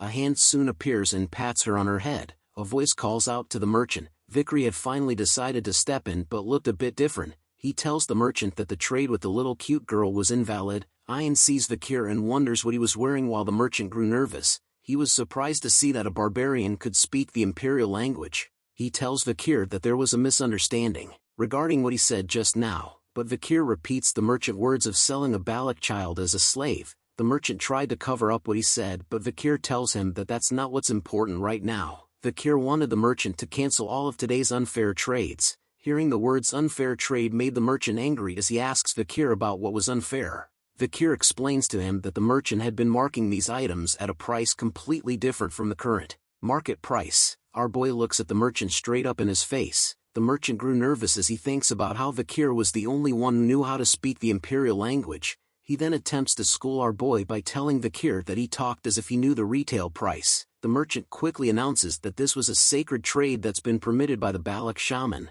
the proxy of the forest god, and that was something a little boy like Vikir shouldn't interfere in. Vikir slowly raises his hand and points at something. Vikir starts an ass-kicking lecture to the merchant. He tells the merchant that the corn he brought was worth 100 gold each, but the diamond he received goes for about 2 million gold. The merchant was alarmed to know that our boy Vikir had brains. Vikir continues his lecture by saying that when he grinds an ox-bear horn into a billiard ball, it would be worth about 1 million. It was the same price as the goblin but mushroom, which was a new medicine. Horror and shocked was written all over the merchant's face as he wonders how Vikir knew the exact market prices. 2 words main character. Vikir then picks up the glass orb in his hand. He tells the merchant that the glass orb that gives the users sweet dreams when placed next to a user meant that they would certainly be drugged and only dream of sweet dreams. Vikir goes on to explain that on the surface of the glass orb, there are small holes and drugs fall out of them. The drug inside it is a cheap drug that harms upon long-term use, and Vikir knew that it's illegal to use it in the Empire, but the merchants had distributed this well. Vikir smashes the glass orb with his hand. He lets out the pieces of the broken glass orb along with its hidden goods, much to the horror of the merchant. Another member of the merchant group whispers to the mustache man about what was wrong, and he tells him that Vikir had found out about them. Ayan quickly asked Vikir if he had mentioned the words drug body harm. Vikir hesitates for a moment before telling her yes. Our waifu began to rage as she realized the main cause behind why so many of her people's health was deteriorating. Merchant gives off a faint smile and tells her that there seems to be a misunderstanding while thinking of leaving the Balak tribe for now, but something fast and quick pierces the shoulder of the merchant in an instant. He looks at it in horror before letting out a little bitch scream. Ayan had taken a bow and arrow from a fellow tribe member and shot the merchant with it. Members of the merchant group rallied around their leader to comfort him just as Ayan calls them bastards. She claims that the merchants had fearlessly fooled the Balaks. The rest of the Balak members soon realized what was going on as some of them started to inspect the goods. A dreaded feeling started to overcome the merchant upon being discovered by Ayan. He yells at his ground to take their things and run. The entire merchant group began to flee on the backs of their horses. Vikir questions Ayan about why she was letting them go since merchants were known for not returning a loss, but Ayan assures Vikir that there was no way she would let them go. She explains to him that for beasts that live in large packs, injuring them and letting them go is also a hunting technique. The merchant leader could be seen holding onto his injured shoulder while cursing at the Balak tribe members. Ayan continues her explanation about how they had the tendency to return to their pack when injured. A campfire is seen just as the merchant group finally slowed their pace. He shouts at a group of mercenaries decked out with weapons about how the Balak bastards had stolen their products. He then tells everyone to get ready for battle. Time for free experience points for our boy Vikir. Night soon arrives as a campfire is seen being lit in the middle of the forest. A bird is seen flying high in the air. It soon lands upon somebody's arm. They messed with the Balaks. There's only one way to take care of them, said a voice as Vikir listens to it closely. It's slaughter time, said Ayan as the eagle rested on her arm. Our waifu is about to rip these guys to shreds along with our boy Vikir, whose eyes were showing that daddy red glow. The group of mercenaries could be seen walking together through the forest lighted by the moonlight. A mercenary with an eye patch tells the merchant leader that he must have been shocked that the Balak bastards looted him. He continues to tell the merchant leader that words don't work on those barbarians and that he needed to kill them and turn them all into slaves. The merchant leader tells the mercenary that since it was his first time in the deep forest, he wouldn't know it well about how defeating the Balaks in combat was not that easy. The mercenary still felt confident about his skills. He asks the merchant leader about how he felt being scared and if that was the reason why he brought the mercenaries. He continues to question the merchant leader about how he was going to turn the tables if he got caught. The mercenary lights a match up, saying that the merchant groups and mercenaries had decided to split the gross earnings in exchange for being their escorts. He shows an evil smug grin on his face with a cigarette in between his lips. He tells the merchant that if it comes to looting, then the mercenaries could treat everything as theirs. The merchant leader was nervous and silent upon hearing the disgusting words the mercenaries spoke with, but he soon turns forward and tells the mercenaries to do as they please. The mercenary was happy to hear that and asks a question. He wonders if the Baloks were really that special, since they wanted to exploit nighttime. The group wanted to ambush the Baloks while setting them on fire and finally to slaughter them, making them done for. The eye-patch mercenary continued to talk while two other members could be seen fight over the lit match. One of them grabs the member holding the lit match and tells him to not blow out the match since he needed to use it too. The guy holding the match decides to hand it over, but he tells the other guy that it was a rule that only 2 people can use a match, and asked him if he had heard on the battlefield that 3 people aren't supposed to share one match, but the friend didn't listen to him. He continues to light his cigarette with the lit match, telling the other member that he didn't believe in such superstitions. Lucky for him, he gets to meet God straight away as an arrow flies directly into his skull, just before he could blow one puff of his cigarette. The mercenary with the eye patch continues to talk to the merchant leader about his history and how he caught barbarians and sold them as slaves, but the man didn't even realize that his party was being sniped one by one. Even an arrow reached inches from his face. The merchant leader could only look in shock as blood spilled everywhere from the mercenaries being sniped by arrows. The group of mercenaries began to cover themselves with their shields, but they were still getting sniped by the Baloks. The merchant leaders yells at them to extinguish their cigarettes as the Baloks had found them. Ayan and her Balok tribe had appeared with their bows drawn and ready to fire. She commands her troops that she wouldn't allow any of them to hit the mercenaries and merchants anywhere else but their heads. She tells the Baloks that it's time to show them how scary the Baloks are. Vakir stares in amazement and wondered if the light from the cigarettes was all the Balok warriors needed to shoot their arrows so accurately. Another member of the tribe appears while carrying 2 barrels. He calls Vakir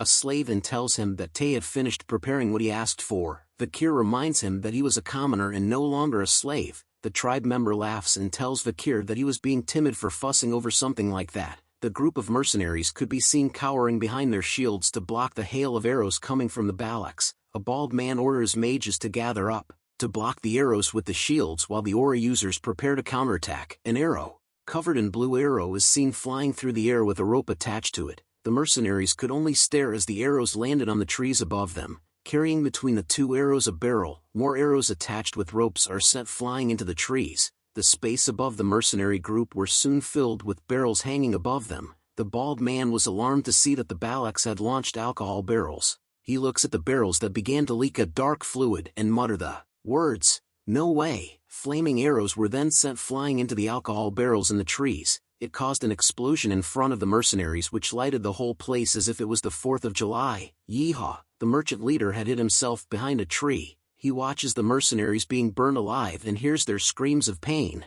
They shouted that the Baloks had started a fire. The merchant leader continues to watch the flames engulf the mercenaries, thinking about how the Baloks had tied ropes to arrows and launched oil barrels. This was something that was unheard of as he continues to wonder about how the Baloks had gotten that intelligent. Oblivious to him, Vakir was walking towards him from the shadows. Like an assassin from Assassin's Creed, he sneaks up to the merchant leader. Vakir finally lets out a heavy footstep which catches the attention of the merchant leader. He recognizes Vakir as the meddlesome Balok bastard. Vakir appears with arrows on his back and with his eyes turned red. It's time for the bloodhound to hunt. The merchant leader pleads with Vakir, telling him that he would regret it if he killed him. He then reveals a piece of paper, stating that this was the exploration permit he had received from the underdog city. It was the official seal from the newly appointed deputy consul, meaning that if Vakir kills the merchant leader, the Baskerville family will come for him. Vakir then asks the merchant leader if the deputy consul he was referring to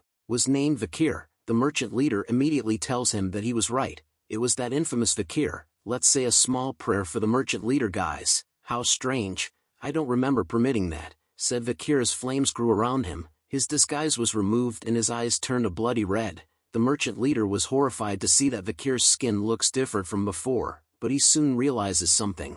"You're really Vakir," was the merchant leader's last words. An arrow struck him straight in the head, body, and on the piece of paper he was holding. Bullseye. Vakir had fired the arrows that slain the merchant leader. He tells him that those who forged the Baskerville seal are to be executed. Ayan soon appears behind him on her pet wolf Bakira. She still calls Vakir a slave and tells him that they needed to run away. Vakir looks at her and reminds her that he was no longer a slave.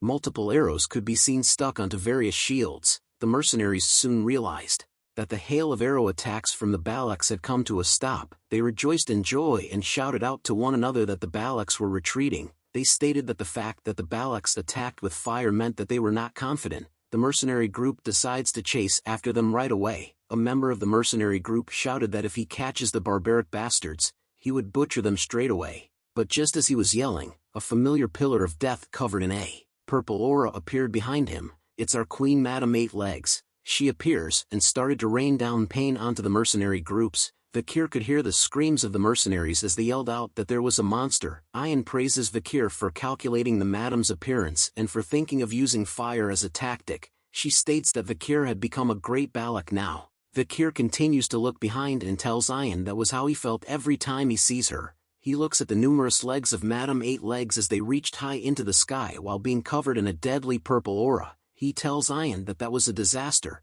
Akia was wearing a smile on her face as she tells Vakir that she would permit him to enter the hero's spring. She continues by stating Vakir's various achievements, from resolving the food shortage issue by catching an ox bear, concluding the previous battle without any casualties by using oil barrels, and discovering that the cause of the infection that was bothering the Balak warriors was caused by cheap drugs. Akia concluded that there was no doubt that our boy Vakir was a brave warrior. She touches his shoulder while the shaman showed a dark expression on his face in the back. Akia then tells Ayan to take Vakir to the hero's spring since it was a full moon tonight. Ayan agrees and began to stood up. She wraps her arm around Vakir and tells him, serves him right. Vakir was curious by what she meant by that. It turns out she was referring to a human. She tells Vakir to look at a human, not saying a single word.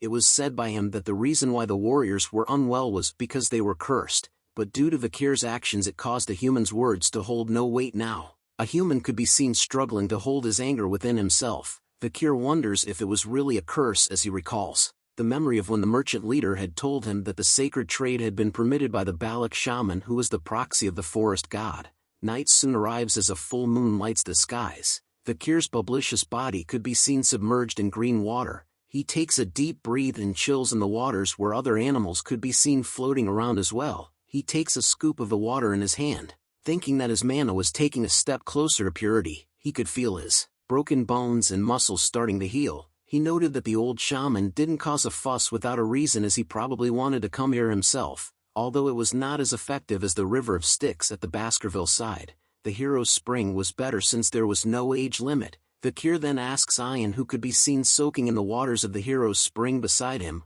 lucky main character. Comment below how many of you guys want to take a dip in those waters as well. He asked her about whether the efficacy would be halved since she was inside the waters as well, and Vakir was certain that the matriarch mentioned that only he could go in. Ayan wonders if that was really important since real Balaks do not fuss over minute things like that. She then tells Vakir to thank Sir Adonai for finding this hot spring. Vakir wondered who Sir Adonai was. Ayan explains to him that Sir Adonai was the only person who can fight against the madam that lies within the deep forest. He was the best warrior among the Balak legends. She teases Vakir that since he had become a dignified Balak, he needed to make sure to respect Sir Adonai, but Vicky was reluctant as he tells Ayan that he would respect Sir Adonai only if he fought against the madam head-to-head. Ayan screams him that it was true. She shakes her head in disappointment over the fact that it was hard to communicate with outsiders, but her face started to blush as she remained silent while thinking deeply about something. She recalls her mother's face, who tells her that since Vakir had become a commoner and has a good reputation within the village, she notes that when Vakir recovers with the hero's spring and can become the man he should be, he wouldn't be that bad of a husband. Can anyone else hear the wedding bells ringing? Ayan ends her flashback and glances over to her side. She sees Vakir's sexy, hot, delicious body with his hair pulled back. Ayan decides that today was the day she was going to make Vakir hers. Guess someone wants that Baskerville D. Vakir and Ayan continued to bathe in the waters of the hero spring. Lucky man. Ayan soon reveals to Vakir that she knew that those merchants were taking an excessive amount of profits. She had a vague idea, so it was a good chance that they used this chance to get back at them. If Vakir hadn't done it, Ayan would have. Vakir closes his eyes with a smile, saying that he understood her intentions. But Ayan was feeling embarrassed as her face started to blush heavily. She tells Vakir to not laugh at her as she genially knew about what the merchants were doing, and that she knew for a fact that those diamonds were more expensive than corn in the empire. Since she brought up the topic of corns, Vakir questions her about how much more expensive they were compared to the diamonds she sold. Ayan stutters but says 20 corn. She soon changes her answer to 30, but Vakir tells her she was still wrong, and finally reveals the number of corn she can get with 1 diamond. A little cute rabbit is seen floating in the waters as well, Netflix and chill style. What? Ayan screamed out loud. She was shocked at the amount she could have bought with the diamond after Vakir revealed the truth to her, but she immediately covers her mouth, still calling Vakir a slave, and told him that she knew that. She says that the login within the empire is strange. Where would they even use that stone? She questioned Vakir.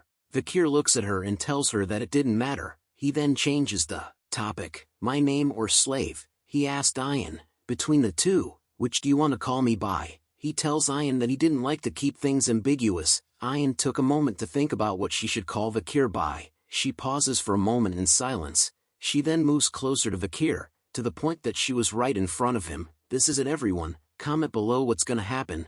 You don't like ambiguity, right? Ayan asked as she stood in front of our boy. She places her finger onto Vakir's lips, telling him that she was gonna make things clear. This causes our boy to be taken aback for a moment. I don't want to call you slave or Vakir, said Ayan as she looks at Vakir with innocent eyes and a blushing face while the waters of the spring drip down her body slowly. She pulls her face closer to his, whispering to Vakir, what I want you call you is. But a bunch of kids appear suddenly behind her. They jump with joy and laugh out loud as Ayan was stunned and embarrassed. The kids come up to Ayan and greeted her as Commander Ayan. They also called out to Brother Vakir. Ayan looks at them and questions them about how they managed to get here, but the kids didn't bother to answer her. Instead they just wanted her to play with them together in the spring. Vakir watches from the back once again, thinking about how if it's neither his name nor slave, then how does Ayan want to treat him? Our boy Vakir is dense like a rock. You rascals, shouted Ayan as she splashes the waters. She tells the kids that if they enter the spring, its efficacy will reduce by half. Vakir cuts in and repeats what Ayan said to him. He tells her, didn't someone say a true Balak wouldn't be stingy regarding such things? The kids hid behind Vakir and agreed to what he said. They even went as far as to call Ayan a stingy commander. Ayan couldn't talk back to Vakir as he had used her own words against her. Ahan appears as well with 2 other little girls by his side. He tells Ayan that they were here based on the matriarch's command. Due to the drug side effects brought upon by the merchants, the matriarch had told the sick children to go into the hero's spring. Ayan could only recall her mother's cheeky smile. She thought about how she wanted to make a fool out of her. Ahem, said Ahan, which catches Vakir's attention as he turns to look at him. Ahan shyly thanks Vakir for helping his younger sister with the merchant. It was the cute little girl that wanted to trade a larvae for a glass orb. She smiles and thanks Vakir as well for his help. Ahan then takes the chance to apologize to Vakir about misunderstanding him this whole time. Vakir simply gave him the bombastic side-eye before replying. Yeah, was the only word that Vakir said to reply to both of them. This leaves Ahan stunned and silent. He then bursts out in anger, yelling at Vakir that he and his little sister had come here to apologize, and all Vakir said was yeah.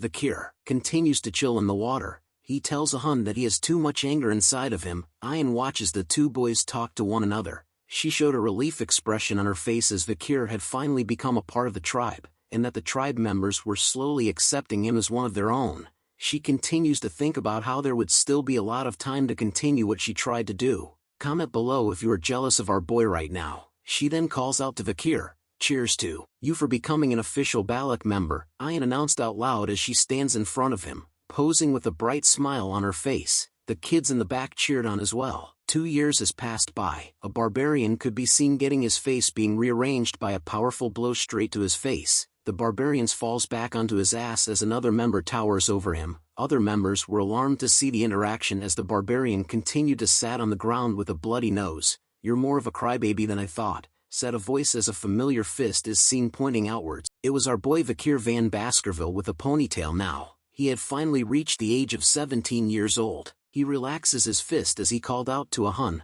one more time, shouted Ahan as he covers his nose. The other members came to his side in order to help him get up, but Vakir dismisses his request, telling Ahan that their sparring ends here today. As Vakir continued to walk away from Ahun and into the forest, Ahun shouts at him about whether he was running away. Vakir tells him that he was simply taking a stroll. Ahun calls Vakir an annoying bastard, while telling the others that Vakir had become more monstrous after his body had recovered. The other members mentioned that they had heard that Vakir's marksmanship is on par with Commander Iron recently. The other member questioned how they could compare Vakir with Commander Iron. He tells them that he can hit Ahun's nose too and make it bleed, but Ahun tells them that he didn't get hit, which surprises the tribe members. Ahun explains to them that Vakir's fist didn't hit him, he had just stopped it in front of his face. Vakir is slowly becoming One Punch Man. This revelation brings a shock to the tribe members' face as they soon realized something. Vakir had managed to make Ahun's nose bleed from the wind's pressure caused by his fist. Vakir could be seen sweating all over as he continued to breath hard. He looks up at something, saying that he could do it perfectly now. The sixth technique, Vakir can perfectly bear the sixth Fang. 6 holes that looked like they were drilled into the huge wall could be seen as Vakir stood below them. Vakir knew that there's still a long way to go before achieving the 10th technique. He finds it already impressive that he managed to get to the 6th technique at 17, which is formidable growth. The almighty Beelzebub sword continues to screech out loud. Vakir also has 6 mana circles within him. With this, he can be a high-rank graduator. Vakir releases his sword ability, thinking that including the river Styx his blessing, the demonic sword. Beelzebub, the usage of the marksman and assassination techniques he learned from the Balaks. Vakir could now go up against the highest rank graduator. Our boy has fully transformed himself into a member of the Assassin's Creed. He looks back at the forest, thinking about how it has already been 2 years since he had set foot into the deep forest. Looking back at it, Vakir wonders if he was bidding goodbye to the Balaks once he was done preparing. Bakira could be seen playing around with a butterfly. Vakir looks at some deep track marks etched into the ground. He determines that the tracks were from the deep forest snake Mashusu. Our waifu Ayan had grown up too. She now has long hair and a different hairstyle. Comment below which version of Ayan you like, the short hair or long hair version. Vakir continues to explain that the snake was the large and ancient one. Vakir tells her that if they could catch this, the food would be settled for the village for at least 4 days. Ayan continues to repeat the same words, I see, to Vakir regardless of what he said. This causes him to look back at her and thought about something. He asks Ayan if she was thinking about something else while they were hunting. Ayan blushes hard after being caught, but she tells Vakir that she wasn't. She quickly changes the topic, telling Vakir that another hunting group wanted her to ask him about something. As she reached for that something from Bakira's saddle, Vakir continued to think that she was definitely hiding something from him. Ayan reveals a dagger in her hand that had a certain symbol on it. She tells Vakir that the hunting group brought a dagger from an imperialist who trespassed the deep forest. She then asks if he knew anything about this emblem. Vakir looks at the dagger and tells her that he does know it. It was a famous emblem. The emblem belongs to an extremely famous clan, called Leviathan, a significant clan that is part of the 7 imperial clans along with the Baskerville clan, the Iron-Blooded Sword clan. Ayan explains to Vakir that the hunting group thought it might have been someone's dagger from the mercenary group they massacred 2 years ago, but thankfully, it wasn't. But one thing was bugging Ayan. It was that in various places around the headwaters, they poured a red liquid from a glass bottle and retreated. The hunting group caught someone, but they had ingested a hidden poison in their mouth and died. The only thing that was left behind was that dagger. Vakir continues to inspect the dagger in his hand, but Ayan tells him that there was more. She wore a nervous expression on her face as she tells Vakir that there was something she wanted to ask him. Don't you want to return to your hometown, Vakir? Was the question that Ayan asked him point blank. Vakir questions Ayan about why she was suddenly asking him about that. Even wearing a weird expression while asking it, Ayan touches her fingers together nervously. A sweat drop drips down her face as she tells Vakir that she doesn't like secrets or lies, and that he should tell her. Ayan reveals to Vakir that there was another imperialist who came to the deep forest, and that Ayan believes that their goal was Vakir. Vakir received a shock upon the sudden revelation from Ayan. She looks at him with a worried face, pausing for a moment before revealing another painful information. She finally reveals to him that a certain waifu had came to the deep forest. Ayan continues to tell Vakir the honest truth. 2 years ago, when he had fought the madam up until now, that certain waifu, together with a search party, came to investigate the deep forest. Ayan believes that she was looking for traces of Vakir. She didn't dare to look Vakir in the eyes as she asked him if he was going to go with her. Ayan's thoughts started to go haywire. She wonders if Vakir will hate her because she hid this information up till now. What would she do if he says that he'll go with her? Should I stop him from going by using the tribe's rules? These were the thoughts that ran through her mind as Vakir stood there silently. Would that even work? Was the final thought she had as Vakir finally started to open his mouth. I won't go back, said Vakir with a stern look on his face. Silence came over Ayan after hearing those words from Vakir. She stutters her words as she asked Vakir if it was true. He tells her yeah. Our waifu's face shined bright like a diamond. She hugs Vakir with joy, telling him that Vakir isn't leaving. Meanwhile, Vakir thinks about how he thought the Empire knew that he was alive, but it seems like they don't. Vakir needed to return once he was able to perfectly hide his power from Hugo without being noticed, and then he thought about the woman that Ayan had mentioned. He wonders if Ayan was referring to Camus Morg. He continues to wonder if she has not yet forgotten that he had saved her, or is it a part of a diplomatic event? But seeing how the Baskerville clan gave permission for the Morg search party to enter the deep forest, means that their alliance is still strong. Vakir wondered about if the two families form a bond through his supposed death. Vakir then decides that he should go investigate what's happening outside the deep forest soon, but a sudden appearance of a big fat ugly fish disrupts Vakir's thoughts. But Ayan and Vakir were shocked to see its sudden appearance beside them. The giant fish lands right in front of both of them with a loud impact. Water began to spill from out of its mouth as it tries at best a breath. A lungfish, said Ayan with a perplexed look. She states that seeing as how it jumped out of the river, it seems like the rainy season will come soon, judging from its size. This year's rainy season might be long, but Vakir tells her to wait as he spots something. He wonders what that arrow-looking thing is that was poking out of the ugly fish. They decided to slice the fish like sushi to find out what it was from the inside.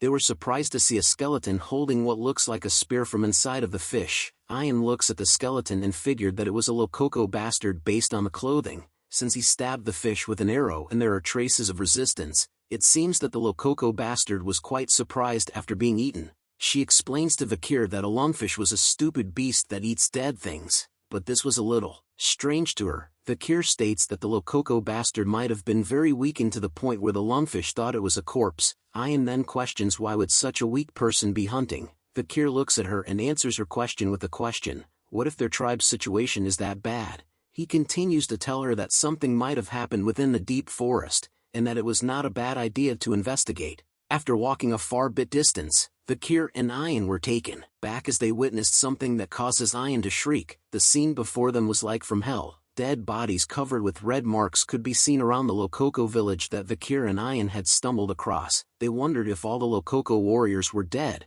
Vakir inspects the dead Lococo warriors. He sees that they had signs of vomiting and diarrhea, along with red spots, which he soon realizes what it was. Ayan then calls out to Vakir and tells him to look over there. She explains to Vakir that it was way past the time to eat, but there were no signs of fire towards Te Lococo's village. Human skeletons could be seen being hanged around the trees as if it was a Halloween decoration. The Lococo village could now be seen, but it was filled with dead silence with no signs of life. Vakir and Ayan along with Bakira were now strolling through the deserted village. Vakir notes that it was strange. There were no signs of life here. Vakir notices that based on the number of weeds, it's been a while since this place has been looked after. Ayan questions whether the Lococo tribe had moved somewhere else just as she opens the curtains to one of the tents, but as soon as she does, a whole bunch of flies came swarming out of it. A small dead body is seen hugging the bigger body deep within the tent. Ayan shouts at Vakir that there was a corpse inside the tent. Vakir tells her that there was also one over here. He looks at all the dead bodies that were scattered around the village. The corpses in the village and the red spots seemed familiar to him. Before he had regressed, there was an epidemic that spread throughout the deep forest around this time. It was called the Red Death. It was a first-class infectious disease that killed almost all the barbarians and species alike. Red spots appeared all over one's body along with vomiting and diarrhea, and due to the lethargy and pain, they become a cripple and die slowly. The infection spread so unusually quickly that it spread past the Empire's border. Ayan tells Vakir that they need to quickly leave this place. She tells him that this was a curse, a god's curse. Vakir tells her not to worry since it was an infectious disease. Ayan becomes more alarmed after hearing that as she tells Vakir that it meant that this was more serious. The two of them continue to argue throughout the village. Vakir tells her to calm down since it wasn't that contagious. Ayan continues to wonder if it really wasn't a curse. Vakir then tells her that if she was scared she could go back first. But Ian was worried about him about dying after being cursed. Then I die, said Vakir. Ian screams at him after hearing that reply. Who said you can go ahead and die? Her face was pissed off. A true waifu. Vakir thought that it was him obviously. Vakir went on to state that from the number of corpses, it seems like the whole Lokoko tribe wasn't annihilated. They had probably moved somewhere else, leaving the dead and sick here. He then tells Ian that he was going to take some of the usual things in their barracks, so Ian could go first and rest somewhere. She looks at him with concern while thinking that Vakir really isn't sensitive at all, but a chill went down her spine. She turns to see what it was that sent shivers down her spine. She lets out a horrifying scream that even caused Vakir to sweat a bit as he turned to see what had happened. What is it, Ian? Said Vakir as he walks over to her. Ian had dropped to the ground out of fear. She tells him with tears in her eyes that it was the curse. She points her trembling finger towards a certain direction in the village. She turns to Vakir and tells him that here was a cursed child. We need to run away, Vakir, shouted Ian. She tells him to go first and that she would follow right after. But all of a sudden, Ian yells out that her legs got a cramp. But our boy isn't a simp. He ignores her and moves towards the so-called cursed child. He kneels in front of her to inspect her. Judging from the child's appearance, Vakir noted that she didn't look like she's from the Lokoko tribe. She's about 5 years old too. The cursed child was startled to see Vakir up close. Vakir then notices that there was a pile of rocks with a flower near it. He deduces that she was mourning someone's death. Who are you? Asked Vakir to the cursed child. But the child remained silent for a moment before answering. Lokoko, slave, kitchen maid,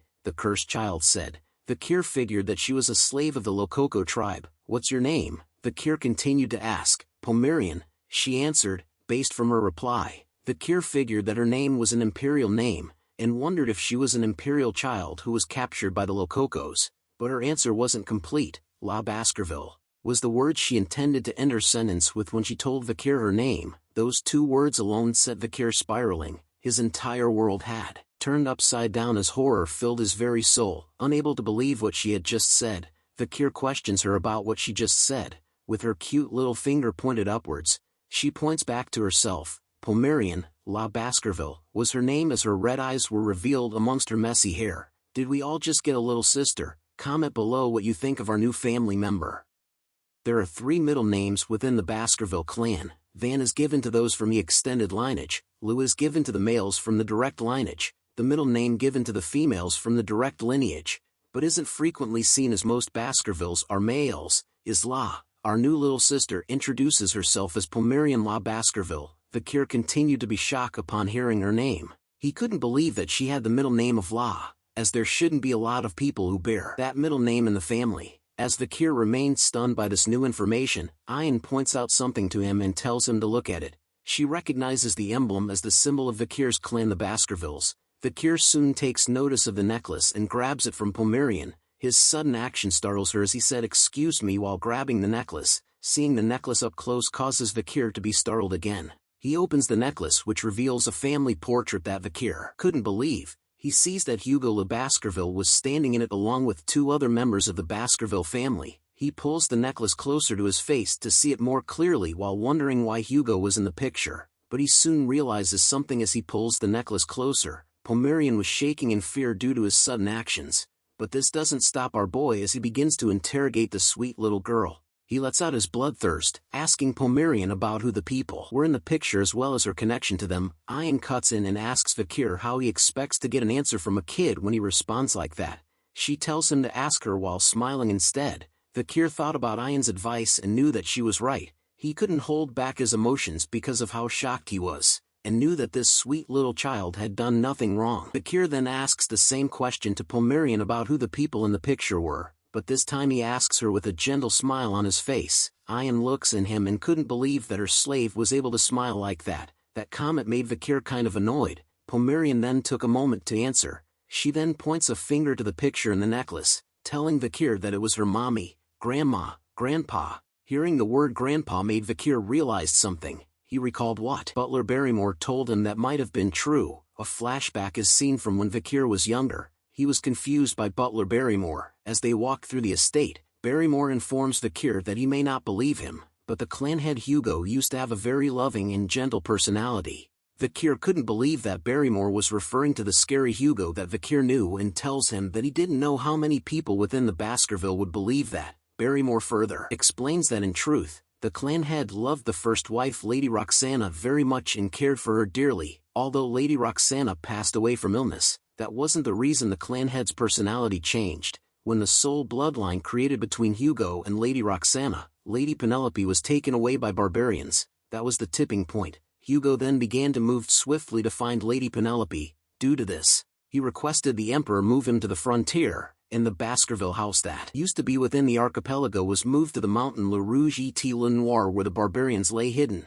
But no matter how many hunting dogs he sent, he wasn't able to find any traces of Lady Penelope. As time passed, without being able to even confirm the life or death of Lady Penelope, the clan head ended up being filled with rage and sadness that caused him to cry tears of blood over the loss of his precious daughter. After that incident, Hugo's rage against the barbarians neared madness, and he became a cold, calculating killing machine that lived only to destroy barbarians and demonic creatures. Vikir thought about how he ignored Barrymore's story of Hugo because he just couldn't believe it due to its absurdity, but upon seeing the appearance of Pomerian in front of him, she was the living proof. Penelope is the daughter of Lady Roxana, the only woman that Hugo loved, and the daughter of that Penelope is Pomerian. If Vikir had to guess if he was correct, then it meant that this girl here was Hugo's direct granddaughter. If Hugo, who currently treats our own children as tools while raging against the barbarians, saw his granddaughter who has barbarian blood mixed into her, what expression would he make? Wondered Vikir. He soon places his hand on top of Pomerian's head to comfort her. He noticed that she wasn't treated well within the Rococo tribe, so he tells her to come with him. Pomerian's eyes and mouth opened wide as she heard Vikir's words. Vikir continues to smile at her, thinking about if he was smiling correctly as she hadn't said anything yet, but she soon points out that her mom, hair, eye, same. Vikir tells her yes, as all the Baskerville hounds look similar in that it seems like he was her uncle. Pomerian repeated the word uncle as she continues to gaze at Vikir due to their similarity. She then looks back to the grave that she had built and placed a flower on. A flashback is seen where her mother, Lady Penelope, was coughing badly due to the plague. She tells her daughter that if she ever sees someone with red eyes, then she must follow them. Pomerian continued to stare at the grave while thinking of her mother's last words to her, but her action catches Vikir's attention as he looks down. Pomerian was holding onto his shirt. She calls him uncle and tells him that she wanted to come with him. This was the moment when the two stragglers of the iron-blooded sword clan had crossed paths. The scene changes to the tent that Vikir had built for Ian. A cutie pie pops her head out from the tent, asking her uncle about where he was going. Lads, we must protect her at all cost. Comment below if you wish to protect this sweet thing. Vikir tells her that he needed to go since he had a meeting to attend to as the matriarch had called for him. Pomerian wails out loud as she chases after Vikir, telling him that they should go together. Vikir agrees to her request and carries her up with his arm while thinking if she was scared of being alone. He thought about how it was great that she opened up, but looking after a child was harder than he thought. But there was nothing he can do. Vikir looks back at Pomerian who had nested herself onto his back. Her face was filled with joy as she hugged Vikir as he carried her. As Vikir walked through the village to the meeting, he thought about how he couldn't raise her in the Balak's village. He needed to raise her somewhere Hugo's eyes can't reach, in a place where the Empire's civilization grazes. He looks back at her and could see that she was sleeping and snoring peacefully. This made he think about Chihuahua and to ask him for a favor. Vikir also noted that he needed to leave the forest and stop by the city later. We soon arrived at the matriarch's tent. She was alarmed to find out that there was an infectious disease going around. She tells the people who had gathered in her tent that it was bad, since the rainy season was approaching. If the disease is still present during the rainy season, the damage done would be even more lethal. But the shaman elder shouted out to her that it was not a disease but a curse instead. The elders on his side agrees with what he said.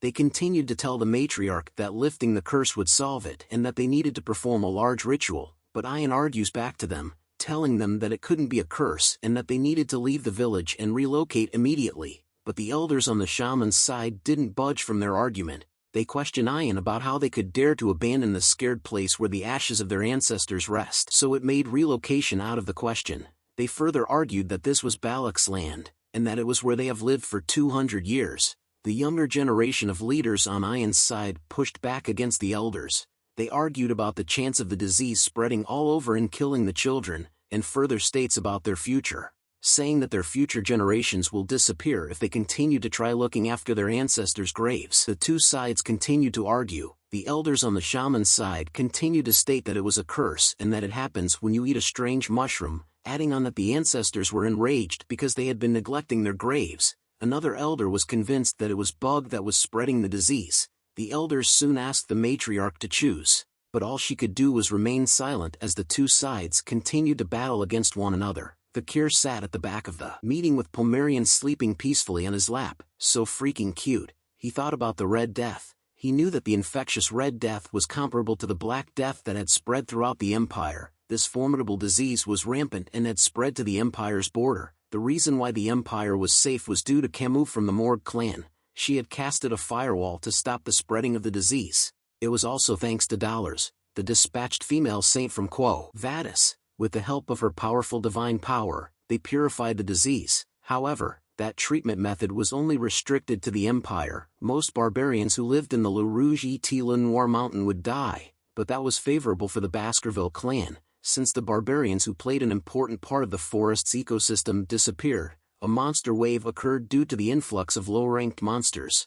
This resulted in an exponential increase in the number of casualties among civilians. The Baskerville clan, who protected the borders, received support from the Empire and started to subjugate the monsters. In the end, they were successful in protecting the border, and it became an opportunity for Hugo to further establish his political position. Vakir then raises his hand up to catch the matriarch's attention. He tells her that he had a way to stop the Red Death. As Vakir refused to witness that, Hugo, a pair of green legs with 3 toes on each foot, is tied upside down by a rope as it struggles to free itself. The green figure was then dunked into a pot of water. The rope that was tied onto its feet was pulled across a tree branch. It is revealed that there were a bunch of barbarians who surrounded the green figure as it was lifted up from the water. The barbarians were wearing a cloth on their faces as they exclaimed in wonder over this experiment. Upon closer inspection of the green goblin, they realized that it had contracted the Red Death after being dipped into the pot of water. The barbarian then tosses the green goblin that had the Red Death into a fire. Ian was happy to see that all the goblins that they had shoved into the infected water contracted Red Death.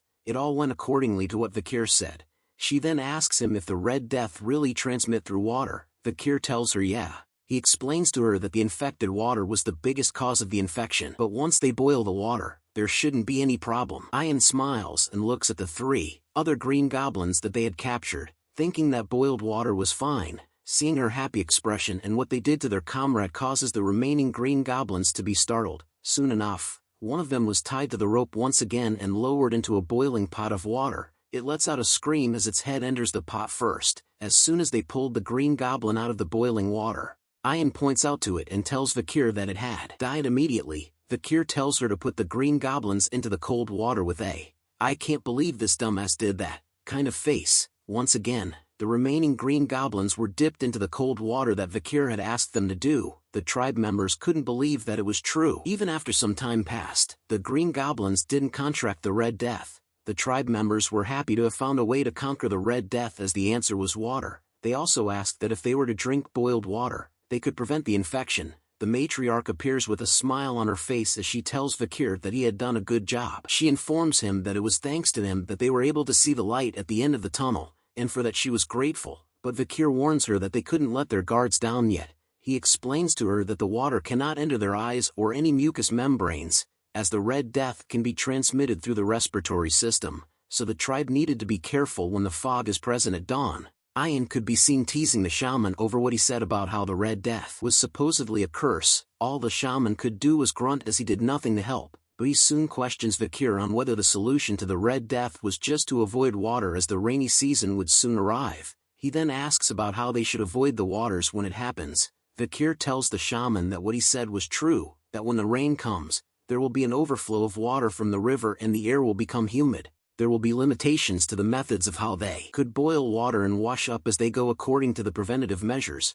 Kind of sounds like they have COVID. Hearing Vakir agree with him brought a smile to the shaman's face as he was right for once, but then Vakir tells him that they needed to relocate the village. Hearing that causes the shaman to be startled. He yells at Vakir that he had already told the tribe that they couldn't leave the place where their ancestors lie. He then questions Vakir if he was choosing to ignore the words of the Council of Elders. But Vakir remained determined with his words. He tells the tribe that there was a method such that they won't have to move from the Balak territory. The rainy season approached the Le Rouge et Le Noir mountain as dark clouds filled the skies with a heavy downpour of rain. The river flooded, and what was once flatlands became vast torrents of swampy terrain. Within the deep forest, the torrential rain was something that even the elderly had never witnessed before, and that's how everything within the deep forest became flooded. Massive amounts of water covered the land as only the tops of the trees could be seen from above, all except for the Balak village. The tribe members could seen shouting to pull harder and tie it tighter as they held onto a rope. The tribe members continued to shout at one another to raise the fence, so that it could be stabilized and wouldn't fall down. It turns out that the Balak tribe had relocated to live on top of the trees.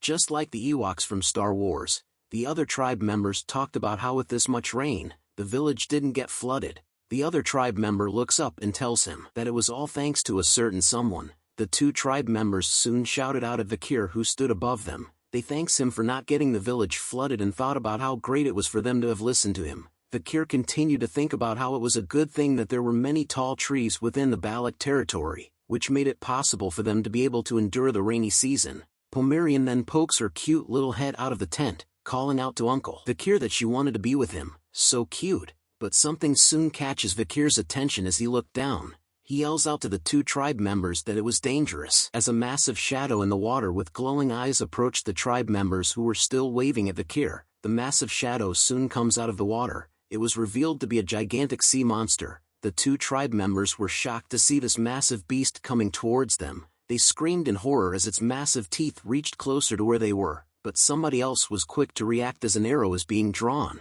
A powerful blow manages to land itself right onto the gigantic sea monster's body that causes its face to go like, WTF. Ayan had appeared with her bow in hand. Get lost, you damn catfish, said Ayan. Vakir then asks her if that monster was the Mashusu. Ayan explains to him that it was the one known to be the king for dozens of years around this area. She tells him that the tribe calls it Ka. It kind of looks like a mix between Gyarados and Magikarp from Pokemon. Comment below what you think it looks like, but the Ka doesn't retreat even after being hit by Ayan's arrow. It slams its tail into the buildings that the tribe had built. It then sends the two tribe members flying through the air. Vakir immediately leaps down from his home.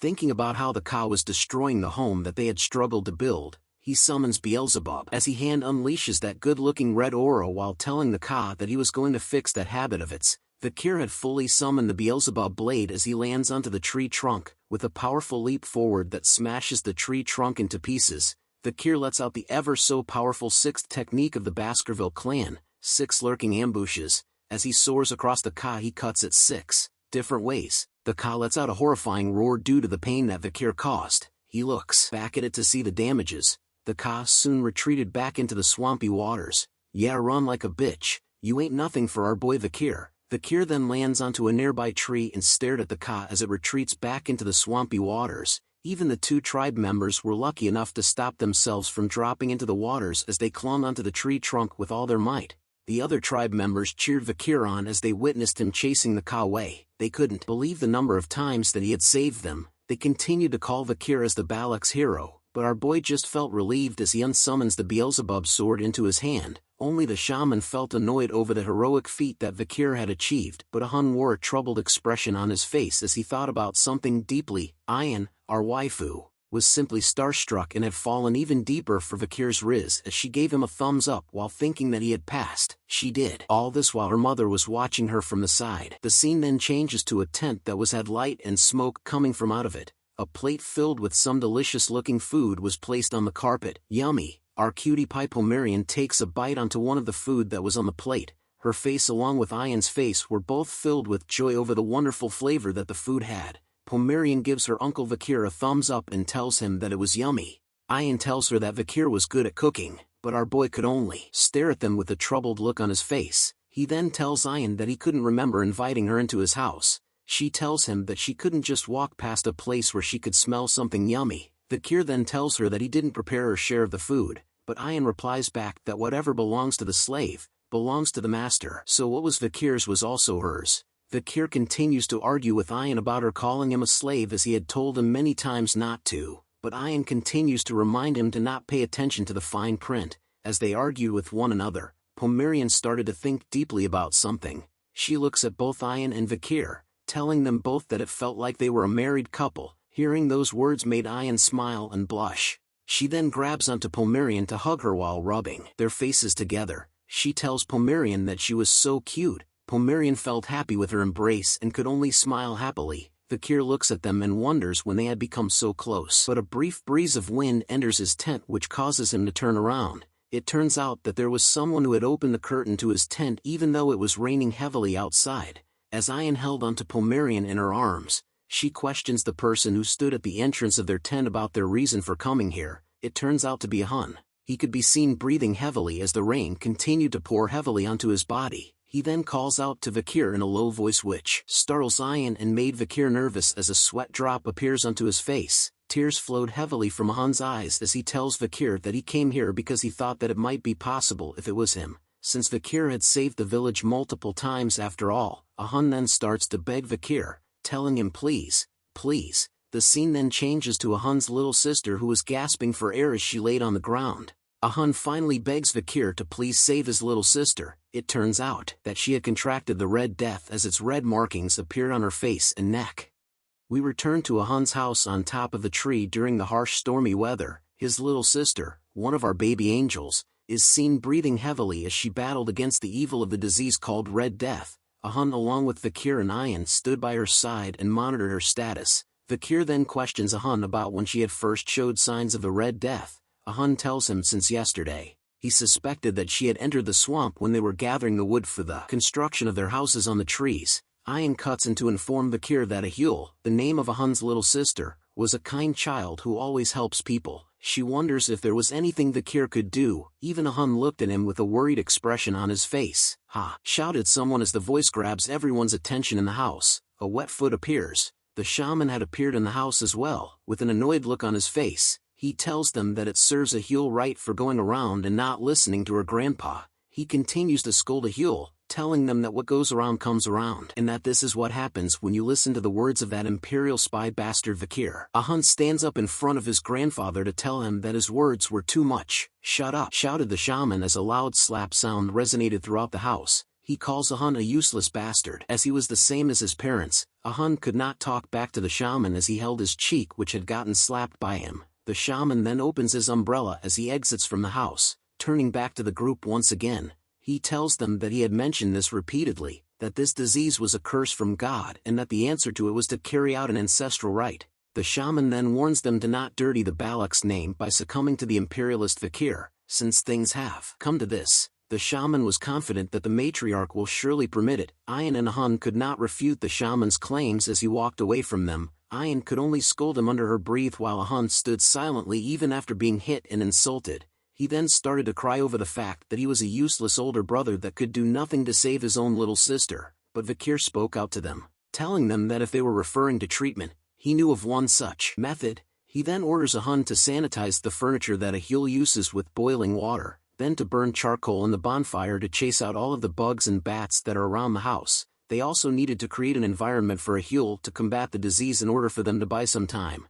"Can you do that?" asked Vakir to a Hun as he looked at Vakir with tears in his eyes. He quickly rubs the tears away, telling Vakir that he could do it as he turned around. Ayan was surprised to hear that from Vakir. She walks over to his side to question him if he really knew about a way to save Ahul. Vakir replies that he did, but he needed her to do something for him. Ayan was glad to hear that she could help, so she tells him to ask her for anything. "Bring me out of the deep forest," was Vakir's request to Ayan, who then wore a shocked expression on her face after she heard that. He looks at her with a serious look on his face, telling her that by doing that for him, Vakir would be able to get the medicine for the infection.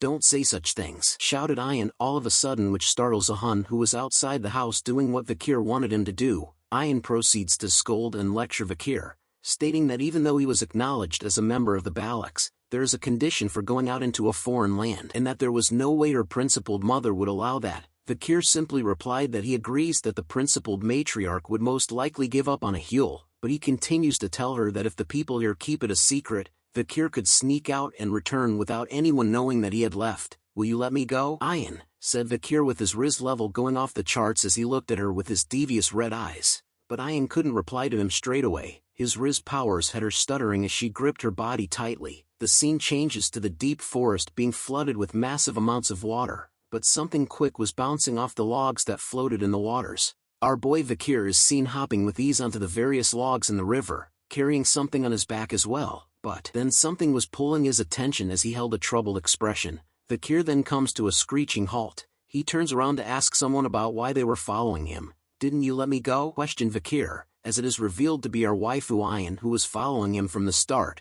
She tells him that they should go together, but Vakir replies that she would only get in his way. Ayan asks him to tell her where he was going, but Vakir replied with a stern no. She then questions him about why he was taking Pomerian. It turns out that it was our cutie pie Pomerian who was being carried by Vakir all along. She was still sleeping peacefully on his back as Vakir didn't reply to Ayan's answer. She talked to Vakir about how she saw him using a sword that came out from his arm and the fact that he knew about Red Death. All these things happened, yet Ayan didn't ask him about any of them. The rain continued to pour down heavily onto the pair as she recalled their memories together. Ayan knew from the first time that they met, from when he had rescued her from being a slave, that she would always give in to Vakir. And the fact that she couldn't ask him anything is that she knew that Vakir would disappear once he tells her the answer, so she just wanted Vakir to answer one thing. With a sad look on her face, Ayan asks him, "You'll come back, right?" Afraid of hearing the worst answer from Vakir made Ayan close her eyes. "I will," said Vakir, which made Ayan open her eyes just as she was about to cry,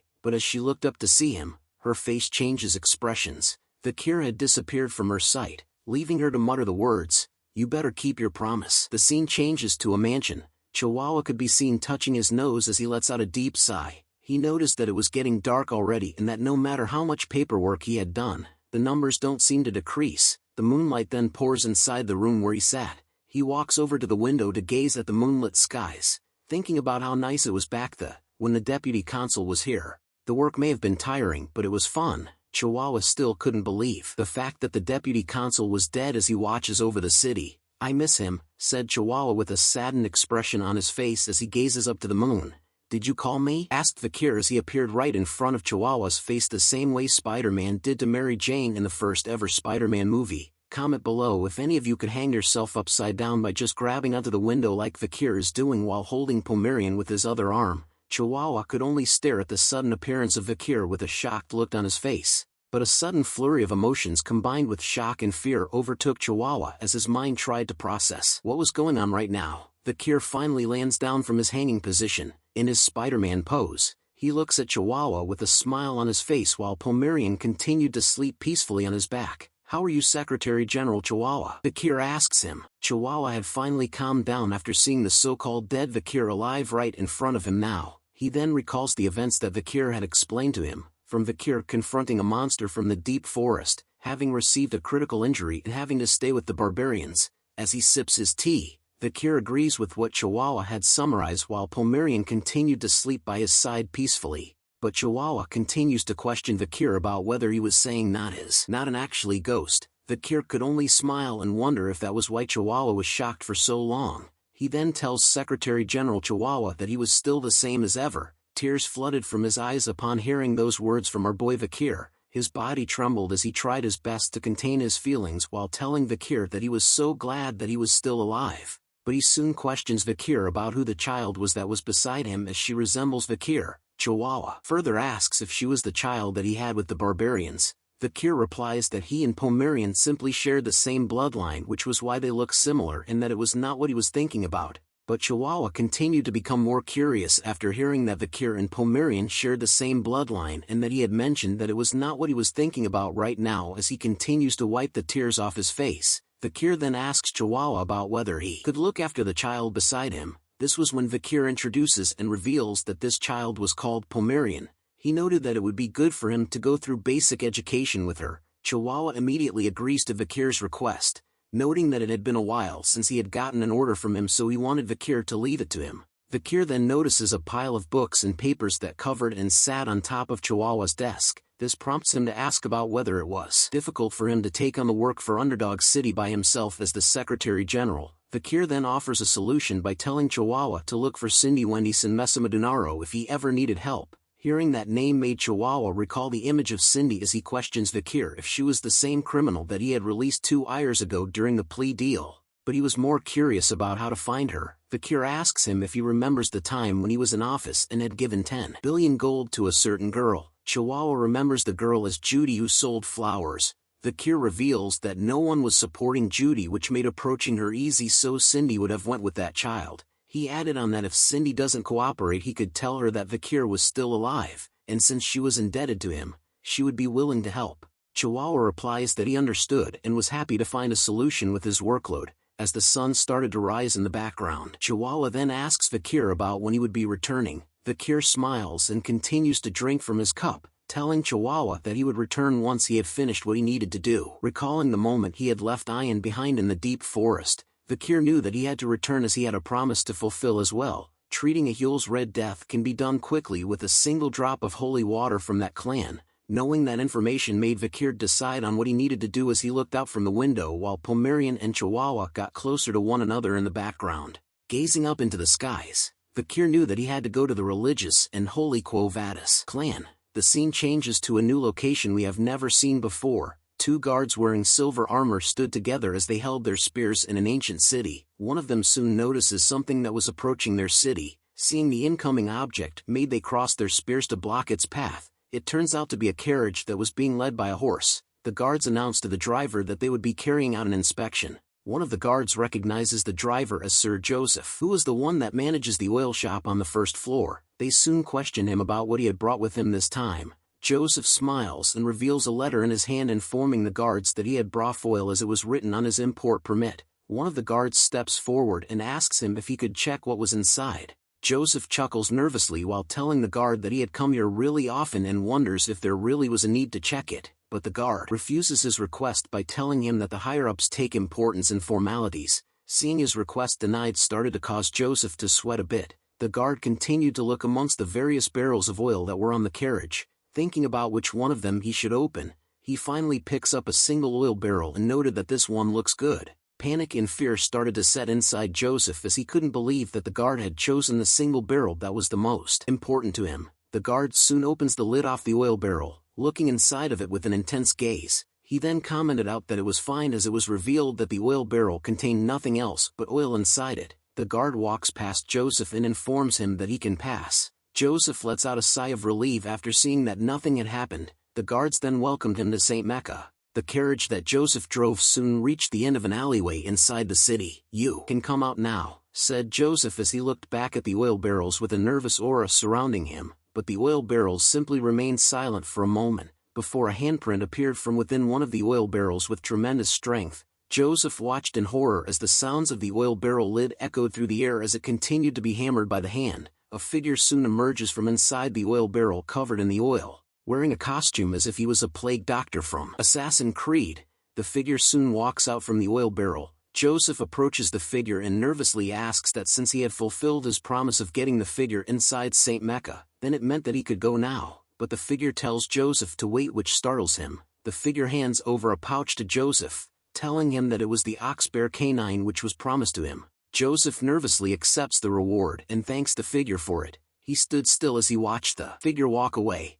Joseph couldn't believe that the figure had been submerged inside the oil barrel for over 2 hours, making him question if that mysterious figure was even human at all, as that same figure stood on top of the bell tower, giving off major Assassin's Creed vibes. The mysterious figure soon removes the mask and lets out a deep breath. It was revealed to be Vakir. He watches over St. Mecca while stating that it was his first time being submerged for so long since the river Styx, where he was submerged for 7 minutes. But anyways, he was glad to have successfully infiltrated the Quo Vadis territory. St. Mecca was the Quo Vadis clan's central city. It has a population of 160,000 people. Because of the church, sexual desires and greed are heavily restricted. Even if gold is on the floor, they would walk past it. Since the citizens are consciously aware of order and public peace, they strictly abide by the rules. The bell in St. Mecca soon begun to rung heavily. Vakir looks up at it and started to think about how when the clock tower's bell rings, the people of St. Mecca would do this weird thing where they stop walking and pray. Just like Vakir thought, the people of St. Mecca soon stood still and held their hands together in a prayer position. A familiar headdress soon appears amongst the citizens of the city. Vakir calmly and easily walks past all the citizens with ease, thinking about how they could live when it's so suffocating here. Night soon arrives as darkness covers the streets of the city, only to be lighted by lamps. Vakir stood in front of a water well while rummaging through his jacket. He reveals a vial that contained a purple liquid inside of it and opens the cap. He then begins to pour out the mysterious purple liquid inside the vial. The Red Death's infectious bacteria is carried in a Huel's blood, sweat and tears. It's a highly infectious plague, so people will get infected immediately pouring this into the well. Although it's an extreme method, the situation is very urgent, and every minute and second is precious. It's a religious and holy territory, so they'll be rescued before a casualty even comes. "Hey, who are you?" questioned a bunch of kids that appeared from behind Vakir out of the blue. The kid talked about how there was a suspicious person by the well, but his friend tells him that they should just go, as looking at Vakir made them realize that he looks dangerous. Vakir lets out his bloodhound Riz aura, which envelopes the entire area around him in a red murderous color. He calls out to the children and tells them to listen carefully. He warns them that this well was cursed, and that those who drink the water from this well will not be spared by death. "Heed my words well," warned Vakir. The kids immediately tried to get the F out of there as they screamed out in horror. They shouted out that there was a ghost and that the ghost had placed a curse on the well. Another kid began to cry as he shouts that he would never drink from that well. As the ball that the kids dropped rolled over to Vakir, he was glad that with this, the children wouldn't drink from the well. Such a nice guy. A dagger soon appears and stabs itself deep into the ground. Vakir had placed the dagger near the water well, noting that a dagger left by the Leviathan clan, a clan famous for its deadly poisons, and that, judging from the situation, the ones who spread the Red Death in the deep forest were none other than the Leviathan clan. Vakir smiles deviously over his mastermind plan, knowing that since the religiously holy clan and the deadly poison clan hadn't had a good relationship since long before, he knew that a huge fight will probably break out with his actions, and that it was all for his preparations. Vakir soon realizes that it was almost time the holy water pours, making him wonder if he should go see the Saintess Dollars. A blonde-haired woman sat on a chair and watches the citizens gather before her. "Is this a new waifu for our boy? Comment below what you think." Numerous citizens of the city had gathered before the saint's massive mansion where she stays. The crowd of citizens continued to shout out to her, exclaiming that they had heard that the saint rests here and that they wanted her to open the door so that they could give their blessings. The crowd continues to call out to the saints by asking her to please take a look at their illness, while some of them simply wanted to see her face. A voice started to appear in the air, wondering why they had all come to see her at such a late hour. The citizens recognizes that the voice belongs to the saints. A man appears and announces to her that he would like to introduce himself as the Lord of the Dortsmile region. He was also the eldest son of the Jonathan clan, the clan that dispatches soldiers often, and that he was also the son-in-law of the Alphonse clan. Another man appears to introduce himself as well. He was the one that was in charge of the Ibsen Guild Association, the association that oversees the bourgeois family's exports. He was also an honorable knight who served Count Boston Terrier Le Baskerville as his squire for 2 years. An older gentleman introduces himself this time, telling the saints that if she heals his personal illness, then he would be willing to reward her with the entire productive granary. He would also reward her with a villa that sits on the beachfront villa on the warm southern shore and exclusive carriages. Even after hearing all those numerous titles of prestigious men and their rewards for her powers, the saint simply replies to them to stop. She informs them that she was uncertain if the identity or wealth they presented was enough of a reason for her to open her gates at such a late hour. She then tells everyone to return to where they came from. The citizens hear this and none of them argued back, they simply left her gates. Vakir stood among the citizens as everyone went their separate ways to return home. He held a curious look on his face as he recalled his past memories. Before Vakir had regressed, he often saw the saints on the front lines of the battlefield. He saw her covered in blood desperately treating the injured. Her white clothes were stained in a bloody red and her white divine power never stopped glowing. The saints that Vakir knew of dislikes money and power as he recalled while staring at her gates. As he stood alone in front of her gate, the saints soon asks Vakir about who he was to come and look for her. Vakir kneeled down before the gates upon hearing her voice, telling the saints that he was just a young lamp that had lost its way. Vakir continued to kneel down in front of the gate for a while as there was no reply to his answer, but the gates soon opened to reveal the holy light that poured out of it with immense glare. The holy light shined brightly onto his mask as the saints tells him to please come in. Entering the gates changes the scene as holy relics decorated the walls and ceilings. Vakir continued to walk towards the angel statue that stood above a pool of water that sparkled brightly. The saints continued to question Vakir about how he had lost his way, but before he answers her, Vakir thought about how she was not going to personally meet her and figured that she had no reason to meet someone who's wearing such suspicious clothing. Throwing a bag onto the fountain, Vakir reveals to the saints that he had come to report that there was an epidemic spreading throughout the slums. He had brought the water from their well through the pouch that was on the fountain, telling the saints that since she possesses divinity, Viakir was sure that she would be able to detect the wicked energy that was exuding from the water that he had brought to her. The saints remained silent upon hearing that horrible information from Viakir, but she soon replies to him that he had lied to her. Upon hearing those words, the gates behind Viakir immediately shut itself closed in an instant. Troops covered in metal armor soon appeared and gathered around Viakir on the second floor, but Viakir simply showed no reaction to the events that had just occurred around him. A lone man stood in front of the others and exclaimed that for a young lamb who has its ways, Viakir's way of speech was rather aggressive. The man soon questions Viakir about who he is. Viakir's eyes began to glow bright red as he thought about how the man who stood in front of him belonged to a face that he hasn't seen for a while. Viakir knew the man as Pietro Quo Vadis. Before he had regressed, Pietro was someone whom Viakir entrusted his back to in the battlefield.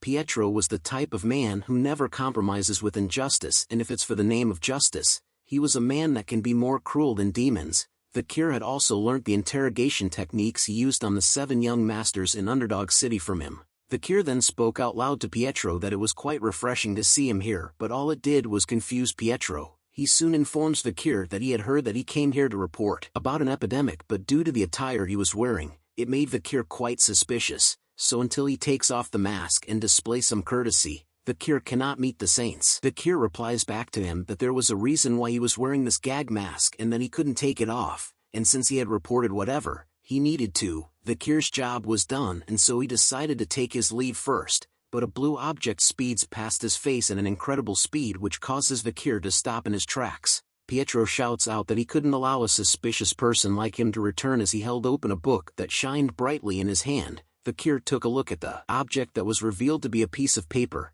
He speculated whether Pietro had thrown the paper after infusing it with divine power. Viakir noted that Pietro still uses such interesting weapons, reminds anyone of Gambit's powers from X-Men. Pietro then lands right in front of him, telling him that he could sense the wicked energy coming from that water pouch that Viakir had brought to them. Pietro then concluded that if there really was an epidemic, then it must have been Viakir who spread it. Viakir then questions his logic on whether he was the culprit. If so, then why would he come here to report it? Pietro further deduces that it might be according to Viakir's tactics to bait the saints out. Hearing that made Viakir thought about how Pietro's every word was right, summoning and casting even more of the blue pages imbued with holy powers to Viakir. Pietro announces that he would hear his confession later when he was in prison. Seeing the attack coming made Viakir immediately dodge the blue papers as they flew all around him, as he continued to run from Pietro's attacks. He knew that if he used his aura, then everyone here would figure out that he was a Baskerville member. He soon spots the place where he needed to be at.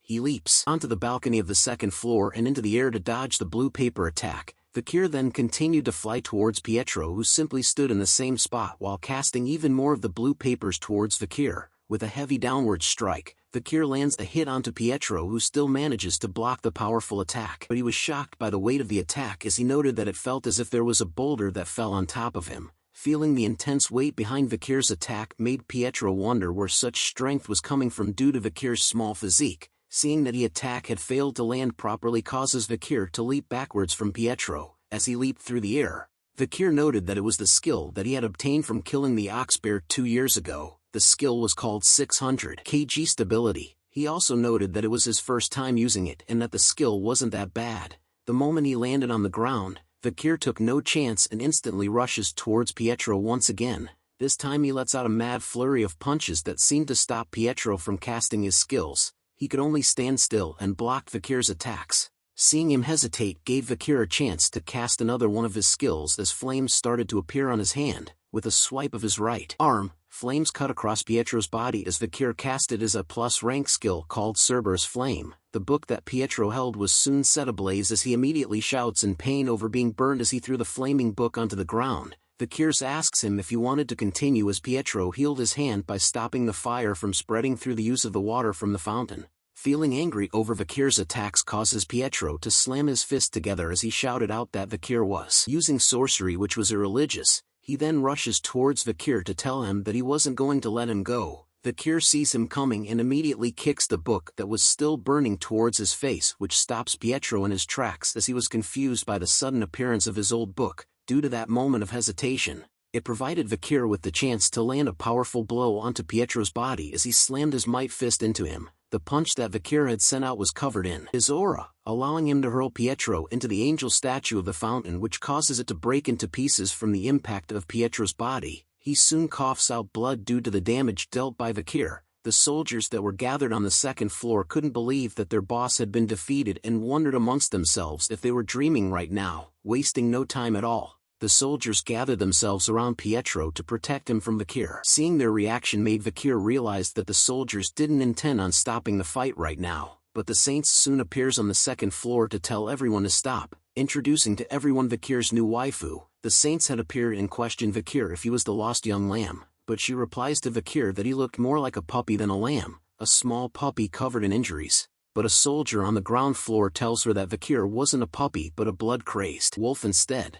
The Saint soon requests the soldier to bring them some tea, which surprises him. She informs them that she needed to talk to Vakir. Comment below if you think Vakir is getting a new wife. The tea and snacks had been served onto the table. The Saint and Vakir sat at the table across from one another while Pietro stood behind her as her personal bodyguard. He continues to stare at Vakir with a stern look on his face while remaining silent as the Saint picks up her teacup. Vakir looks at the Saint and wonders if she was 16 years old right now. The pretty blonde lady, aka Vakir's potential future waifu, who sat across from him, was known as Luan Quo Vadis the Saint. In the future, during the war against the demons, she treated patients on the front lines, saving countless lives. She is the living example of benevolence. During the time of ruin, like everyone else, every martial artist who encountered her, including Vakir himself, respected her. Dollars continues to stare at Vakir with a cross symbol in her eyes in silence after taking a sip of her tea. She then reveals to him that she had been stressed lately, which piques Vakir's interest as he wonders what she meant by that. Dollars continues on to say that she was a student who had enrolled in the Imperial Academy called Colosio. As it was the holidays, she was currently taking a break from studying and the handling of family affairs. Hearing this from her made Vakir wonder what was with the sudden mundane talk. She then looks out the window to tell Vakir that just as he witnessed from before, nobles and merchants would look for her no matter the time. The illnesses that they wanted her to treat are either after effects of narcotics or sexually transmitted infections. She sees that there was not one person who was gravely ill present among the crowd that had gathered before. She continues to inform Vakir that justice, righteousness, benevolence, and equality is God's will, but she wonders why do people only see what's in front of them. Theology is essentially the process of understanding humans, so it's inevitable, was Vakir's answer to Dollar's question, which was good enough to catch her attention. She recognizes the phrase that Vakir spoke out loud as the Old Testament Asmoser from chapter 6 verse 9. She couldn't believe that there was someone who knows such old passages exists, but Vakir simply remained silent afterwards. He then changes the topic to inform Dollars that there was an epidemic that has spread throughout the slums of St. Mecca, and that the pouch that contains the infected water that Vakir had personally collected from a well in the slums. Hearing all that information made Dollars wonder if it was all accurate. She stares at him with a serious look in her eye and questions Vakir on whether he was not involved in this incident. He answers back to her with a question, "If I was, would I come here on my own?" But Vakir continued to think that he couldn't avoid suspicion, which prompts him to wonder if he should use that method as he raises his hand off the chair. Seeing that sudden action from him catches Pietro's attention immediately. He stands in front of Dollars to act as a shield while telling her to get behind, but a sparkling light soon appeared in the middle of the air. Vakir tells them that he dislikes harming innocent people as the divine light power started to radiate from his own hand. He continues to tell them that it was especially true since this was his hometown. Dollars was captivated by the appearance of the divine power in Vakir's hands, while Pietro remained stunned and wary of his actions. Dollars couldn't believe that Vakir was a believer of Luan. He then stops showing off the divine power and questions them on whether they would listen to what he has to say now. He informs them that he had spotted some suspicious people pouring liquid from a glass bottle into the slum's water, and that those people were criminals. Hearing this made her worry as she continues to doubt Vakir's words while asking him if he knew what their motives were. Taking out a scroll from his jacket, Vakir tells her that the criminals were probably those who wish for the decline of the Quo Vadis family and those who will benefit from that. Unrolling the scroll onto the table revealed marked territories of the land. Vakir points to the section marked with Leviathan and continues to explain to Dollars that firstly, the ones who will benefit most are the deadly and poisonous Leviathan clan as well as the conglomerate bourgeois family. The Leviathan clan will use the epidemic as an opportunity to collect samples from countless patients and use them as research. Moreover, once the divine Quo Vadis family falls, There is no other method better than this for the Leviathan family who are hostile towards them. There is also the bourgeois family. Valuables don't disappear during an epidemic. With the death of labor's landowners will become bankrupt. With the presence of empty fields, factories and stores, the family will consume a variety of real estate and start a new business. Vakir knew for certain that the ones who spread the Red Death are the Leviathan bastards, and the ones who cooperated with them so they could reap the benefits are the bourgeois merchants. The natives of the deep forest become scapegoats in order for both clans to benefit, so after explaining the reasons, Vakir concluded that they were the ones closely related to the epidemic but reminded Dollars that it was just his hypothesis. Hearing all that explanations and information made Dollars think that it was all possible while wondering how it was possible for someone to predict future incidents so accurately to exist, making her question Vakir about who he was as his shadow was revealing a strong energy. Vakir then tells them to just call him the Night Hound. Hearing that name sounded ominous to her while Pietro commented that Vakir had picked a name that suits what he was wearing well, which was utterly blasphemous. Moving on to think about what Vakir said made her note that it was quite possible. She then informs Pietro that they needed to visit the slums as they needed to investigate the epidemic and to report it to her father. Pietro hears her orders and replied back that he understood. Seeing her take action made Vakir realize that he was lucky to meet the saint and that with this, things will be able to progress much faster. Dollars continues to look at Vakir and wondered what it was. Why does the man who defeated the unrivaled Sir Pietro and the Holy Knights look so small and pitiful? Staring deeper into our boy's soul with her crossed pupils, Dollars could sense the smell of a beast exuding from his soul, the smell of blood oil and stell as well as violence and pent-up anger, the color of hatred. In deep whirlpool of numerous emotions within that lies immense sadness. Who is this person was the question that continued to linger in her mind. The scene then changes back to the slums where Vakir had poured the infected water into the well. We arrive at a rundown church whose lights were turned on. A group of nuns were alarmed by something as they appeared with masks covering their faces. They couldn't believe that the saint herself had arrived to their church. One of the nuns began to cry as she begged Dollars to please save them from the horrific epidemic as numerous people laid on the ground covered in blankets. Seeing this sight made her realize that what the Night Hound had said was all true. Vakir stood at the back and was still able to see what his work had done. He apologizes in his head towards the people who had gotten infected due to the lack of time he had, but he was thankful that there were at least no children who had gotten infected, making him wonder if the fear he instilled among the children at the well worked. But Vakir was thankful again that the infected civilians were at the initial stages of the disease, so he had no choice but to leave the rest to the saint. Seeing the infected civilians up close made her note them as pitiful people. She held the hand of an infected person to tell them that they didn't have to worry as the Godluan's most sublime love will heal all of them. Dollars then began her prayer. The light of my light, the flame of my life, my sins, my soul, witness these pitiful people who have gathered here. A teardrop started to appear on her eye which slowly dripped down from her face. As it touches the ground, a golden light started to appear and shined brightly. The effects of the prayer was intense as a holy light started to cast itself onto Dollars as she prayed. The light was strong enough to be seen from the outside of the church from where everyone was.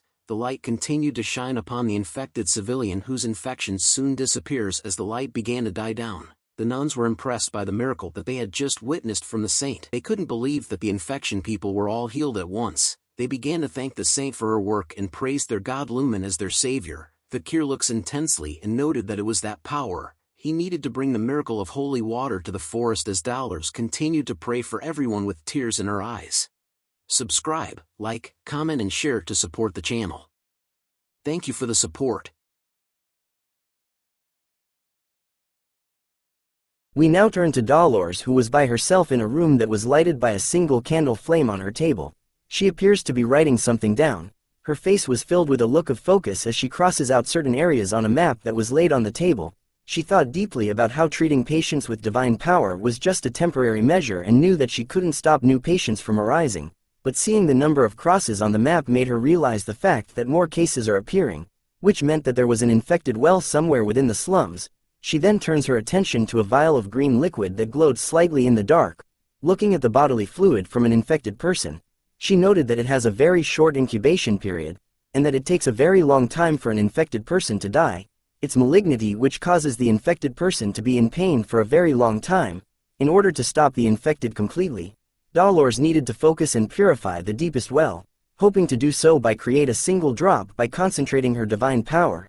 But as she lets out a deep sigh, Dolores understood that now wasn't the time for her to be lost in her thoughts and she needed to go and treat one more person, but a feeling of uneasiness took over her body, causing her to drop to her knees as she held onto the table for support. She recognizes the feeling as anemia, which made her wonder if this was the repercussion for using too much divine power, but she decided to swallow her fears instead and stood up to leave the room as she knew that she could still do it, if it's to alleviate the pain the patients experience as soon as possible. As soon as she left her room, Dolores was greeted by somebody shouted out that the saint has arrived. It turns out to be the three nobles who were waiting for her with the crowd late at night. They informed Dolores that they would go with her too and not worry anymore, but she questions them about why they were here. The nobles reply that they had come here to help her as they couldn't leave such a noble lady alone in a low and dirty place. They inform her that they had brought 3 wagons filled with donations and emergency relief, so that people from the slums had won the jackpot today, but as they told her this, Dolores' face was filled with a dead stare. Her vision of them was muddied with a purple blur as she sees them for what they were. The nobles continued to tell her that they thought the people of the slums would be skinny and live in filth but discovered that they were quite humane. One of them wonders if they may have gone overboard with the donations, as another was worried that if they give the slum people the donation, then they will lose their will of self-sufficiency. The nobles soon cut to the chase and informed the saint that it was also a gentleman's duty to protect the lady, which was why they wanted to follow along with her. Dolores then replied back to them, saying that she thought they had delivered their intentions well, with a holy aura surrounding her. She tells them that she would leave it them with a smile on her face. Just those words and look on her face was enough to capture the hearts of the 3 nobles as they blushed heavily while gripping their chests tightly. We soon returned to the tents that held the infected patients of the slums.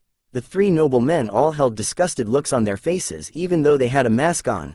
They complained about the smell of the place while shouting out that one of them had stepped on trash, complaining to the others that his shoes were expensive and was limited edition. All while the clergy and doctors were trying to heal the infected patients. The noblemen then began to beg the priest to treat them first as they held themselves back from vomiting. They even argued to the priest that they believed that they were going to get infected as well, even going so far as to command the priest to move everything so that they could get out of here. All them complained as Dolores stood in the back. She knew that this would happen as it was blasphemous to come to a relief area with ulterior motives. She continues to wonder if the noblemen did not know that the only thing they needed was empathy for the sick. Absolute and pure altruism, dogmatic sacrifice, a sense to volunteer kindness and tenderness. These are the closest things to God's grace and love. As she continued to walk through the relief area, Dolores's face changes to something more serious. A dark aura began to seep out from behind the curtains of the tent that stood before her. She knew that from here onwards, it was more horrific and that the critical patients were all gathered here, the sick and the clergy. Everyone here will be in pain. As she made her way towards the sickest area, Dolores apologizes to everyone in her mind for not being here with them. With each step she took, she lighted the way with holy aura that brightens everything in its path. She opens the curtains to the area, knowing that she was now present with them here, but something stuns her the moment she saw what was happening in this area as a voice shouts out to quickly bring more saline. A scalpel was then seen being pointed towards the chest of one of the infected patients. The priest and nun were standing by the side, alarmed to be witnessing something that made them question if divine power was the only thing that would work on the infected patients. The clergy even questions just how many hours has our boy been with these patients by himself. As soon as there was cut made by the scalpel on the infected area, Vicar places his hand over with divine power covering it. Sliding his fingers along the cut made it disappear along with the infected areas of the body. The clergy sees his actions and speculates that Vicar wasn't blessing the skin but was instead letting the blessing flow into the infected area. He then realized if that was what Vicar was doing, then he himself might be able to focus and use divine power. The clergy continued to be amazed as he didn't think that a method like that would work. Dolores on the other hand was still stunned by our boy as she recognizes him as the Night Hound. All she could think of was amazing, as she didn't expect him to be this skilled when it comes to medicine and divine power. Vicar then went on to try his best in healing the other infected patients. His face underneath the mask was filled with sweat dripping down as he focuses on healing as much as possible. In general, divine power is a cleric's prayer reaching God, which God then accepts and gives the cleric power.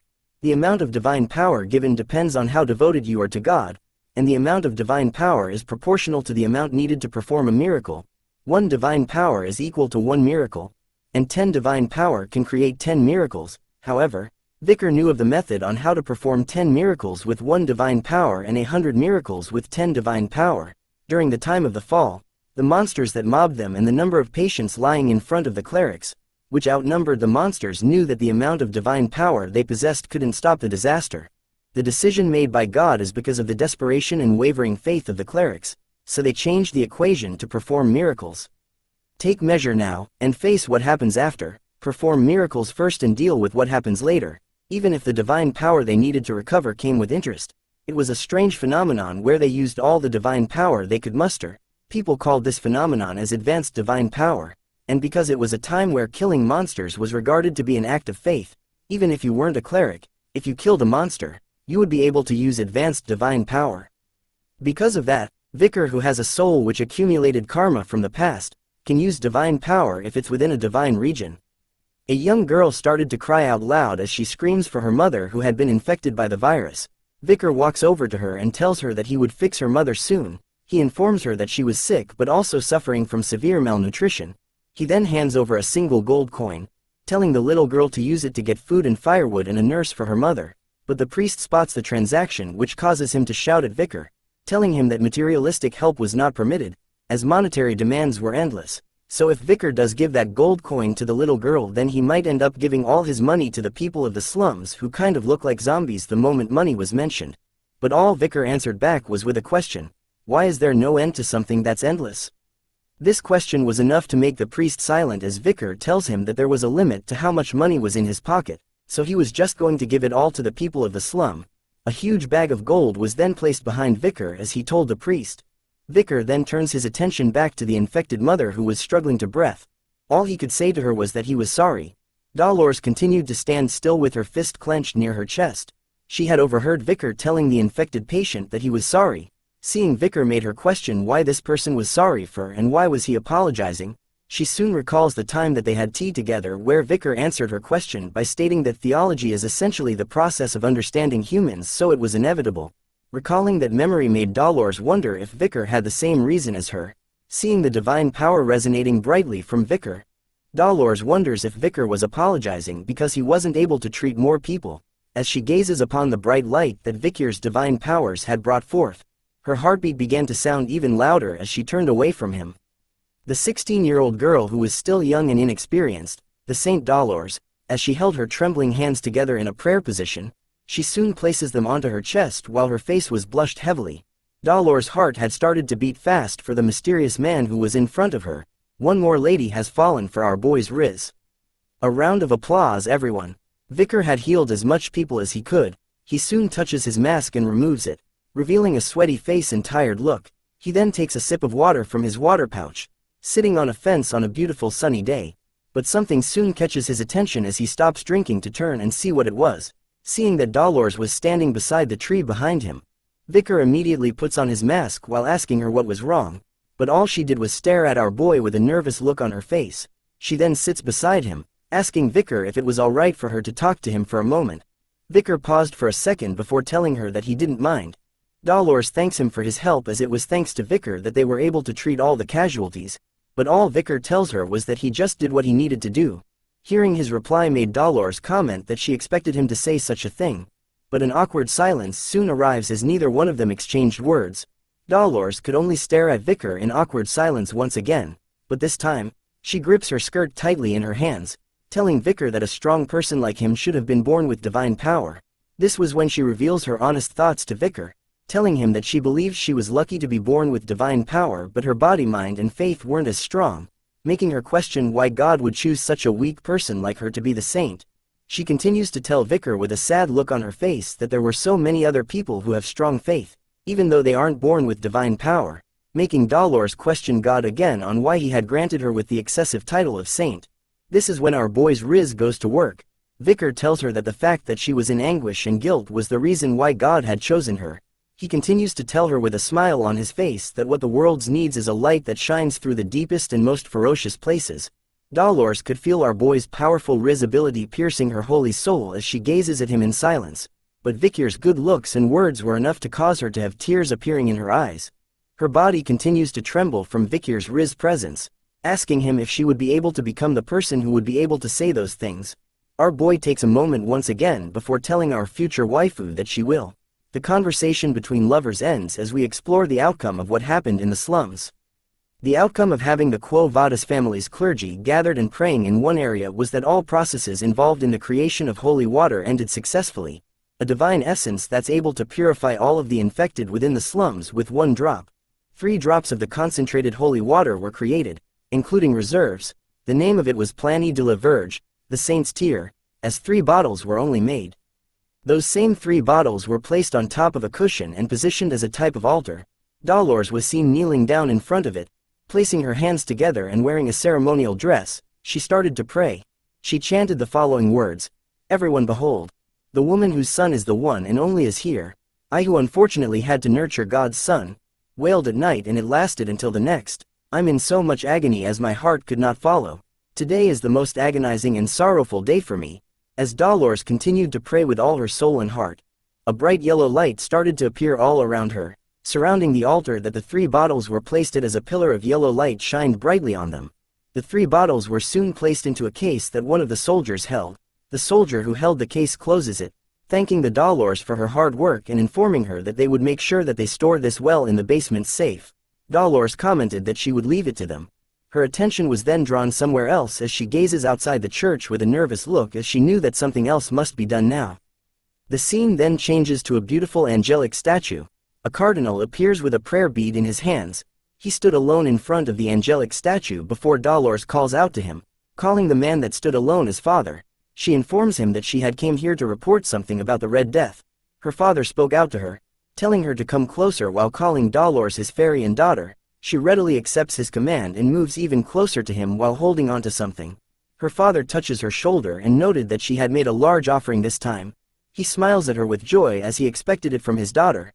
This man was named Humbert Lune Quo Vadis, the cardinal of the Lune Church, but for some reason Dolores did not show the same level of affection towards her father, as her eyes and face remained motionless while telling her father that he was being too gracious with his words. Humbert then tells her to reveal what had happened. Dolores informs him that at first they had planned to use the Saint's Tear that they had created to purify all of the water that's flowing underneath Saint Mecca.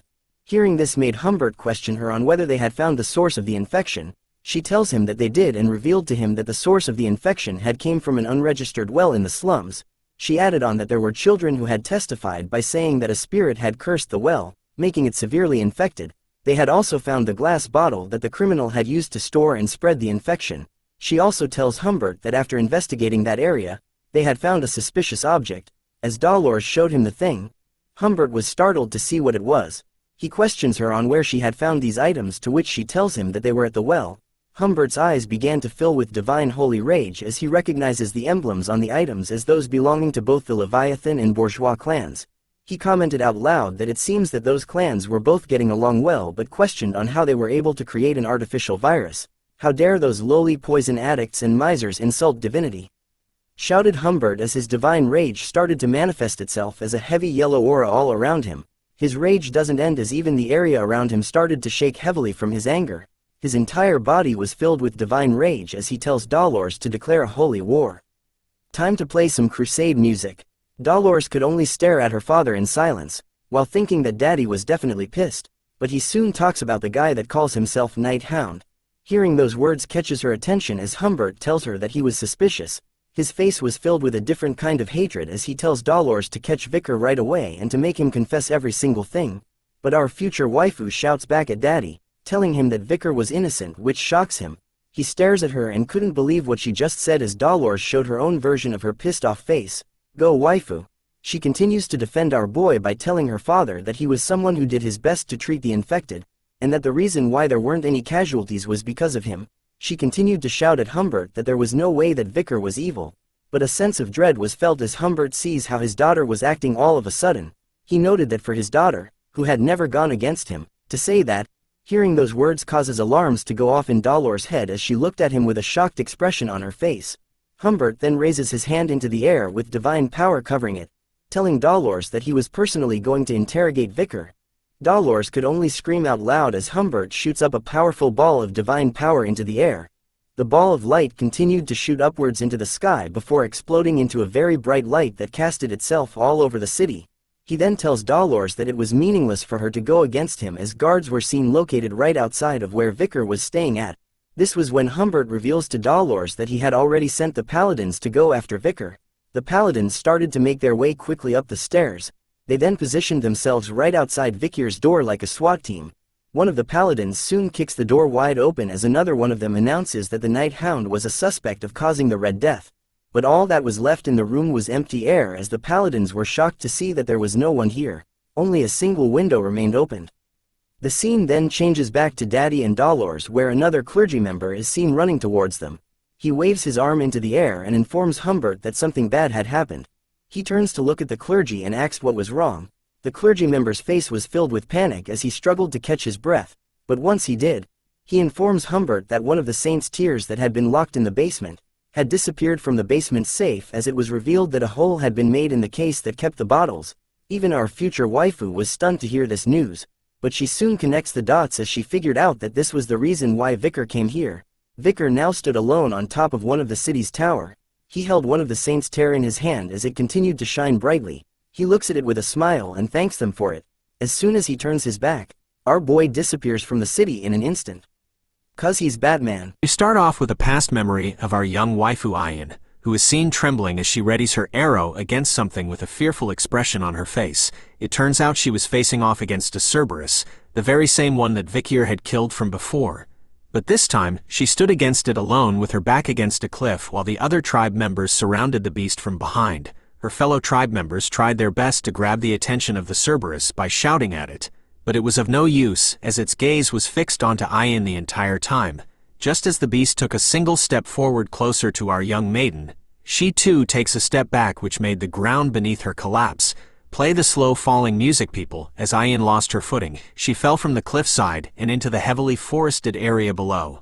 The sounds of tree branches being snapped at a fast rate could be heard as she made her way down before ending with a loud thud sound. Her eyes began to slowly open upon hearing various voices surrounding her. She soon sees a bunch of unfamiliar men looking at her. The group of men surrounded Ayan from where she laid with their carriages. Ayan could now be seen awake with bandages on her forehead, but a painful expression was what she wore on her face. She appears to be standing guard against something with a sword in her hand. It turns out that she had been placed into an arena where she had to fight against someone. The crowd goes wild as a man who appears to be her opponent is smirking while clasping his fists together. The bald-headed man starts the fight by rushing towards our girl in a mad fury. Ayan continues to be fearful about what was happening while her opponent was still smiling. But our girl ain't no little bitch, as she manages to cut the man on his shoulder while dodging his attack. But her cut only left a small wound as she turns to see what her attack did to the man, who returns the favor by grabbing her ankle while she was still upside down. Just like how our old siblings used to wrestle with us and went too hard, so did this man as he threw our beloved waifu hard against the walls of the arena, smashing the wood into bits and pieces, rendering her unconscious as she spits out blood and tears. The crowd of a-holes started to laugh as they hide their bitch-ass faces behind a mask. Ayan's opponent remained the only one standing, and basked in the cheers of the crowd as she laid on the ground. She regains consciousness, as her eyes remained opened while tears began to flow out of them. As she continued to cry from the pain, she recalled the memories of the people from her tribe and her own mother. As the crowd continued to cheer loudly, our waifu began her redemption arc as she places her hand heavily onto the ground. Her actions grabbed the attention of the nobles that sat behind her as she sat upright. She slowly stood up as her opponent was talking to another man, as well as recalling her memories with them where they had whipped her. She smears her own blood onto her face as a form of marking, giving her the strength and courage to prevail against all odds. Tears began to flow from her eyes once again. But this time it was not because of sadness, but because of the rage and fury that was built up within herself. But she isn't the main character of this story, sadly, as she still ended up behind bars as a slave. Her face seems to have given up all hope against escaping from the clutches of her captors as the memories of her tribesmen and mother started to fade. Her eyes remained dry, as no tears would come out anymore before slowly closing. A vial containing a red liquid was dropped near her, as Ayan awakens from her slumber to see what it was. She sat against the cold steel bars of her cage in fear of the sudden appearance of another man. It turns out to be the moment that our boy Vikir had met her. Their meeting together had colored the once dull life that Ayan held before meeting Vikir as he tells her to go. We soon return to the present where she awakens from another slumber with tears in her eyes, probably due to her memories of the past events. As she laid on her mother's lap, her mother asks her if she was had a nightmare, but Ayan didn't reply and remained silent. This prompts her mother to reveal that Ayan kept looking for Vikir in her sleep. She finally speaks with a flustered look on her face, telling her mother that the pain she was feeling was getting worse, her chest hurts, and her body was burning up, and it made her heart feel as though it was dried up. All these symptoms made her wonder if she had contracted the Red Death. She continues to tell her mother that she couldn't have it, and that what she was feeling right now was so painful that she regretted being born. Her mother started to comfort Ayan by telling her a story about how her father and her had buried a small seed in the ground. Her father had planted the seed while she was watered that seed every day. Not long after, the seed sprouted, and after several months it became a healthy and beautiful flower. Hearing that story brought more tears to Ayan's eyes, but here's a plot twist, everyone. Her mother then tells her that after they cut the flowers they extracted the sap and smoked it. They had gotten high and had some fun, which was how Ayan came to be. As her father had committed a bad deed, he ended up being executed by her grandfather. Such a sweet story to tell your kids, everyone. Ayan could only tell her that her body was getting worse after hearing the end of the story, but her mother gave her a piece of advice. You don't know what life will throw at you, you just need to live it. She continues to tell Ayan to wait a little, and that when Vikir returns after finding a way to treat the infection, but Ayan replies that she didn't need to comfort her. Ayan tells her that he wouldn't come back after recalling their last meeting with one another, but a member of the tribe shouts out that Vikir had returned. The announcement of Vikir's return continued on as they shouted that he had returned with the medicine. But just before Ayan's mother could tell her that she was right, our waifu instantly leaps out from her lap and runs towards where the shouts were coming from. This sudden reaction from her daughter kind of makes her angry as she watches her run at full speed, making her wonder if she had really contracted the Red Death like she said just now. As Ayan made her way at full speed, she recalled the past where she revealed that she was very scared back then. Even when Vikir was facing off against Madame Eight Legs, she stood behind the trees and watched him, which allowed her to see how he faced his fears, which was why when he had been knocked out by Madame Eight Legs, she was the one who rescued him from death, and that he was the reason why she could stand back up again. We finally have our sweet reunion as Ayan brushes past her fellow tribesmen to see Vikir standing right there in front of her. You came? Questioned Vikir as he spots her in the crowd. He tells her that he had heard from the warriors earlier that Ayan had gotten the Red Death, but our waifu is a woman of action, instead of words. She simply Randy Orton's our boy onto the ground. Watch out, watch out. Vikir simply laid on the ground with her on top of him, telling Ayan that if he didn't use his mana, then his back would have been broken. But he questions her on whether she had really contracted the Red Death, but all she tells him was that as soon as she had heard that Vikir was back, her body became lighter. Hearing that made him wonder if she was faking it, to which Ayan reveals that she was. With tears of joy in her eyes this time, she tells our boy welcome back. Taking a pause, Vikir tells her, I'm back. Night soon arrives as a single hut on the trees remained lighted. Everyone from the tribe were gathered around Ahul, who laid in the center of the hut, struggling to deal with the pains of the Red Death. Vikir kneeled in front of her with a pouch in his hand. He slowly unravels it, letting out a bright divine light from the holy water that the saint had made. As he continued to hold on to the vial of holy water, its radiant light started to spread around the hut. Its holiness was enough to cure Ahul, as the red spots on her face started to fade away as the holy light touches her.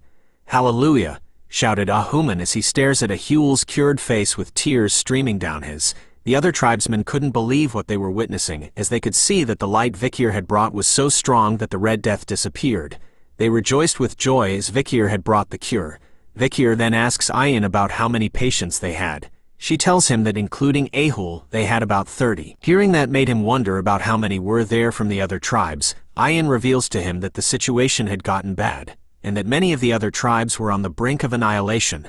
Vikir estimated, based on her answer, that there were at least around 10,000 affected. So he tells her to gather all the sick from the other tribes. Hearing his request made Ayan wonder if he had brought along with him large quantities of the cure. He informs her that there was a lot, and that this was their chance to boast about their own tribe to the others. The other tribesmen overheard their conversation and started to cheer once again, calling our boy amazing. Vikir then changes the topic to the swamp monster called Ka, the ugly monster that they had met in the forest not long ago. He then informs the tribe that he had slain the ugly fish on his way back and wanted them to bring it back as food. Sushi time. The tribe goes wild once again as they called him incredible and amazing, to the point that they couldn't compare to him. Feeling that there was no time, Vikir turns to tell them to gather all the other tribes around the river catchment area. We soon arrive at the beautiful river catchment area. The first tribe we shall call the punk rock tribe had arrived. The Buff Daddies tribe soon arrived as well, and since we saved the best for last, I present to you our mommy's tribe. These are not the tribe names that the author wrote, because there were no names at all, so I shall write it for the author. Comment below your favorite tribe. All the tribes stood behind Vikir as he continues to hold on to the vial of holy water that radiated brightly in his hand. He took a moment to look at the vial and waters of the river before he started to pour the contents of the vial into the water itself. As soon as the first drop of holy water hit the river, it spreads all around rapidly. The effects of the holy water don't stop there, as it continued to light its way across the entire stretch of the river along the forest areas. Soon enough, the clear blue waters of the river that Vikir stood across had turned into a bright divine yellow light. He then turns around to the tribe leaders to inform them that they just need to drink the water right now. Members of the tribe soon guided the infected to the edge of the river, helping them to scoop the divine water into their sick mouths. As soon as they drank the holy water, their bodies were healed from the Red Death instantly, as they cheered in joy over being recovered. The tribe members continued to celebrate, exclaiming that their bodies felt lighter and that they were alive right now. Vikir informs Mommy that the purification is spreading from the catchment area, so the bacteria would soon disappear. She then decides to appoint Vikir as their tribe's shaman, but before he could decline, a buff foot stomps the ground heavily to cut the conversation between them short. This action catches Vikir's attention as he turns to see who it was that did it. It turns out to be the Buff Daddies tribe leader who stood tall and hard. He then began to shout out loud, "People of the deep forest, answer me. What's the name of the hero who purified the forest?" "Vikir, Vikir, Vikir," shouted the daddies, as they stomped their foot hard into the ground in unison, just like a haka ceremony. The other tribes soon joined in, shouting out, "What's the name of the person who saved our family?" "Vikir." "Who's the person who brought upon a bright tomorrow for the deep forest?" "Vikir, Vikir, Vikir, Vikir" was the name that everyone from each tribe shouted throughout the night. As Vikir stood in silence to witness their chanting, his eyes began to glow, as he knew that the wicked deed committed by the deadly Poison clan had turned into a favorable situation. The Baskerville clan that mainly pioneered and subjugated the La Rouge et La Noire mountain, and the Baskerville clan's natural enemy, the natives of the La Rouge et La Noire mountain. If he was able to win them over and repay them, Vikir knew that it won't be completely impossible to fight against the whole Baskerville clan. He lets out a devil-like smile over the thought that he could use this chance to land a huge blow onto Hugo. Mommy then announces to everyone that a festival would start today, and so they needed to prepare for it. But Vikir lets her know that there was one more thing he needed to do. Both Ian and Mommy would alarm to understand what he meant by that, as he tells them that they needed to find the one who spread the poison in the forest. The scene then changes to someone's hideout, made from a cave whose entrance was covered wood and a skull. Someone's thoughts started to play out. He noted that a lot of time has already passed, and he thinks that everyone should have gotten infected by now. He knew that he wouldn't have struck a deal with those Imperial druggies, but it was all because of that Imperial brat's fault. A figure started to appear in the shadows, as he continues to think that the moment when everyone is in despair, he would cure the infection with the antidote, so the whole tribe would have no choice but to look at him with respect and reverence. It was revealed to be the asshole shaman piece of poop. He smiles over the idea that infecting Ahul was a good one, and that no one would suspect him of infecting his own granddaughter. Now this is a face that needs to be punched. 1 like equals to 1 punch everyone.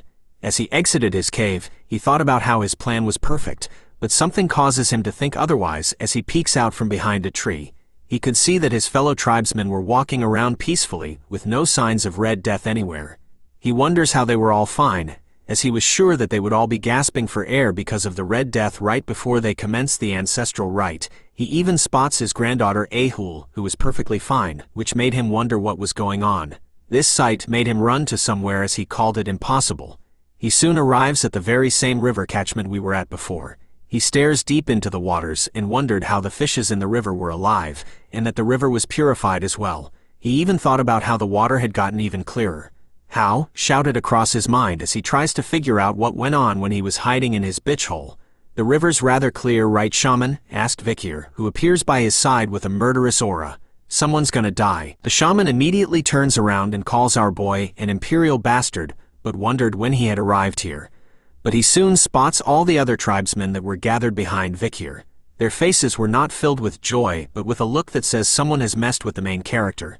Vikir looks at the shaman and recalled that the person who had spread the Red Death in the forest was just as he expected. It was the shaman. Before he had regressed, there was a time where stories about an old man living in the forest and his misdeeds were trending. It was a horrible story of a man who had spread an infection within his tribe due to his desire to become a hero. In turn, he couldn't cure it and killed most of his tribe's people. Based on what he recalled, Vikir concluded that it was this a-hole that stood in front of him. But the shaman still thought that there was no way Vikir knew that it was him. So he asked everyone if they had come out here to greet this old man. But our mommy appears and questions him about whether he had finished the ceremony well. The shaman stutters at first but tells her that he did, and assures that the infection would soon disappear, but she tells him about how she had heard that in the Empire, a war was declared between clans due to the Red Death. This was because the infection was found to be artificially created and spread. But she noted that it was strange, between the Imperial clan and the Deep Forest, she couldn't really see the connection and the reason why the infection was spread. The shaman grew nervous as he tells her that that was something he wouldn't know, and informs her that he came here right after performing the rite for the sake of the tribe's complete recovery. Then why did you come here instead of the village? Asked Mommy, which causes the shaman to freeze with fear. Gotcha boy. She turns to Vikir and noted that it was just as he said. She then slowly walks over to the shaman while telling Vikir that they should see if what he said next was right. Hearing their conversation made the shaman panic as he asked them about what they were talking about. A flashback is seen from when Vikir informs them that the shaman wanted to use this incident to become the tribe's hero.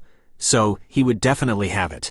The cure to the Red Death. This time, the murderous aura came from Mommy. As she stares at the shaman with murder in her eyes, she calls out to him, and tells him that she wanted to see what was in his pouch. Rest in peace. As Aquila, the matriarch of the tribe, the name I finally remembered after all this time, asked Auman about the pouch he had, we returned to a past memory where Vikir was asking Ayan about Auman's birth as he thought that it would be good for him to know more about Auman. Ayan reveals to him that Auman wasn't a native Balak, even his birth was unknown to them, but long ago, he was the existing shaman's slave and came to the Balaks. She recalls that he had killed the shaman who was plotting a coup d'état, so Auman killed and stole his sorcerer powers. Due to his contributions, in stopping the coup, he was promoted from a slave to a shaman. After that, in order to adapt to the Balaks, Ayan heard that he did anything, including the cleaning up of shit and pee. Auman was responsible for all the dirty work within the village. He was also used as bait for dangerous prey during hunts. This man was the definition of a true hustler. However, he was only acknowledged as a member of the tribe, only when he became old and his hair turned gray.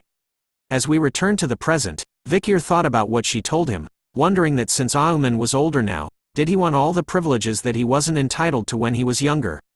He could now see that this old man had overstepped the authority of the matriarch and tried to take over the entire forest. As Aquila asks him what he was doing, she tells him to show her his pouch right now. With an aura that kind of turns me on but at the same time makes me feel as if I'm about to shit my pants. Sweat started to drip down the old man's face as he swallowed hard.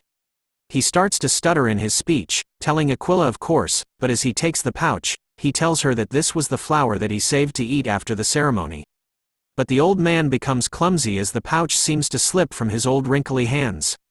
There was an awkward silence between the three of them as they all watched as the pouch dropped into the water. The pouch was able to open as it dropped into the waters, revealing the so-called flower that Auman said he had brought to eat after the ceremony. Who the heck eats flour? And so, Auman started to blame his hand tremors for causing him to accidentally drop the pouch into the river. But Aquila wore an expression of disappointment, a look that our parents often give us as she tells Vikir that he was right again. She looks at him, reminded over the fact that he had told her that Auman would throw the pouch into the river. But our boy was concerned with the fact that they could no longer reveal the contents of Auman's pouch with the same method. Taking this chance, Auman tries to refute Vikir's claim of him having the antidote and making the accusation that he was the one that had spread the poison throughout the forest. Even going so far as to point a finger at Vikir, telling Aquila to punish the wicked bastard, as Vikir had framed Auman who considered himself a righteous self and whose honor as a shaman has been spoiled. She agrees with the old man, telling everyone that you couldn't frame someone without evidence. And since Auman mentioned he was innocent, Aquila was willing to help him protect his honor and pride. Auman starts to smile, thinking that as the matriarch, she couldn't punish him without any evidence. Aquila then orders for an Iliad. What she orders sends chills down the old man's spine as he heard what she said. An Iliad is conducted when conflicts of opinions cannot be resolved. The Balaks side with the victor of the Iliad as the loser is deemed incompetent. A Hun appears, reminding his grandfather that he had always said that tradition is important. So he reminds him that Iliad is a tradition of the Balaks, so he wanted the old man to show them how he protects their tradition. His own grandson's words cut the old man deep, so he agrees with what they want, telling Vikir that the Iliad will happen 4 days from now, during the night of the full moon, making it official. Flexing his beautiful hard-toned abs, Vikir walks to the old man, telling him 4 days my ass. He explains that he knew that the one who receives the Iliad request was the one to decide the day, according to tradition. But honestly, Vikir knew that evidence and verification were all meaningless to Auman, since cornering him into a situation where he had no choice but to request an Iliad was all a part of Vikir's plan. Vikir was on the hunt again, as he tells Auman that they should do it right now. As the sun began to set in the tribe, everyone gathers together. Even Aquila wore her equipment, as she announces that the Iliad will begin now. She continues to tell the tribe that the Iliad will proceed within the circle made by warriors. She orders them to mercilessly execute cowards who try to leave the circle. Everyone agrees with the command as they chanted in unison together. She informs them that behind her was the warriors' mountain where their ancestors' grave resides. As their ancestors are watching, she won't forgive indecency. As Vikir and Auman hid behind their respective trees, Aquila tells them that their forefathers judge what is right and wrong, so they will decide the victor. And as a Balak warrior, they needed to prove that they're right. As the warriors and Ayin hid in the trees, they started to chant Vikir's name to show their support. Seeing their reaction annoyed Auman as he bit his finger, thinking that no one was on his side. But he knew that they'll stop chanting Vikir's name once he won, since weapons weren't the only thing you can use in an Iliad, just as he spills his own blood onto the ground. A skull started to emerge from where the blood was spilled, and soon enough, Auman had 3 weird-looking skeletons to support him. He orders the skeletons to watch his blind spots and to notify him once they see Vikir. Seeing that his preparations were complete, Auman readies his bow and arrow. Smiling over the fact that he knew that this was impossible for Vikir, who has only been here for 2 years, against someone like him who had spent 7 years in the forest, so there was no way for him to be familiar with the terrain. Just as he wanted Vikir to show himself in order for him to shoot an arrow right through his soul, our boy appears upside down right beside Auman, without him even noticing. I'm telling you, Vikir is Batman. As Vikir hung upside down like a bat, he thought about the silent heal skill that he had gotten from killing the master of the swamp, the Magikarp gone wrong. He knew that it was a Mishusu skill that allows you to silently target your prey's opening. What he liked about it was that it gets rid of the surrounding sounds, which is useful for assassins like him. Seeing Dumb, Dumber and Dumbest, Vikir knew that Auman wasn't a shaman just by name. Seeing how he could let the dead arise, Vikir concluded that he must have been from Lokoko, a tribe of shamans. But all that didn't matter to the main character of this story. As Vikir casually drops in between the 3 idiots without anyone noticing at all. And just like how fast you last in bed, Vikir was done with them within seconds. Simply by swinging his sword around, he slices and dices them into pieces. Auman still doesn't sense Vikir's presence, as he thought that Vikir was probably too scared and haven't even moved at all. Ka-chow, went Vikir as he simply stabs the old man in the back, silent but deadly. Sensing nothing at all but the sharp pain in his chest, Auman coughs blood. As tears started to flood his eyes, he panics, wondering when Vikir had arrived as he couldn't even hear him step on the fallen leaves. Like a piece of trash, Vikir simply tosses the old man back onto the ground, wiping away the blood from his sword at the same time. Seeing that the job was done, Vikir absorbs his sword back. The moment he does, Ayin comes running and calling out to him. The tribe members couldn't believe that the winner was decided in an instant. Some believed that it was because the ancestors decided that what Auman was saying wasn't worth listening to. But the old man isn't done yet. While Vikir was talking to Ayin, his body was barely still moving. He could feel that it hurts, as though his wound was burning. This made him realize that he didn't want to die. In order to survive within the Balaks, Auman had endured that shameful past. He thought it was unfair if this was his end. As he stares at Vikir with his bloodied vision, Auman wonders why he couldn't have the things that Vikir has. So he claws the ground, cursing at Vikir that he wouldn't forgive him, the bastard who took the things that should have been for him, along with those Balak bastards who looked down on him too, and the Lokoko tribe that abandoned him. All of them must pay. Vikir turns to a Hun, asking him about his thoughts on ending this with his own hands, as Vikir knew that if they left Auman like that, he would continuously be in pain. But Ahun declines, showing us that he has ice in his veins.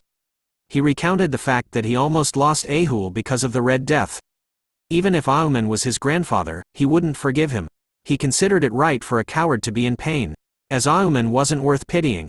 Play the final boss music as Auman appears to still be alive as blood started to flow from his eyes that were shining brightly. While everyone was talking, he had drawn a magic circle made of his own blood. With his finger trembling, he finishes the final stroke of the blood circle. It appears to work as a purple light starts to appear on a tomb. The lid of the tomb slowly opens up, as a bright light appears from within the ancestors' graves. A dark and evil atmosphere could be seen as the skies turned purple while the forest was covered with a black deathly aura. Aquila and Ayan appeared shocked as they could feel the ominous energy coming from their ancestors' grave. Soon enough, even Ahun notices something as a cold drip of sweat makes its way down his face. Auman had started to move his body just as Vikir notices Ahun's expression and reaction to something. Even Vikir was shocked by what was happening as he knew that he had stabbed Auman in the lungs, talking about taking his breath away. The tribesmen could see that this was Auman's doing, angered that he had messed with their ancestors' graves. "Aren't you afraid of the ancestors' wrath?" shouted the tribesmen at Auman, whose figure started to change. But as he mutters the word ancestors, he reveals his demonic face. Asking the tribe if he was the one who should be afraid of the ancestors. Vikir couldn't believe it. He immediately leaps forward, telling everyone that they needed to kill Auman right now. But an arrow filled with that deathly aura was sent flying, landing and exploding between Auman and Vikir, who manages to dodge the attack. Ayan was stunned to see that there was an arrow with a massive crater around it, whereas Vikir was wondering if he was too late. A single light was seen on the mountain as Auman tells them that the ancestors were the one to decide what was right. As a lone figure stood on the mountain with a bow readied, Auman tells the tribe that it was time for the great ancestors' judgment. "It's MILF time." Ayan couldn't believe that one of their ancestors was back from the dead, while Vikir couldn't believe that Auman had used resurrection sorcery on a Balak ancestor, as he knew that there was no way that was possible for a shaman like Auman. But seeing his weird look, Vikir questions whether Auman had turned himself into an undead as well. Auman then starts to summon even more of the undead, asking the tribe if they thought he was just a shaman living among the Balaks without any countermeasures. But he warns them that it was too early to be surprised as even more ancestors started to appear. It turns out that there wasn't only one grave here on the Warriors' Mountain. Using the skeletons as a ride, Auman quickly escaped using the undead car, telling the tribe to do their best fighting against their ancestors. Ahun spots the old man leaving, and immediately draws his bow and arrow while calling out to him. Asking Auman about how low he was going to go, but just as he did, something dark sped fast and cut his arrow in half. Ahun could spot where the attack came from. It was the first ancestor that had awakened. Her eyes were soulless as she growled at the tribe. "So we answer back with our attack as something blue and fast hits the ancestor right into her undead face." The attack came from Aquila, who ordered her tribe to get ready for battle. She informs them that the people in front of them were just Auman's puppets, and that they could send their formalities to their ancestors after they send them off. So they just needed to prioritize their survival, but her tribe seems nervous as they hesitated to go against their ancestors in combat. The battle between the living and the dead rages on as the tribe battled it out throughout the forest. But even though they had been dead for so long, the ancestors didn't hold back as they went in for the kill against the tribe, cutting them down, hunting them down like prey. They even let out a fierce zombified roar, which the tribe answers back with a headshot. One by one the dead ancestors' heads were blown off by a single hit. A lone archer from the tribe was doing the work as she tried her best to carry the tribe. As Vikir himself stabs an undead, he spots the attacks, one arrow per Death Knight. He could see that she was killing Death Knights that are on par with a high-ranked graduator. It turns out to be our mommy, the Night Fox Aquila. The rumor about her protecting the forest from the Empire wasn't just a rumor. Seeing that the matriarch Aquila was here, Vikir knew that there wouldn't be a problem, so he told Ayan to follow him. Informing her that they would be following Auman, who could be seen speeding through the forest on his undead car, shouting out loud that the Balak bastards would regret kicking him out. But as he rides, he tells one of his undead that he needed it to take care of something. As the undead went to follow its orders, Auman took a second to pause and think about something. He knew that even though he had resurrected the ancestors, as long as Aquila was here, he couldn't act carelessly. Since she was known as a genius who has been the strongest village head in history. But he smirks at the thought of genius, as he knew that even if she was one, she wouldn't be able to handle what's about to happen. The skies continue to darken as the battle against the undead ancestors rages on. Vikir and Ayan are hiding themselves behind some trees, waiting for an opportunity, as they spotted Auman, who was casting another evil spell. Vikir wonders why he had escaped to this place over here, where it was just an area with pillars, and even started to chant in a place like this. But Ayan was certain that they couldn't allow Auman to act suspiciously any further. With murder in her eyes, she tells Vikir that she was going to kill Auman right here right now. So she lets out a powerful arrow that speeds right towards Auman, but as it inches even closer to the undead maniac, he smiles and whispers that he was done. A thick muscular arm appears from underneath the ground, grabbing Ayan's powerful arrow with just 2 of its fingers. This scene shocks the couple as they watch with a stupefied look on their faces. Auman, on the other hand, was celebrating as he realized that he was successful in summoning it. A new undead ancestor is being introduced as Auman recalled the legend that says that he sleeps deep within the forest alone. He continued to exclaim out loud that he was the only one that had noticed this ancestor. The undead's head that was filled with a few pieces of hair started to regrow, all of it in a matter of seconds. As the ancestor kneeled onto the ground, its undead body started to regrow its flesh as it held onto a bow in its hand. It turns out that this was the divine archer Adonai, the muscle daddy of the Balak tribe. Even Vikir and Ayan remained stunned upon hearing that Auman had managed to summon the one and only Adonai, the so-called legendary archer of the Balaks, and whose entire body had finally healed. But as they stared at the Gigachad, Adonai drew his bow and arrow, aiming right at them. He sends out a terrifying demonic arrow, straight at our couple, which Vikir was able to deflect with his own demonic sword. But his face was filled with a worried expression as he only managed to deflect it just inches away from his face. He knew that it was an arrow that was created with aura and that he even managed to deflect it, but just the damage it caused was overwhelming. It turns out that he didn't deflect it all as Ayan staggered onto the ground in pain, groaning hard as a wound appears on her thigh, covered in the demonic aura. She tells Vikir that the wound made her legs feel as though they were burning. Vikir sees this and wonders if it was poison, since she came in contact with Adonai's arrow.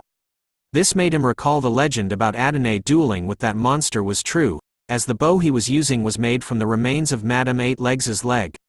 Adonai doesn't know the word relax as he bombards Vikir and Ayan with an endless wave of poison arrow attacks onto them, all of which Vikir deflects, sending them flying towards various parts of the forest. Their battle of attacking and deflecting resulted in the trees and ground around them being blown away, leaving the land barren. Ayan calls out to Vikir, who wore a painful expression on his face. She tells him to stop protecting her so that he could run away and leave her, but our boy wasn't listening as he held his trembling arm. Even Beelzebub was feeling the pain. Auman started to laugh, telling Vikir and Ayan that he wasn't going to let them live. So he orders Adonai to kill them both. He obeys the order without hesitation, sending out another powerful attack filled with aura and poison. Vikir and Ayan could only stare at the powerful attack as it made its way towards them. Just as Vikir was bracing himself for the attack, our holy savior appears and snatches the arrow made of aura with her bare hands. This action shocks everyone in the vicinity who witnessed it. As the arrow continued to rage within her hand, she easily suppressed it by squeezing on it hard. Before smashing it into powder, with a look on her face that screams, "Someone's about to get a spanking." As she stares at Auman, she tells him that they were going to have a talk. Vikir and Ayan were surprised to see that Aquila had arrived after saving their asses. She explains to them that she came here because she had sensed a powerful aura. As her hand was covered in blood, she was glad that she had come. Even the old man was surprised to see her here as he hides behind Adonai. Ayan quickly tells her mother about the poison from Adonai's arrow, telling her that she needed to treat herself right away, but Aquila simply stares at her hand, covered in a black substance, while thinking about the poison. Like an absolute boss, she simply flexes her arm, causing mini explosions to travel through it as blood spilled everywhere.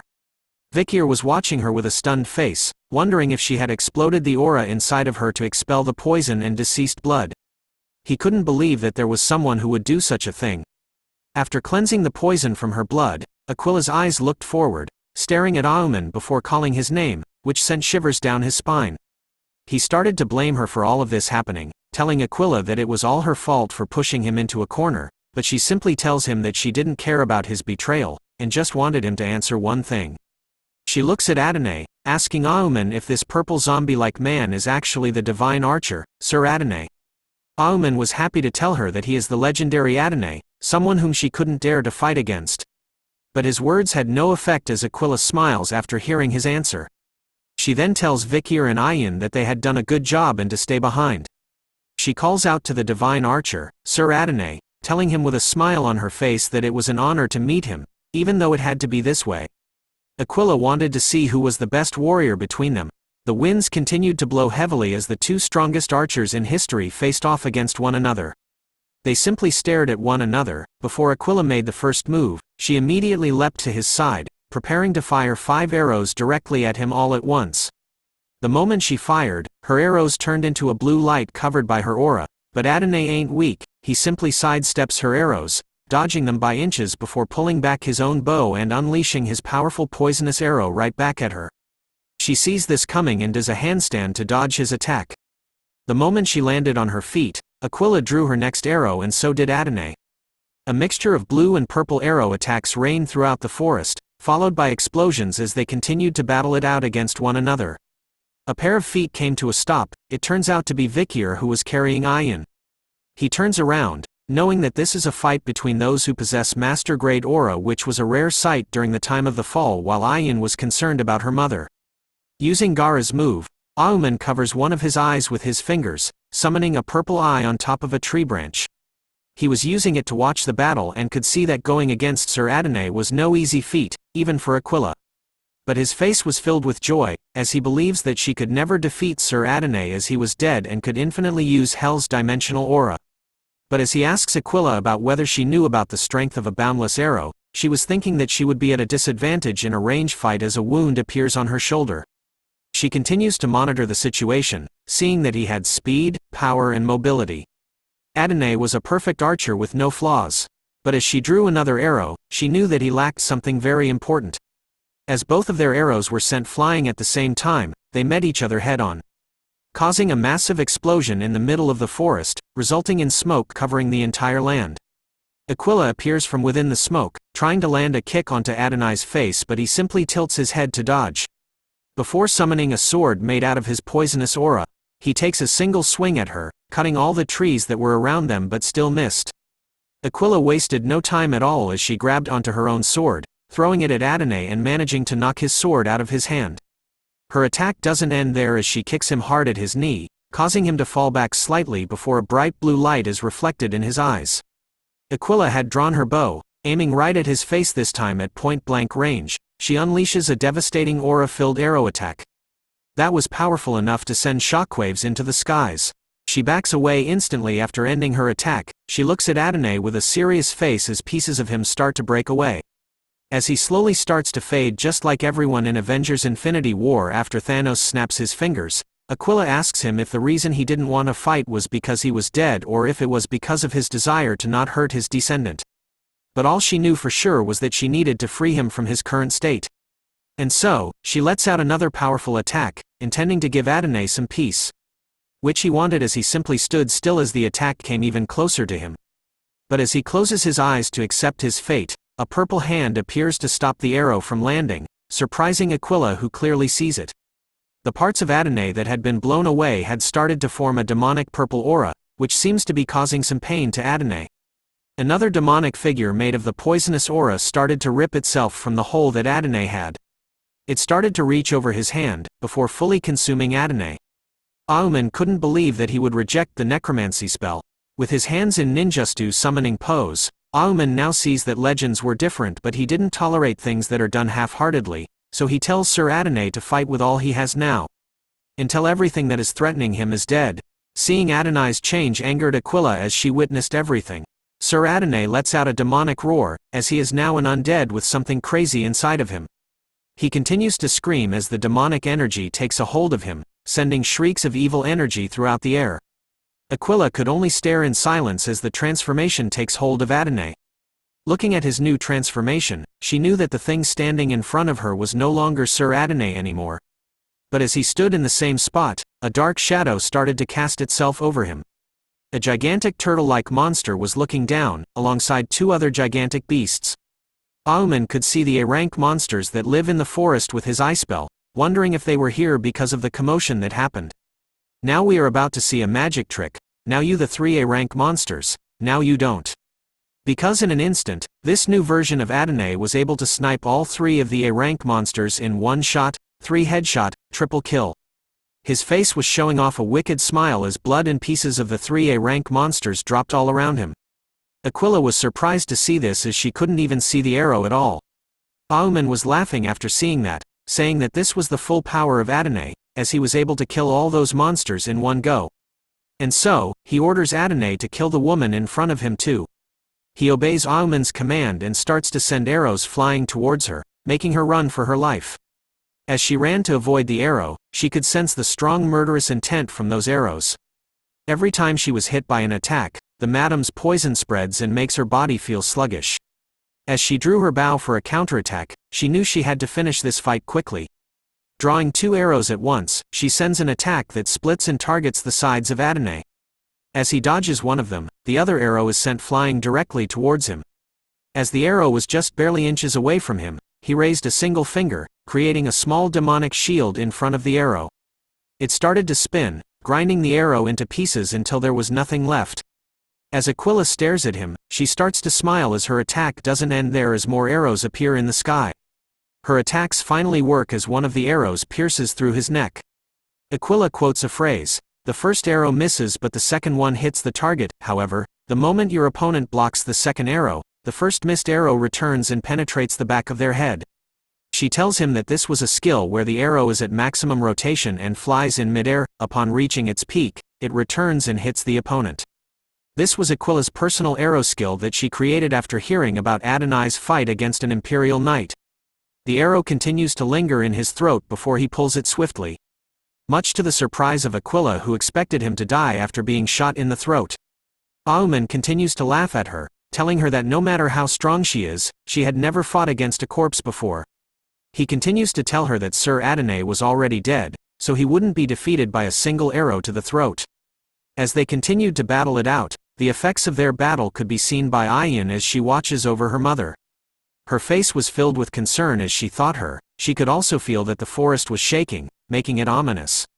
She hopes that her mother could wait until Vikir resolves this, as she recalls him telling to hide. And that he will stop Auman's necromancy skill and kill him.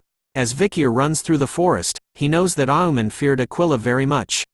So it was highly likely that he was hiding behind Adonai in order to go against Aquila. Soon enough, his red eye catches something. Vikir had finally found Auman, hiding behind a tree like the sneaky bastard he is. So our boy immediately makes his way over to the coward's side as he plans on killing him in one hit. As he closes in onto the coward, a wild ancestor appears by his side, aiming to kick Vikir. Her attack lands but not before Vikir was able to leap away safely. Auman spots him and curses at him, revealing to Vikir that he had already predicted that someone would come after him, so he had already summoned his Death Knights. He informs Vikir that these Death Knights were skilled enough that they could have been buried at the warrior's grave. As Vikir stood in the same spot, all 3 of the Death Knights lunged towards him from all sides. We now turn back to Aquila, who had been shot by an arrow that completely obliterated her side, causing her face to wince in pain as she finally falls and kneels in front of Adonai. Seeing her this way, Auman started to laugh like a maniac, happy to see that she had finally kneeled. He continues to rejoice over the fact that soon, the guardian of the forest, Aquila, will die. And that he will rule the forest, as this was his reward for the unfair treatment that he had received in his life.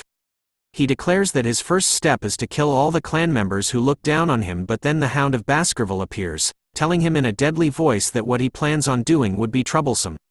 Vikir has finally unleashed the Baskerville 6th technique as he slices the 3 Death Knights while telling Auman that the people of this forest will become his support system. Auman's mouth was left wide open as he saw that Vikir had killed 3 of the Death Knights, who surpassed the level of a high-ranked graduator, making him realize that Vikir was stronger than a high-ranked graduator. As Vikir looks at the dead man, he questions Auman if he had dreamt of everything he desired at that moment. Feeling that death was close, Auman started to call out to Sir Adonai to rescue him. Adonai hears his call for help and immediately turns around, preparing to unleash a powerful attack towards Vikir's location. But Aquila isn't an NPC, so she immediately kicks him as he prepares the attack. causing the arrow that Adene had just sent flying to misfire as the arrow narrowly misses Vikir.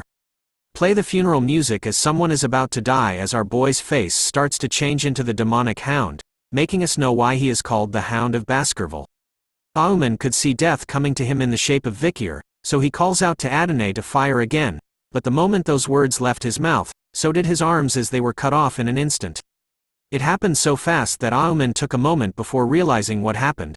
Even I didn't realize that Vikir had cut off the panel as well. But his attacks don't stop as he finally cuts off Auman's head, along with the panel as well. As his head was sent flying, Auman could only show a confused face with the word "huh?" written all over it. Time to celebrate as the asshole is finally dead. The members of the Balak tribe continued their battle against their own undead ancestors throughout the forest. One of the female members was knocked back, losing her own bow in the process. As she fell to the ground, a shadow was casted over her, sending fear into her soul as she looked up all afraid. An undead ancestor with a mighty blade was about to send her to the other side, with no remorse. But then the undead ancestor's arms started to disappear into a black smoke, much to the surprise of the female barbarian, who watches on as the undead ancestor disappears right in front of her eyes.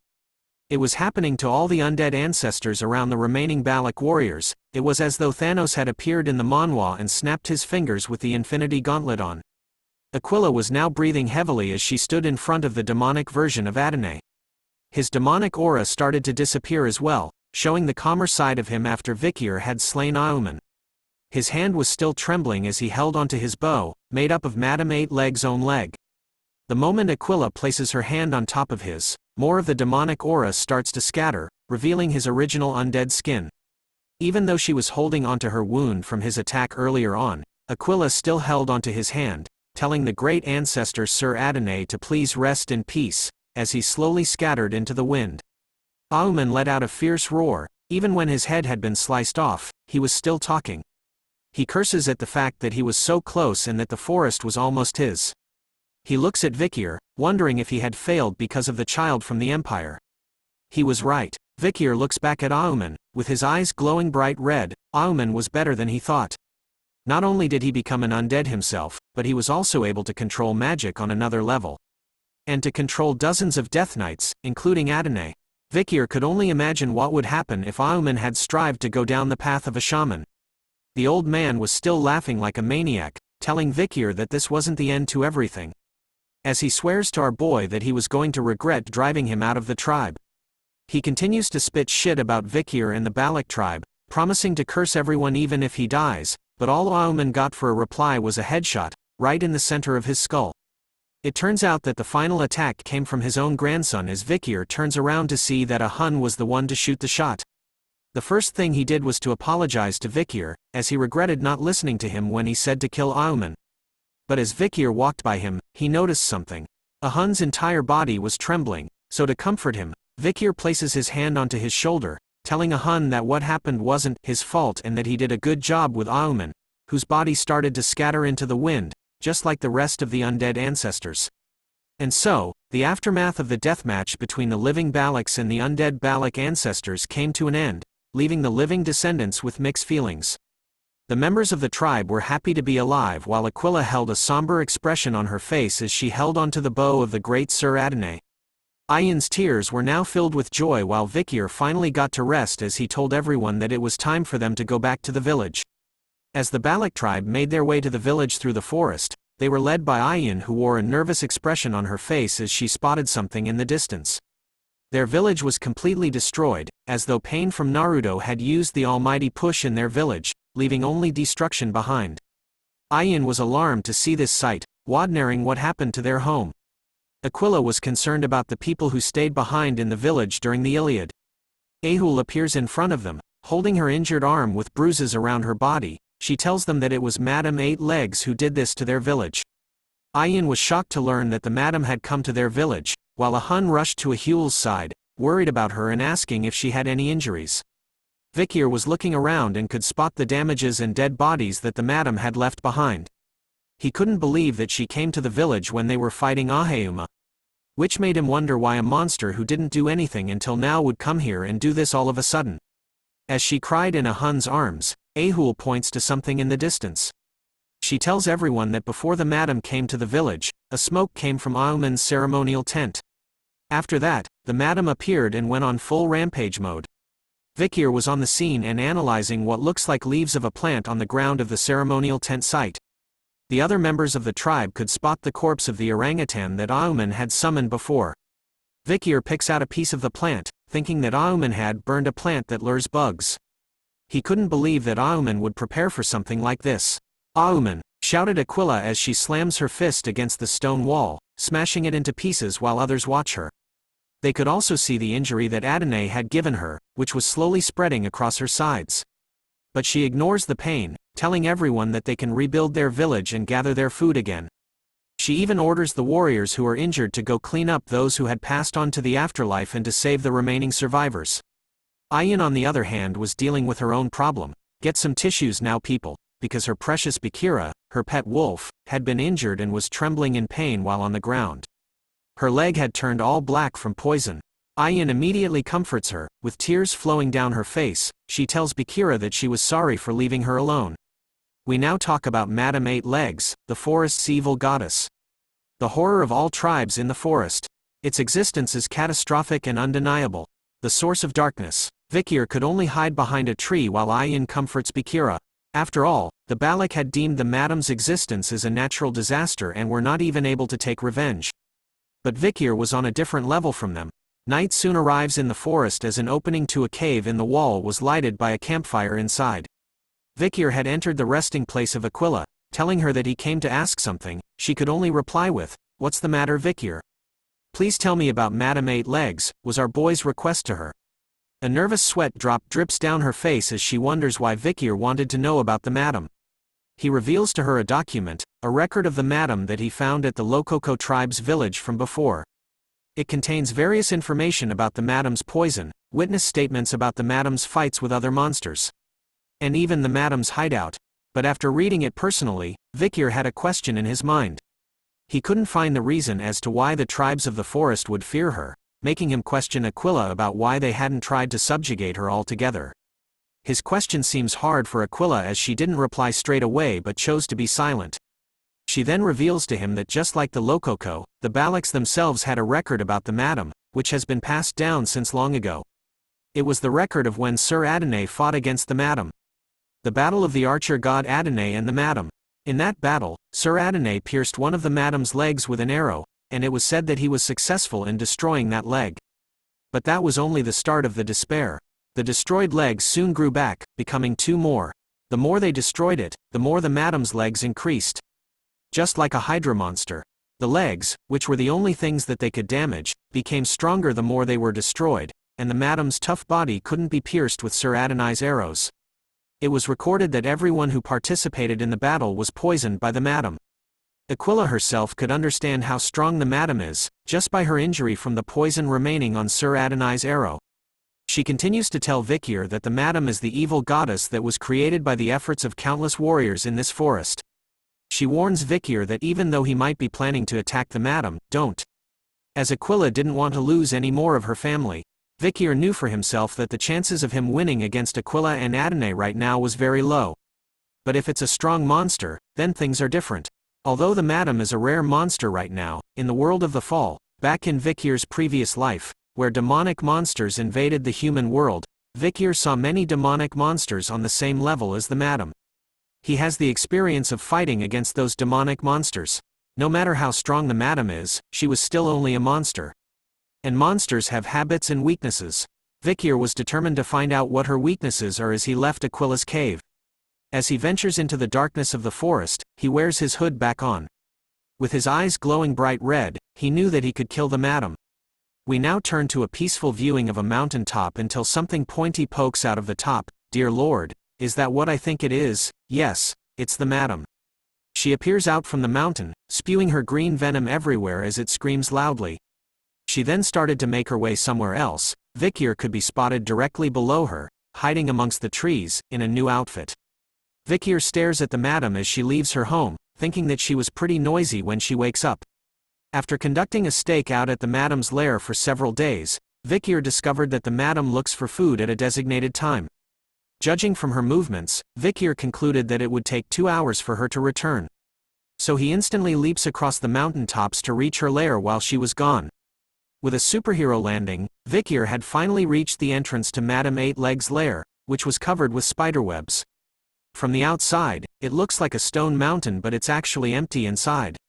Summoning his good old Beelzebub blade, Vikir started to cut a piece of the mountain that had spiderwebs on it. On close inspection of it, the cross-section of the spiderweb is rough, so it will be difficult to cut through it with a graduator's mana. Knowing this, Vikir thought that the spiderweb would be good for him to use when he goes down.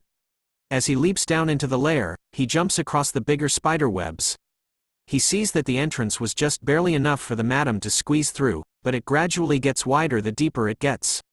Considering the madam's size, this is perfect for a lair. Upon landing inside, Vikir could spot various things glued to the walls of the lair.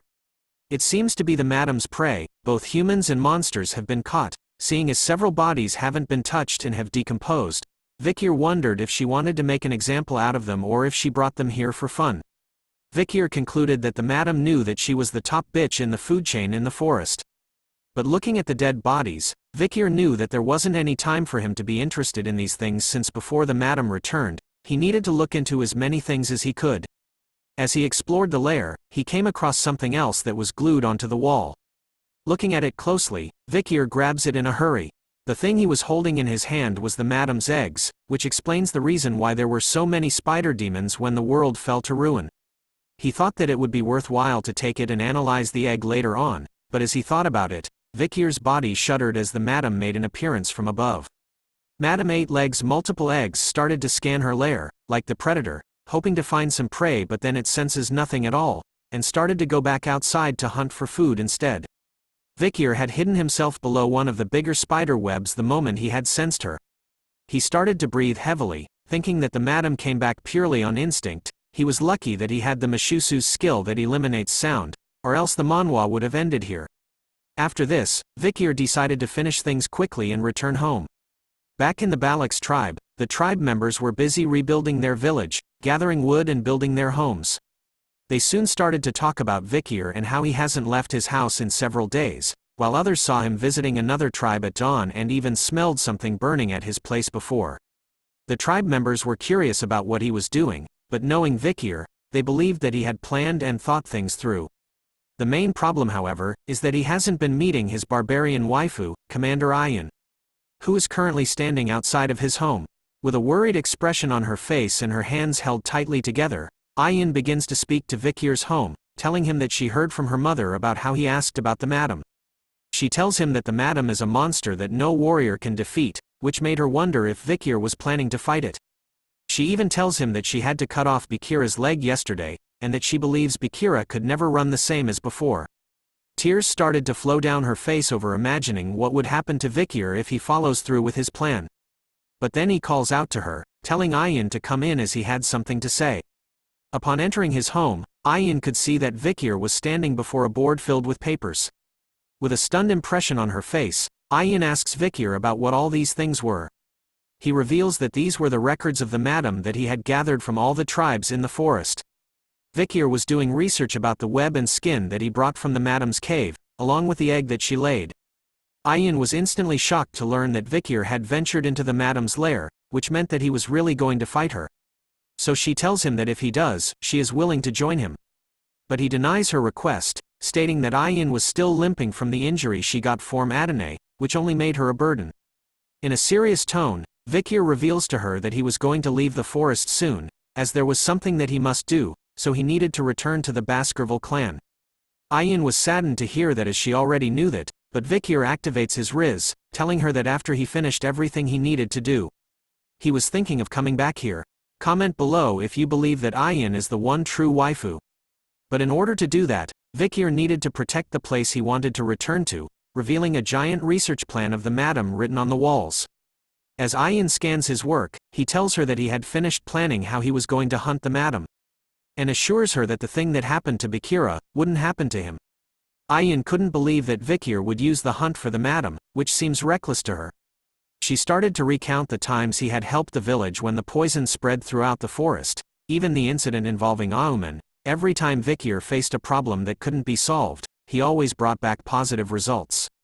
Even though tears started to flow from her eyes, Ayan wore a bright smile on her face as she held his hand, telling him that his words always make her expect things. So as they held their hands together above a warm bright lamp, Ayan asked him if it was all right for her to look forward to the result. Vikir took a moment before telling her, of course. We now turn to a rainy forest, where Vikir was spotted facing off against a gigantic green lizard monster with bright yellow eyes. The lizard monster made the first move by striking at Vikir with its sharp claw, but our boy easily cut off its arm with a single swing of his Beelzebub's sword. Vikir's eyes were drawn to its open wound after having its arm sliced off. He could see that it was true, that if its head was still attached, then it would still continue to regenerate itself. This was the final thing Vikir needed in order to hunt the madam. With his eyes glowing bright red, he tells the salamander to give him that ability, making Beelzebub scream for joy. Finally, Vikir had 3 skills installed inside Beelzebub. The first slot belongs to Burn Injury from Cerberus, the second slot belongs to Silent Heal from Mishusu, while the third and final slot belongs to Regeneration from the Swamp Marsh Salamander. We now turn to a Hun who was wiping his sweat off his chin. He stands before a beautiful wooden house, calling it all done. The tribe members beside him couldn't believe that a Hun could build houses well. They wonder if this house was for Vikir. A Hun proudly tells them that Vikir was like a brother to him, so building a house for him to live in is a brother's duty. The tribe members started to make fun of a Hun, recalling that he used to hate Vikir at first. Hearing their words, a Hun shouts at them to shut up. After all, the village has finally returned to its original state, all thanks to Vikir.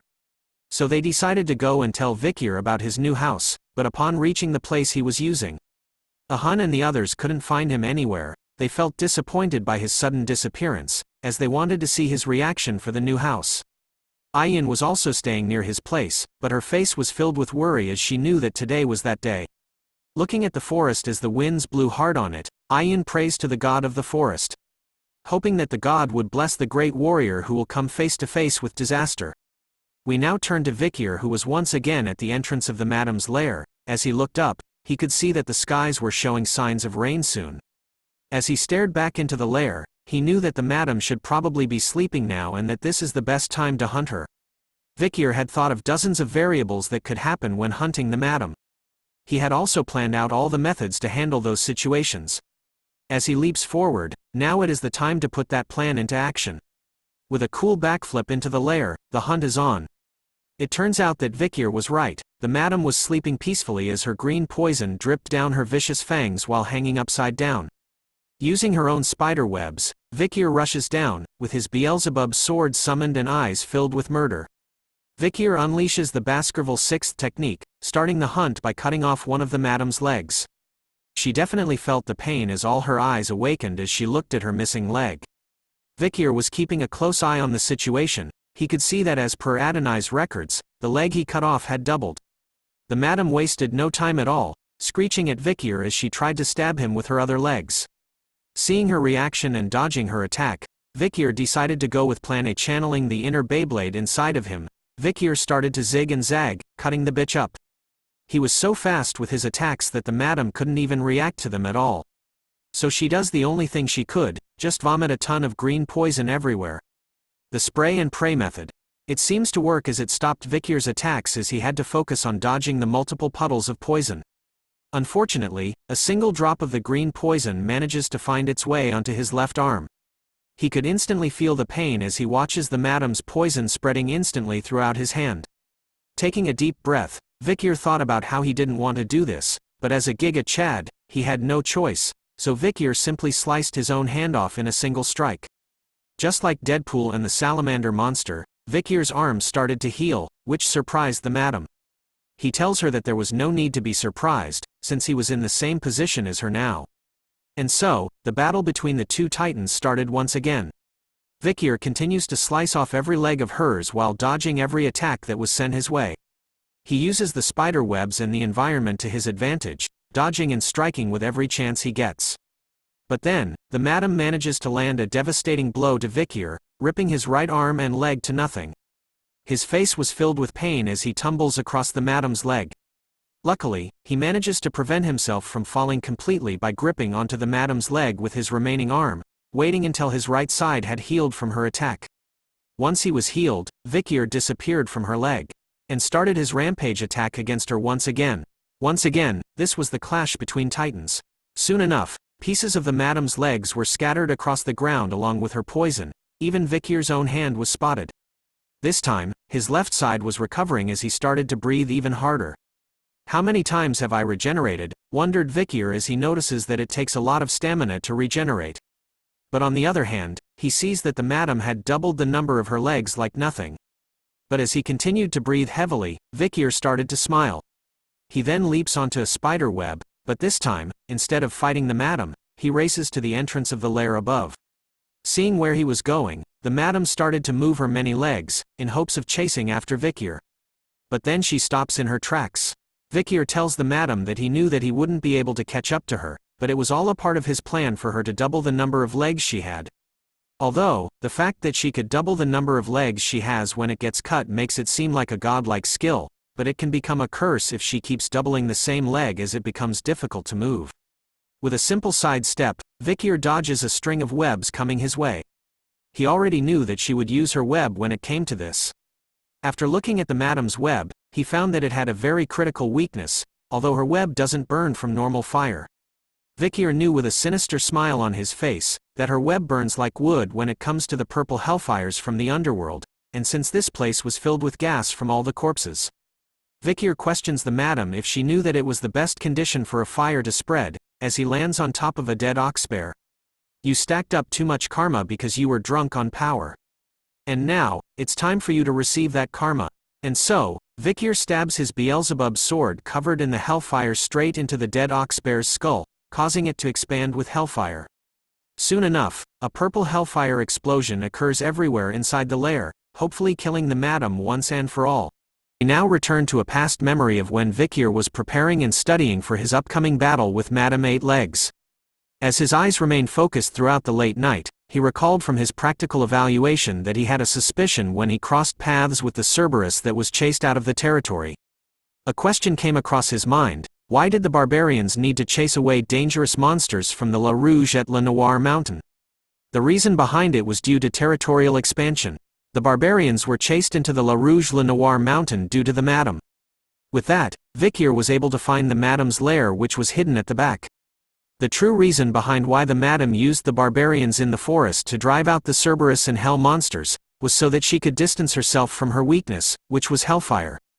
Vikier couldn't believe that the madam's weakness had been right under his nose this entire time. Now, we return to the moment that Vikier was aiming his sword directly at the oxbear dead corpse. As he inserted his blade deep into the dead body of the oxbear, he unleashed a small spark made up of the hellfire that the madam was afraid of, causing a chain reaction to occur. As the gases in the dead body started to ignite from the hellfire that Vikier had brought, the purple hellfire continued to spread all throughout the cave. Using the dead bodies that the madam had kept on the walls with her web, Vikier's hellfire explosion was only made bigger. The madam could do nothing but watch in horror with her multiple eyes as the purple hellfire reached even closer to her. It was time for her to receive the karma that she had accumulated after killing so many. Even the purple hellfire turned into deathly skulls, representing her many victims as the purple hellfire finally engulfs her completely. Vikier easily made his way down the outside of the madam's lair, watching its entrance be covered in smoke and purple embers. He went on to explain that since he found the madam's weakness of hellfire, he needed to make sure that she doesn't escape from the lair, which was filled with webs. He also knew that she couldn't jump out due to her many legs, and that the madam, who can't use its webs right now, will find it impossible to escape. No matter how tough it is, as long as it's alive, if it breathes in smoke, its inside will burn. Due to the high temperatures of hellfire, its outer skin will melt. As Vikier continued to watch as the lair burned throughout the night, he believed that all he needed to do right now was to wait for the madam to die. Once the fire goes out, he will just need to get the madam's ability. But then he felt an immense pressure that forced him down. Vikier immediately turns around to scan the area to see where it was coming from. He could see that the entire area was feeling the same immense pressure as he was.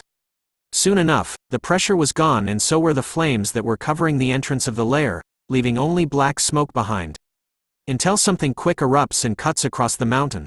Something was emerging from the sudden attack from within the mountain, much to the shock of Vikier. The madam had survived his explosion plan, revealing her body filled with battle wounds from the hellfire, but Vikier couldn't believe that she had destroyed the entire mountain in order to escape. As she slowly made her way down from her mountain, the madam started to look for Vikier with her endless amount of eyes. Seeing that she couldn't find him at all, the madam decides to spit out a gigantic green ball of poison into the air. It explodes in the skies above, like a firework, splitting itself into smaller balls of poison aimed everywhere throughout the forest. She was going with the classic method of spray and pray. Her poison was deadly as the moment it touched the trees and branches in the forest, it melted instantly. But the madam was still feeling furious as she made loud hissing noises, unaware that our boy was hiding directly beneath her. He looks up to her from below, with nervous sweat drops appearing on his face as he breathes heavily. Vikier couldn't believe that the madam couldn't find him. He notices that it was because she couldn't use the hair on her eyes and skin because they had been burned off. And because she had overexerted herself and destroyed the mountain in the process, there was a large crack in her shell. So Vikier places another plan in motion as he uses her legs to leap onto her body. Believing that it was still possible to beat her, Vikier does a backflip, before summoning his Beelzebub sword. With his eyes focused, he needs to aim for the crack that was created when the madam destroyed the mountain. And so, he does as he planned to, landing a powerful attack using the Baskerville 6th technique. But the madam was a tough bitch as his attack simply bounced off her body. She definitely felt the pain as she hissed even louder. Vikier immediately retreated back onto the top of a nearby tree, thinking that he needed to hit the crack a few more times. And so, he went back into focused mode, hoping to land another attack on her. But before he could, something started to happen with the madam. Her eyes started to shed its skin, revealing fully healed and operationally eyes that clearly spotted Vikier right in front of her. Our boy could only stare in awe before being greeted by an attack from one of her legs, sending him flying across the forest, leaving destruction behind. Vikier finally came to a stop after being sent flying. Looking back to where the madam was, he knew that he had made a mistake. He didn't think that she was able to regenerate by shedding parts of her skin. With both his legs blown away, it might be because he was tired, but Vikier's regeneration speed was slow right now. Our boy started to breathe even more heavily as the madam made her way towards him. But as he tried to get up right away, a voice asked him a question. So why are you fighting a monster like that? A figure appeared beside him as he laid on the ground, telling Vikier that if it's for his goal, then he should have left the forest already. Vikier's eyes started to widen as his breathing became unstable, the voice reminding him that to take revenge on Hugo, he should have only thought about killing him. Vikier finally looked up to see who it was. It was him, from the past, in the form of a ghost. The past Vikier reminds him that killing Hugo was his only desire. His past self head reappears on the ground beside him, telling Vikier that he had become dull and slow since he came to the forest. With tears of blood dripping down his eyes, Vikier's past self shouts at him to remember his hatred for Hugo. And the feeling he experienced when Hugo had sliced his throat.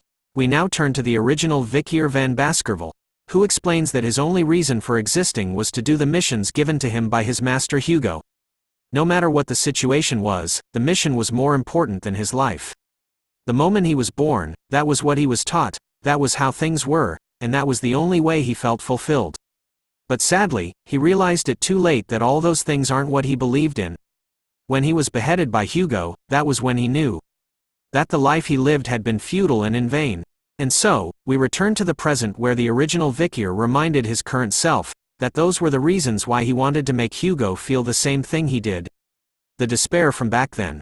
The beheaded Vikier shouts at our boy, telling him that he messed everything up. The head continues to remind Vikier that killing Hugo and destroying Baskerville was the sole reason behind his existence now. Chains started to appear around Vikier's neck as he recalled his purpose of killing Hugo. Looking back at his life, he wonders if there was ever a time he had gone against Hugo's will in his past life. There was one moment in his life, the moment he thought of deserting the group as they made their way back after a mission. As the others continued to walk back, Vikier stood alone, staring at the empty forest. But then he changed his mind and followed the others back. Because he chose the path that his chain was leading him. Deep down, Vikier knew that he was just another one of Hugo's well-trained bloodhounds. But the current Vikier gritted his teeth hard after being reminded of his past. He tells his past self to not tie him down, with either Hugo's commands or his sense of duty for revenge. Vikier declares loudly that he will no longer give him the right to do anything. Because the moment he was executed by Hugo, Vikyr decided that he would no longer live like a bloodhound that hunts his prey anymore. But he regretted the decision he made, because what he sincerely wanted right now was something different. His past self started to fade away as the madam finally spots our boy. She lets out a horrifying scream before sending one of her legs towards Vikyr, who is still laying flat on the ground with his legs missing. As he gripped the earth hard with his fingers, the thing he wanted in this life was freedom. Vikyr manages to somehow leap out of the way, dodging the madam's attack. As he rolled away due to the impact of the attack, he started to think about his desires, from his revenge against Hugo, and to the place that he wants to protect and return to. With these desires in mind, Vikyr's reason for fighting was reignited, as he wanted to live by his own desires this time. So he tells himself to get up and fight, in order to no longer be controlled by anyone or anything. This time, before the madam's leg could reach him, a familiar hair is seen, just as a powerful blue attack strikes the madam's leg, knocking it away from Vikyr and saving his life in the process. The attacks didn't end there as more shots were fired at the madam. Vikyr looks to spot where those attacks came from with a stunned expression on his face. Up on the cliff beside the madam were the shadows of a few people. Everyone's favorite mother and daughter duo have appeared, with their bows raised together. Ayin shouts at the madam, warning her to not touch her husband candidate. She then quickly tells Vikyr that they had arrived to fight alongside him. It turns out that every Baloch warrior had arrived to help him.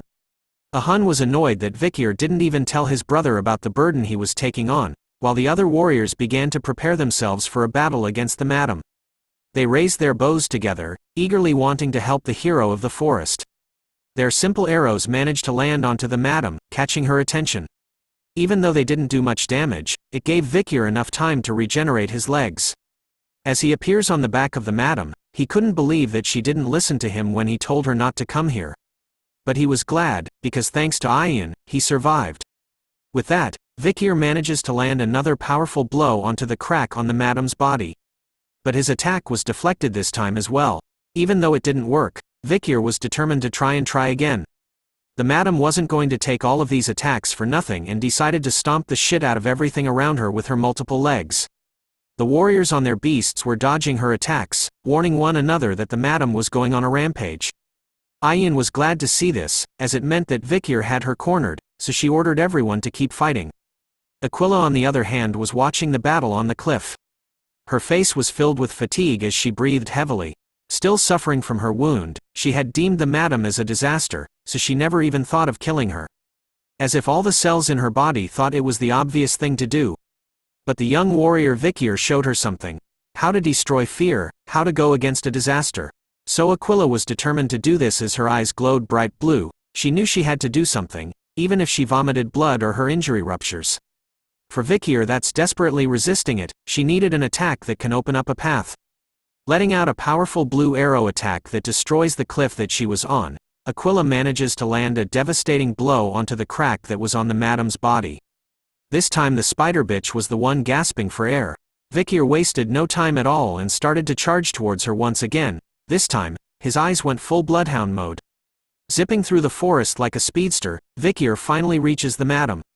Unleashing another powerful Baskerville blow onto her, causing her to scream out in pain, but his rage doesn't end here. Vikyr unleashes the Baskerville first technique, deeply piercing fang.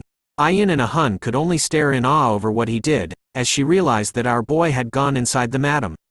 Deep inside the madam, Vikyr started to unleash all of his Baskerville techniques, from the second technique called biting fang, to the third technique called slicing fang, the fourth technique called tearing fang, and finally the fifth technique called the shredding fang.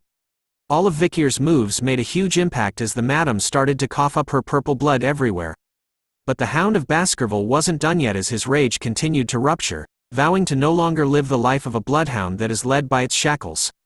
Using the madam's eyes as a way out, Vikyr unleashes the sixth technique called crushing fang, breaking through her eye and destroying all the chains that held him down till now. The madam bitch could definitely feel the pain as Vikyr made his way throughout her body, cutting and slicing every inch of meat within his grasp before eventually making his way to the biggest eye on the spider. Vikyr blasts his way out of the madam's body, scattering her blood everywhere as a hole is left in her face after he had made his exit. Ayin and her fellow tribe members were stunned to see that Vikyr had escaped from the madam's body by using her own eye against her. They could finally see that the madam had collapsed. Within the smoke and dust caused by the madam's collapse, Vikir laid flat on the ground in front of the madam. His face was filled with pain as he gritted his teeth hard while a green substance was spreading across it. He couldn't believe that there was poison within the madam's blood itself. As he lay there in pain, Vikir couldn't help but look at the madam behind him. He could see that she was breathing heavily as though she was finding it difficult to live any longer. Vikir's eyes were tired as he thought that he needed to hurry and wash off the poison. But his tiredness won this battle as he simply closed his eyes, even with the madam's poison spreading through his body. As Vikir laid on the ground unconscious, Beelzebub activated itself. Summoning its blade with Vikir's arm, it shoots out a long pipe straight into the madam's body. The madam was alarmed to see where she was right now. It was shocking to see itself fully healed and in a different dimension, but she wasn't alone. As Beelzebub made its appearance in front of her, alongside the other creatures that Vikir had absorbed in order to gain their abilities. The Cerberus was the first to make a move, letting out a fierce roar from all three of its heads. Each head of the beast stared to chomp down hard onto various parts of the madam, preventing her from moving at all. As the Cerberus continues to hold the madam down, Beelzebub appears right above, aiming its snout right at the madam. Bon appetit. We now return to the sounds of Ayin calling out to Vikir. But as she shouts his name, the other tribe members warn her that there was still poison and that it would be too dangerous to get any closer. Vikir's vision started to appear slightly. He could barely see Ayin in front of himself, as she tells the other tribes to let go while shouting at Vikir to not die. As she still had something to say. But the voices and vision of everyone started to disappear as Vikir fell back into the darkness. Luckily, he still had some energy left as he mutters Ayin's name out loud, surprising everyone around him. With his eyes open fully this time, he looked over to them, telling Ayin that he was okay and that her voice was too loud, which made it hard for our boy to rest. Ayin's eyes were immediately filled with tears as she heard his voice while the other tribe members were happy to hear him. Ayin continues to shout loudly throughout the forest, shouting at Vikir that she was worried about him, and that he was a dummy. Our wonderful cute little Beelzebub on the other hand was overjoyed. After all, it absorbed the madam's ability, giving Vikir the power to use Madam Eight Legs' deadly poison, a ranked S skill. The tribe members of the forest were now completely wasted, laying on the ground in a drunken state with empty plates and cups everywhere around them. Aquila and the other tribe leader were sharing drinks, toasting each other for a job well done. Vikir, however, was feeling tired as hell. He looked around the area, wondering how many days it had been since they started the festival. Seeing how everyone was, he realized how these tribe members loved to enjoy their festivals. We finally see Bakira, who was healthy and panting cheerfully. Vikir was visiting Bakira, asking the wolf about how it was feeling, even with one of its legs missing. As he strokes Bakira's chin, Vikir had heard about how Bakira managed to overpower another wolf even with a missing leg, and had found a partner. Hearing that, Vikir tells Bakira to rest now since he had taken revenge for him. Looking at his own hand, Vikir thought about how after killing the madam, although unskilled, he was able to use the seventh technique. But he wonders if it was due to the achievement effect that he obtained after killing the madam, or was it due to the increase in his understanding of martial arts through that life or death experience. Compared to Hugo's seventh technique, which can be considered great, Vikir's version was still imperfect. So it was still difficult for him to fight Hugo, a swordmaster, head-on. But still, Vikir believes that he had gotten a lot stronger in comparison to the other times. As he gripped onto his necklace made out of flowers, he rips it off, revealing his bloodhound side. Vikir knew that with the death of the madam, he had achieved his goal here, so it was time for him to return to Baskerville. After announcing his intentions, someone else hidden behind a pillar heard our boy. Deep within the forest and mountains, Vikir had gathered his things and was heading out. He thanks the matriarch for letting him leave readily as she had no reason to stop him anyways. She tells him with a smile on her face that he had become a part of their family, forever. And that being separated doesn't mean that their ties as a family are severed. She reminds Vikir that wherever and whenever he was in this world, he would always be a Balak hunting commander. And to never forget that fact. Vikir replies with thanks after hearing that from her, but he scans the crowd of tribe members, wondering if Ayin wasn't coming. It couldn't be helped since she didn't like the idea of him leaving in the first place. After speaking with Aquila, Vikir turns around and tells them that he is leaving. The tribe members started to send Vikir off with cheers of encouragement, telling him that no matter what happens, they would come to help him when he wants. Ahun goes a step further, calling Vikir brother. He tells him that he was going to wait for him here. Ahul was by his side, and shouted to Vikir to keep them updated. As he exited the trees and entered the light, the tribe members bid their final farewells to him. Goodbye Vikir, our hero. Hearing their cheers and goodbyes brought a smile across his face, but as he took another step forward, Vikir was greeted by the sight of a golden wheat garden. Standing in the middle of it was Ayin, who was holding on to something wrapped with bandages. Looking right at her, Vikir calls out to Ayin. All she asked Vikir was whether he was really leaving. Her question left him speechless as he didn't reply right away. Taking his silence as an answer, Ayin immediately pushes the item she was carrying into his arms, telling Vikir to take it with him. Looking at the object wrapped in bandages in his hands, Ayin shyly reveals to him that it was called Anubis. It was the large bow that Adonai used. She had adjusted it so that Vikir could use it instead. Still fixated on the bow, Vikir wonders if that was the reason why he couldn't see her for a while. But our waifu wasn't done yet with the gifts, as she tames our boy by placing a collar with a broken chain around his neck. Vikir was curious about it. Ayin tells him that she made it because he kept talking about bloodhounds when he collapsed and in his sleep. She reminds Vikir that he wasn't a bloodhound. No matter what, a bloodhound wouldn't act like he does. She proudly tells Vikir that he was a wolf and that it would be strange for him to be dragged around by a chain. Vikir couldn't believe that Ayin's words would comfort him like this. But just as he was about to thank Ayin, she moves in for the kill. Holding on to Vikir's broken chain as she leans her face close to his. She tiptoes to reach him, holding his chain even tighter. The two exchange kisses as the winds blew all around them in the golden field of wheat. As soon as their lips parted away from one another, Ayin's eyes were once again filled with tears as she looked down. This time, she left Vikir behind, telling him about how she heard that this was how you say goodbye in the Empire. She even recalled that he was much smaller than her in the past, but had grown a lot since then. Be well and be careful, said Ayin as Vikir stood still. He then started to smile, telling Ayin that this was the first time he had heard that this was a way to say goodbye in the Empire. See you next time, Ayin. Those words were enough to cause her body to shake as she stopped in her tracks. Ayin then wipes her eyes with her hand, before slowly turning around. As the wind blew her beautiful hair through the air, Ayin's face was filled with tears at the corner of her eyes and a bright smile. She happily tells Vikir, see you next time. Vikir has finally left the forest after so many years. Wearing a cloak, he arrives and watches over a town. Looking at it, he thought about how it's been a while since he had been here, in the Red All Castle. Considering that the Morgs are here, it seems like they were still mining rubies. Which means that they've continuously worked together with the Baskervilles. Thinking of the Morg family, Vikir couldn't help but wonder if a certain fiery woman was here in this place. But he scratches that thought away, thinking about how tired he was right now. Vikir wouldn't be able to handle what'll she say to criticize him when they see each other.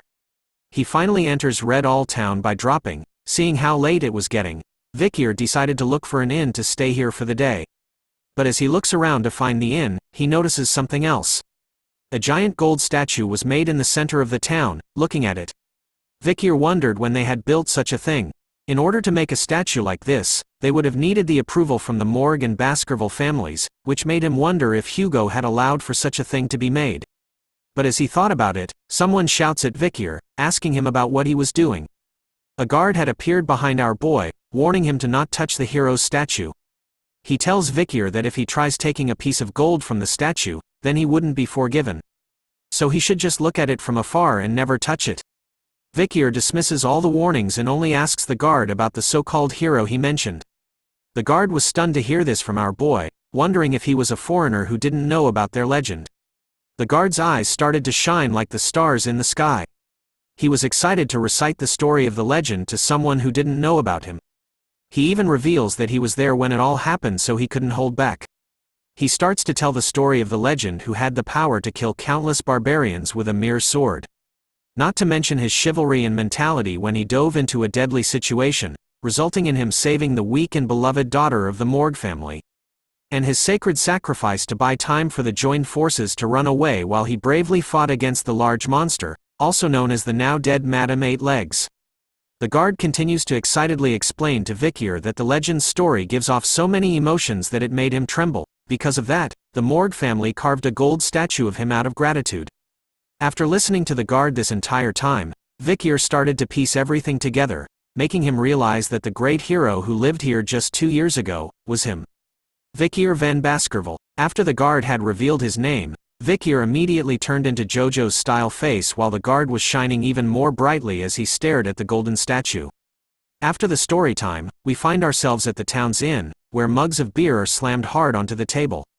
The triplets of the Morg family were drinking in the inn, talking about how they still hadn't forgotten the way their heart skipped when they first saw Sir Vikier. They even mentioned that they thought of him as just a pretty boy when they first met. But the girls told the guards in the inn that they knew Vikier's worth the first time they saw him. Seeing the 3 ladies here, the guards were excited to hear the story from the heads of the fortress about Sir Vikier. The first triplet told everyone that Vikier had charisma, and that she wanted to get close to him, but it wasn't that easy. Then the second triplet revealed that they had talked with Vikier a lot the first time they met, although they were disturbed by the 3 mutts from the Baskerville family. The last triplet recalled that the last time she saw Vikier, all the exhaustion from her body disappeared in those few moments. They continued to praise Vikier loudly in the inn, telling everyone that the gold statue in the square over there doesn't even contain half of Sir Vikier's true beauty. It turns out that our boy had been listening to them talk this entire time, but he was thinking that what they said was a lot different from how he remembered the past to be. But after listening to their stories, Vikier wondered if the outcomes accomplished by Adolf Morg and the joined forces ended up being credited to him instead? The only true part of the story the triplets told was that Vikier did fight against the madam at the end. Through the chatty triplets, Vikier was able to listen in on some unexpected information. 2 years ago, after he had gone missing, Hugo Le Baskerville was furious and went to the Morg family multiple times and caused a scene. His actions resulted in the Morg family giving a huge compensation to the Baskerville family. But it seemed like Hugo's rage didn't end there. Taking a sip from his drink, Vikier thought that the reason was because Hugo had lost a useful bloodhound, which of course would make him angry, and that the compensation he received from the Morg family probably wasn't good enough. We returned to the triplets who were still being delusional, thinking that if Vikier was still alive, then they would have made a great couple. The 2 sisters began to fight over one another over who would have won Vikier's heart, but the last sister was different. With a smile on her face, she happily tells her sisters to not fight and that they could all date him together. Luckily, the triplets believed that Vikier was gone, so they decided to end their own fights. Vikier decided that he couldn't listen to them anymore and started to leave. But just as he was about to pick his stuff up, one of the triplets noticed him at the bar. She immediately points her finger at Vikier's direction, shouting at him, "Hey you! Suspicious-looking guy, come here." Her words and actions caught everyone's attention as they stared at where she pointed at. Vikier didn't listen to her words at all as the sisters began to fight one another, claiming that the barbarians have been quiet recently. They could see that she was drunk again and making a fuss. But the triplet who shouted at Vikier was adamant that her female senses were telling her that our boy was suspicious, so she repeated her words at Vikier, telling him to hurry up and come over to their side. But he didn't listen to her commands, which pissed her off. The triplet uses her spell called Binding to summon tree vines from beneath the ground, causing them to wrap themselves around Vikier's feet. But the spell fails to catch our boy as he simply jumps into the air, while doing a somersault. His quick reaction to the spell catches everyone off guard, and leaves the triplets and guards stunned. But the moment he landed back onto the ground, Vikier was surrounded by everyone. All 3 triplets had casted their own spells using the water, earth and wood style. While the guards pointed their spears at him, they immediately ordered Vikier to remove his hood and revealed who he was. Seeing how surrounded he was, Vikier thought that things were getting a bit crazy. So he decides to remove his hood, believing that it didn't matter since he was going to tell the Baskerville family that he was back. The moment the hood was gone, Vikier's riz was unleashed, captivating all 3 of the triplets, as they stared at him with heavily blushed faces. Our boy just got a triple kill. Looking at Vikier's current appearance, the words that came across their mind was haughty.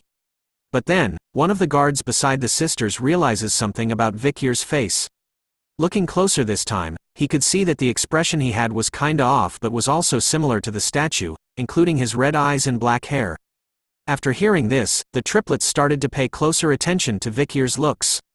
And then it hit all 3 of them at the same time, causing their faces to change into disgust once they realized that the hottie in front of them was the real-life living Vikier van Baskerville. The night soon turned into day as we turned to the triplets and Vikier on a bridge. The triplets reminded Vikier that he could have stayed in the fortress VIP room, but he had declined their offer last night. Stating that the accommodation fee would have gone to waste, The girls started to fall for Vikir's riz, believing that he was interested in them since he first came to see them. They also notified him that, as requested by him yesterday, they had sent valuable news through the owl. But what Vikir wanted was for them to contact the Baskerville family. The sisters tried to make an excuse that they thought his return was great news, but all they did was make Vikir think of them as annoying. As Vikir started to leave, the girls asked him if he really didn't need them to escort him. He tells them it was fine since they must be busy, but the girls revealed to him that they weren't. Since they didn't have any work to do here, all they did was just sleep. After hearing them say that, Vikir decided that when he heads back, the first thing he was going to do was report that the people whom the Morg family deployed were actually lazy. But before he left, Vikir turns around to ask them about Cimu Morg since he didn't see her, which made him wonder how she was. The triplets revealed to Vikir that Cimu was doing her closed-door training right now, and that she had suddenly withdrawn from her Uncle Adolf's Hall of Light, then entered the Hall of Darkness and is currently putting all her efforts into magic research. Vikir couldn't believe that she had joined the Hall of Darkness, because before he regressed, Cimu Morg had a really bad relationship with the head of the Hall of Darkness, called Snake. Preparing to ride off, Vikir wondered if this was another portion of the future he had altered. He tells the triplets to pass a message to Cimu, that he wanted to see her when she has time and to leave the Hall of Darkness. The sisters couldn't believe that that was all Vikir had to say to her, even though they were in a relationship with her and would be seeing her for the first time in 2 years. And so, the hero of the Red All Mountain has returned. The news was spread rapidly throughout the empire. The people who had a connection with Vikir started to receive the news of his return through the newsletter spread everywhere. To the people he was working with, to the uncle of his future waifu, and to the innocent saint. Finally, a man rushes into a familiar room that we have all seen before. Breathing heavily and with a piece of paper in his hand, he reports to the Patriarch. Upon hearing the sudden news, a dreadful aura was unleashed by Hugo's current appearance. His eyes turned red like a bloodhound as he asked the servant if what he said was true.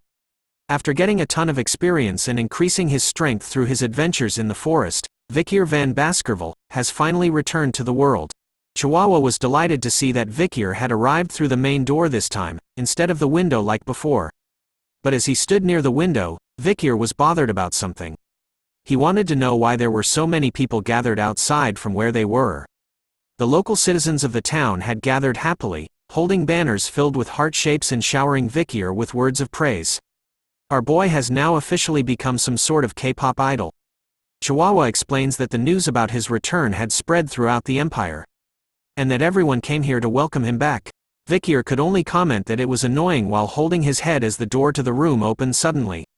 Our dear sweet angel, Pomerian, had arrived, shouting at Vikir and calling him daddy. As he patted her head, he told her to call him uncle instead of daddy, but she was too excited.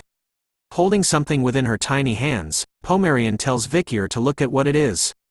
She happily announces to everyone that she had caught a mouse. Vikir looks at it and warns her that even though it was a cute rodent, since it was dead, she needed to be careful to not catch the Black Death. He then moves on to ask Chihuahua about whether the problems within Underdog City had been resolved. He reports to Vikir that thanks to Cindy, they had all been resolved successfully. He even mentions that she was an excellent worker. But as he opens the drawer of the table, he informs Vikir that there was a case that even Cindy couldn't find any leads on.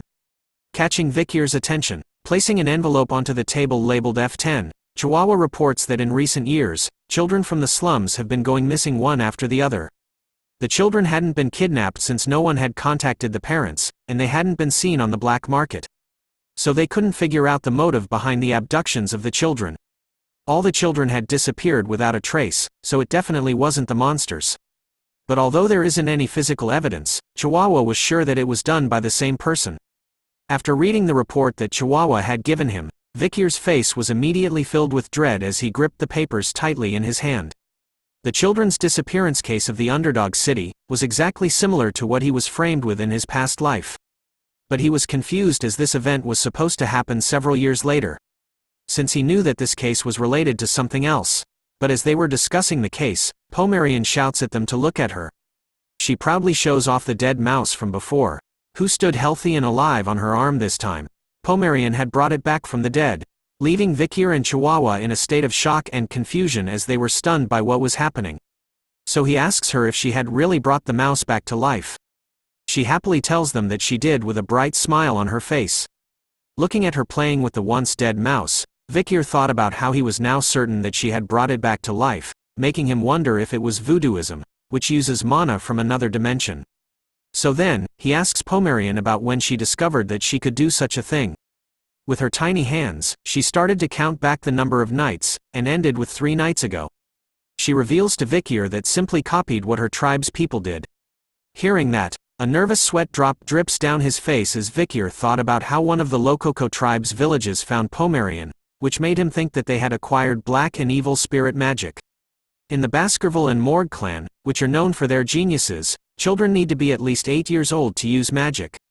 But compared to them, our little angel, Pomerian, who is 5 years old, is able to use another dimension's mana, which is difficult to sense.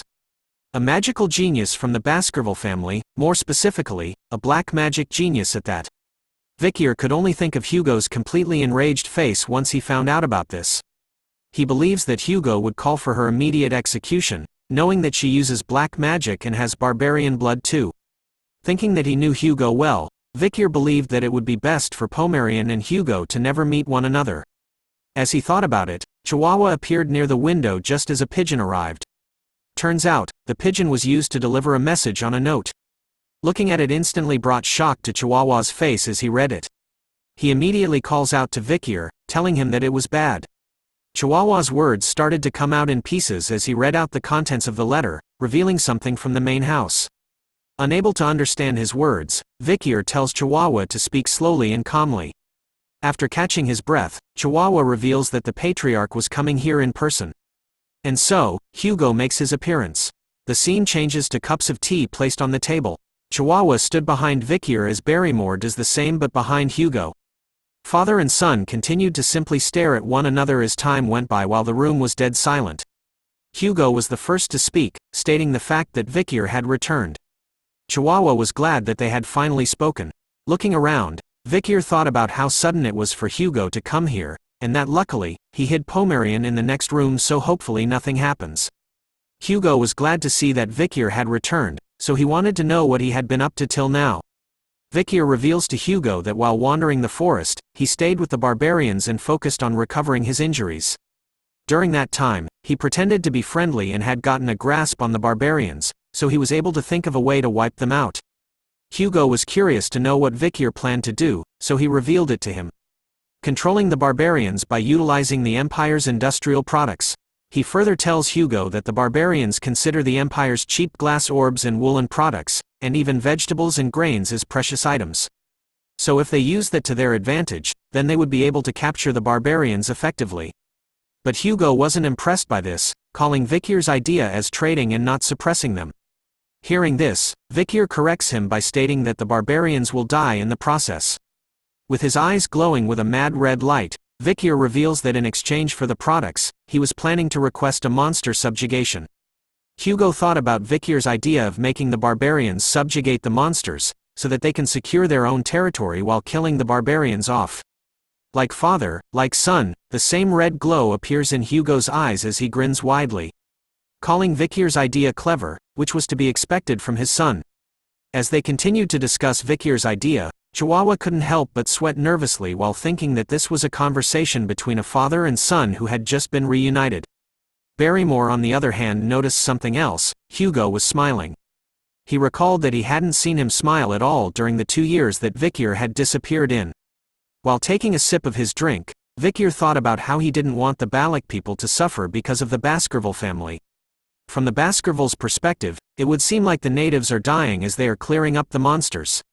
But in reality, they're just returning to the place where the madam was. While stopping the battle between the two of them, the Balaks will have the time to increase their forces. Hugo, who doesn't know about the madam's existence, would think that the natives will easily agree to this. Without realizing that his enemy, the natives of the forest, are increasing their powers. But Hugo was pissed off by something all of a sudden, catching Vikir's attention. The liquid inside the cup started to boil suddenly, as Hugo unleashed a powerfully aura filled with hatred. Announcing to everyone that they will not trade with the Lococo tribe. As he reveals that he was going to annihilate that tribe, Vikir agreed to Hugo's intentions, while being taken back by his rageful aura from earlier, as he didn't expect Hugo to still have a grudge against the Lococo tribe. which is more of the reason why he shouldn't let him meet Pomerian.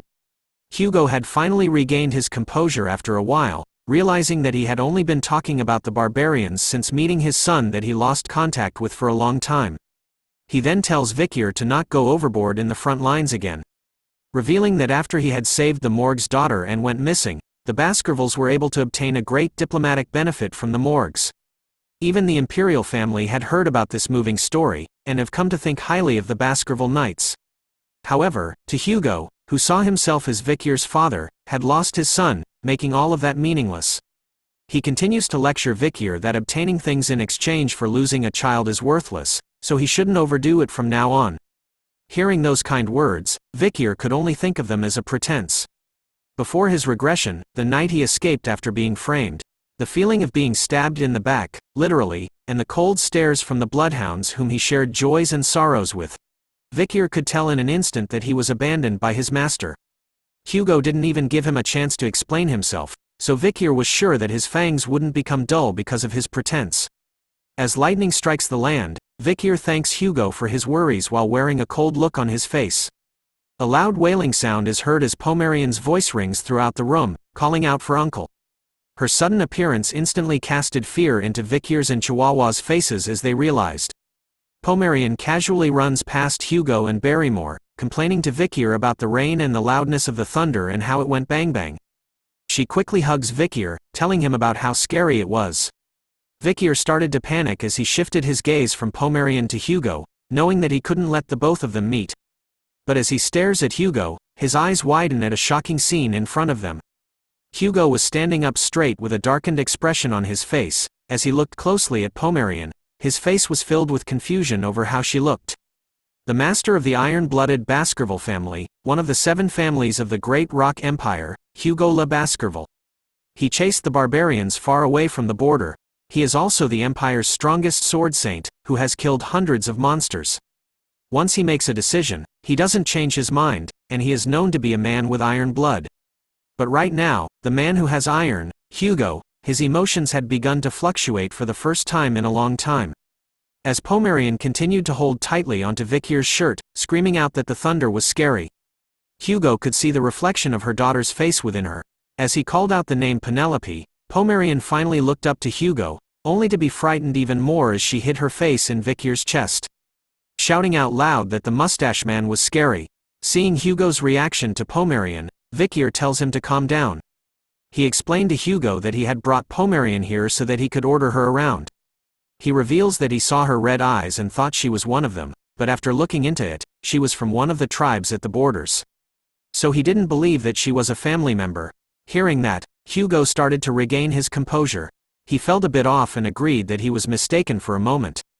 As there was no way that his daughter, Penelope, would be that young if she were alive. Hugo decided to leave first, informing Vikir that he was tired. A nervous sweat drop drips down Vikir's face as he tells Hugo to have a safe journey back. But deep within his mind, Vikir couldn't believe that Hugo, who possesses the soul of a swordmaster, was that shaken up, which meant that Vikir was right that something was up. Before leaving, Hugo calls out to Vikir as his son, telling him to attend tomorrow's grand banquet. Chihuahua hears that and knows that Hugo was referring to the dinner where only a select few of his closest descendants gather. It was the dream of all Baskerville members to attend that banquet. Vikir agrees to Hugo's request, and tells him that he would see him tomorrow night. But before leaving, Hugo couldn't help himself and stole one final look towards Pomerian, who was crying within Chihuahua's arms. We now turn to Vikir resting back at home. Instead of sleeping on his comfortable bed, he chose the floor. Late in the night, he was still wide awake, thinking that even after taking a hot shower and laying on a soft bed, it all felt so foreign to him that he couldn't sleep. He wonders if this was the effect of living with the Balak warriors for 2 years, as it seems like his body won't get used to this for a while. As he thought about today's events, he found Hugo's reaction to be quite unexpected. He even thought about whether to report to him about Pomerian and the pendant or not, but after seeing his reaction today, Vikir had made his decision. After tomorrow's grand banquet, he was going to feel Hugo out, as Pomerian might become a good trump card which will lead to Hugo's downfall. But no matter what happens, Vikir needs to make sure that Pomerian doesn't get affected. Vikir's eyes were finally closed after a while as a light breeze entered his room. Followed by a dark figure standing near the window. Vikier immediately sensed its presence as his eyes opened wide. The dark figure took out a blade and stood in front of Vikier's bed. But before the figure could do anything, Vikier commented out loud that it hasn't even been a day, and yet the information has already spread so fast, alarming the intruder. Our boy immediately leaps onto the bed with one arm while priming himself to kick the shit out of the intruder. Vikier manages to leg sweep the knife out of the intruder's hand, sending it flying into the nearby wall. But before he could end the intruder's life with his fingers, the intruder shouts at him to wait. Damn, let's all take a moment to look at our boy's veins. Now back to the story. The intruder continues to tell Vikier that it was a joke, looking closer to the masked figure. Vikier realizes who it was. He informs the friend that next time, come after requesting an audience, otherwise it would have been bad if he killed by mistake.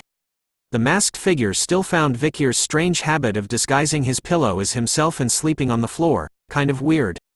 As the masked figure removed their mask, they commented that Vikier still hasn't changed even after coming back from the dead. Whoa, it turns out to be Cindy. After revealing herself, Vikier warns him to not make a scene, but she simply sticks her tongue out as a reply. As she walked towards the bed, she asked Vikier if the reason why he sent Chihuahua after her was to check whether she had taken the $10 billion. Vikier revealed that he knew of her ability to increase the wealth of capitalist and build trust and to eventually waste it all. Which he took account of. But as she sat down on the bed, Cindy called him rude for thinking that way about her, since she was only a financial planner who receives commissions. She even claims that without her, then Judy would have lost the $10 billion he had given her. This was when Vikier revealed that he had assigned bodyguards to Judy to prevent such a thing from happening. And amongst the bodyguards he assigned, one of them was a finance expert, whose job was to filter out the bad guys.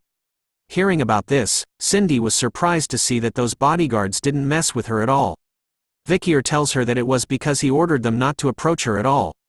Cindy couldn't believe that she had been dancing in Vikier's palm from the beginning. But as Vikier wore his shirt back on, he wanted to know if she had the information he requested. Cindy immediately unzips her outfit, telling Vikier that she had brought it. As she handed the scroll over to him, our boy was fazed by how her personality had changed since 2 years ago and wanted her to submit the reports in a folder instead. Since she fulfilled her mission, Vikier agreed to her request of joining on the trade with the natives. Hearing about the reward, Cindy decided that she should call Vikier boss from now on. Looking at the report that Cindy had given, Vikier could see that it was the information regarding the people attending tomorrow's banquet.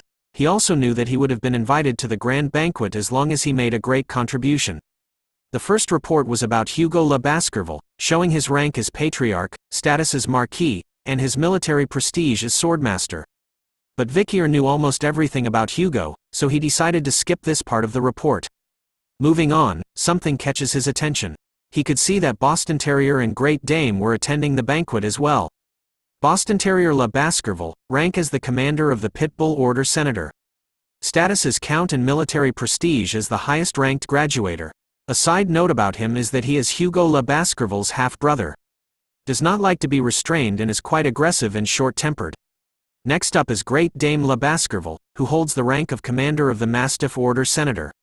Status as Count and military prestige as the highest-ranked graduator. A side note about him is that he is also Hugo Le Baskerville's half-brother. Although he tries not to get involved with others, he is on bad terms with Count Boston Terrier. Looking at the report, Vikier wonders why these two people who don't attend internal house events would be attending this one. Cindy replies that it was probably because they wanted to meet the young legend of the Baskerville clan who came back from the dead.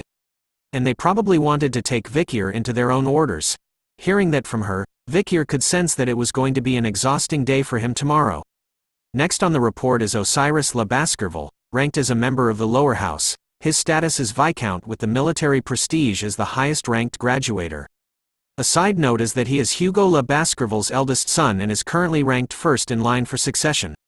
Cindy reveals more information that the eldest son, who is growing up to become the spitting image of Hugo ever since he was younger, has obtained the swordsmanship at the level of the 7 counts. He had also been evaluated to reach the level of swordmaster soon. Vikier thought about the time before he regressed. He had seen Osiris from afar a few times. He was a cold and reserved person who doesn't even greet his own subordinates, let alone his younger siblings of the direct bloodline. Knowing this, Cindy was curious about who was stronger, Osiris, who's the strongest within the Baskerville clan excluding the Patriarch and the 7 counts, or the main character Vikier? We all know the answer to that, right? But instead of answering her, Vikier warns her to not try and grasp their combat abilities. Next on the list was someone who Vikier thought was in the middle of isolation training, but instead was coming back to attend the grand banquet. It was someone named Seth Le Baskerville, ranked as the underdog city's consul, member of the lower house. He holds the status of Shadow Count and has the military prestige mid-ranked graduator. A side note is that he is Hugo Le Baskerville's second son and is currently second in line for succession. Compared to his older brother, his talent in swordsmanship is lacking and he was rather weak from a young age. His personality isn't like the other Baskervilles. He is gentle and kind. When he was younger, he was persecuted by Hugo for being weak. The bloodhounds who were dying as though they were trash. He was the only one who cried for them. He was also the only person that Vikier respected in the Baskerville family. Vikier couldn't believe that he was able to meet him at this time. As he looked through the remaining reports, he could see a few familiar faces and immediately placed them down. Surprising Cindy, who wondered why he read through the remaining reports briefly as she did her best to investigate them. Vikier tells her it's because he knew who these guys were very well. It's our favorite triplets. With his sinister bloodhound aura activated, Vikier smiles while looking at the reports of everyone. Knowing that with these people around tomorrow at the grand banquet, a lot of interesting things will definitely happen. Thanks for watching the latest part from the voice of Manhwa.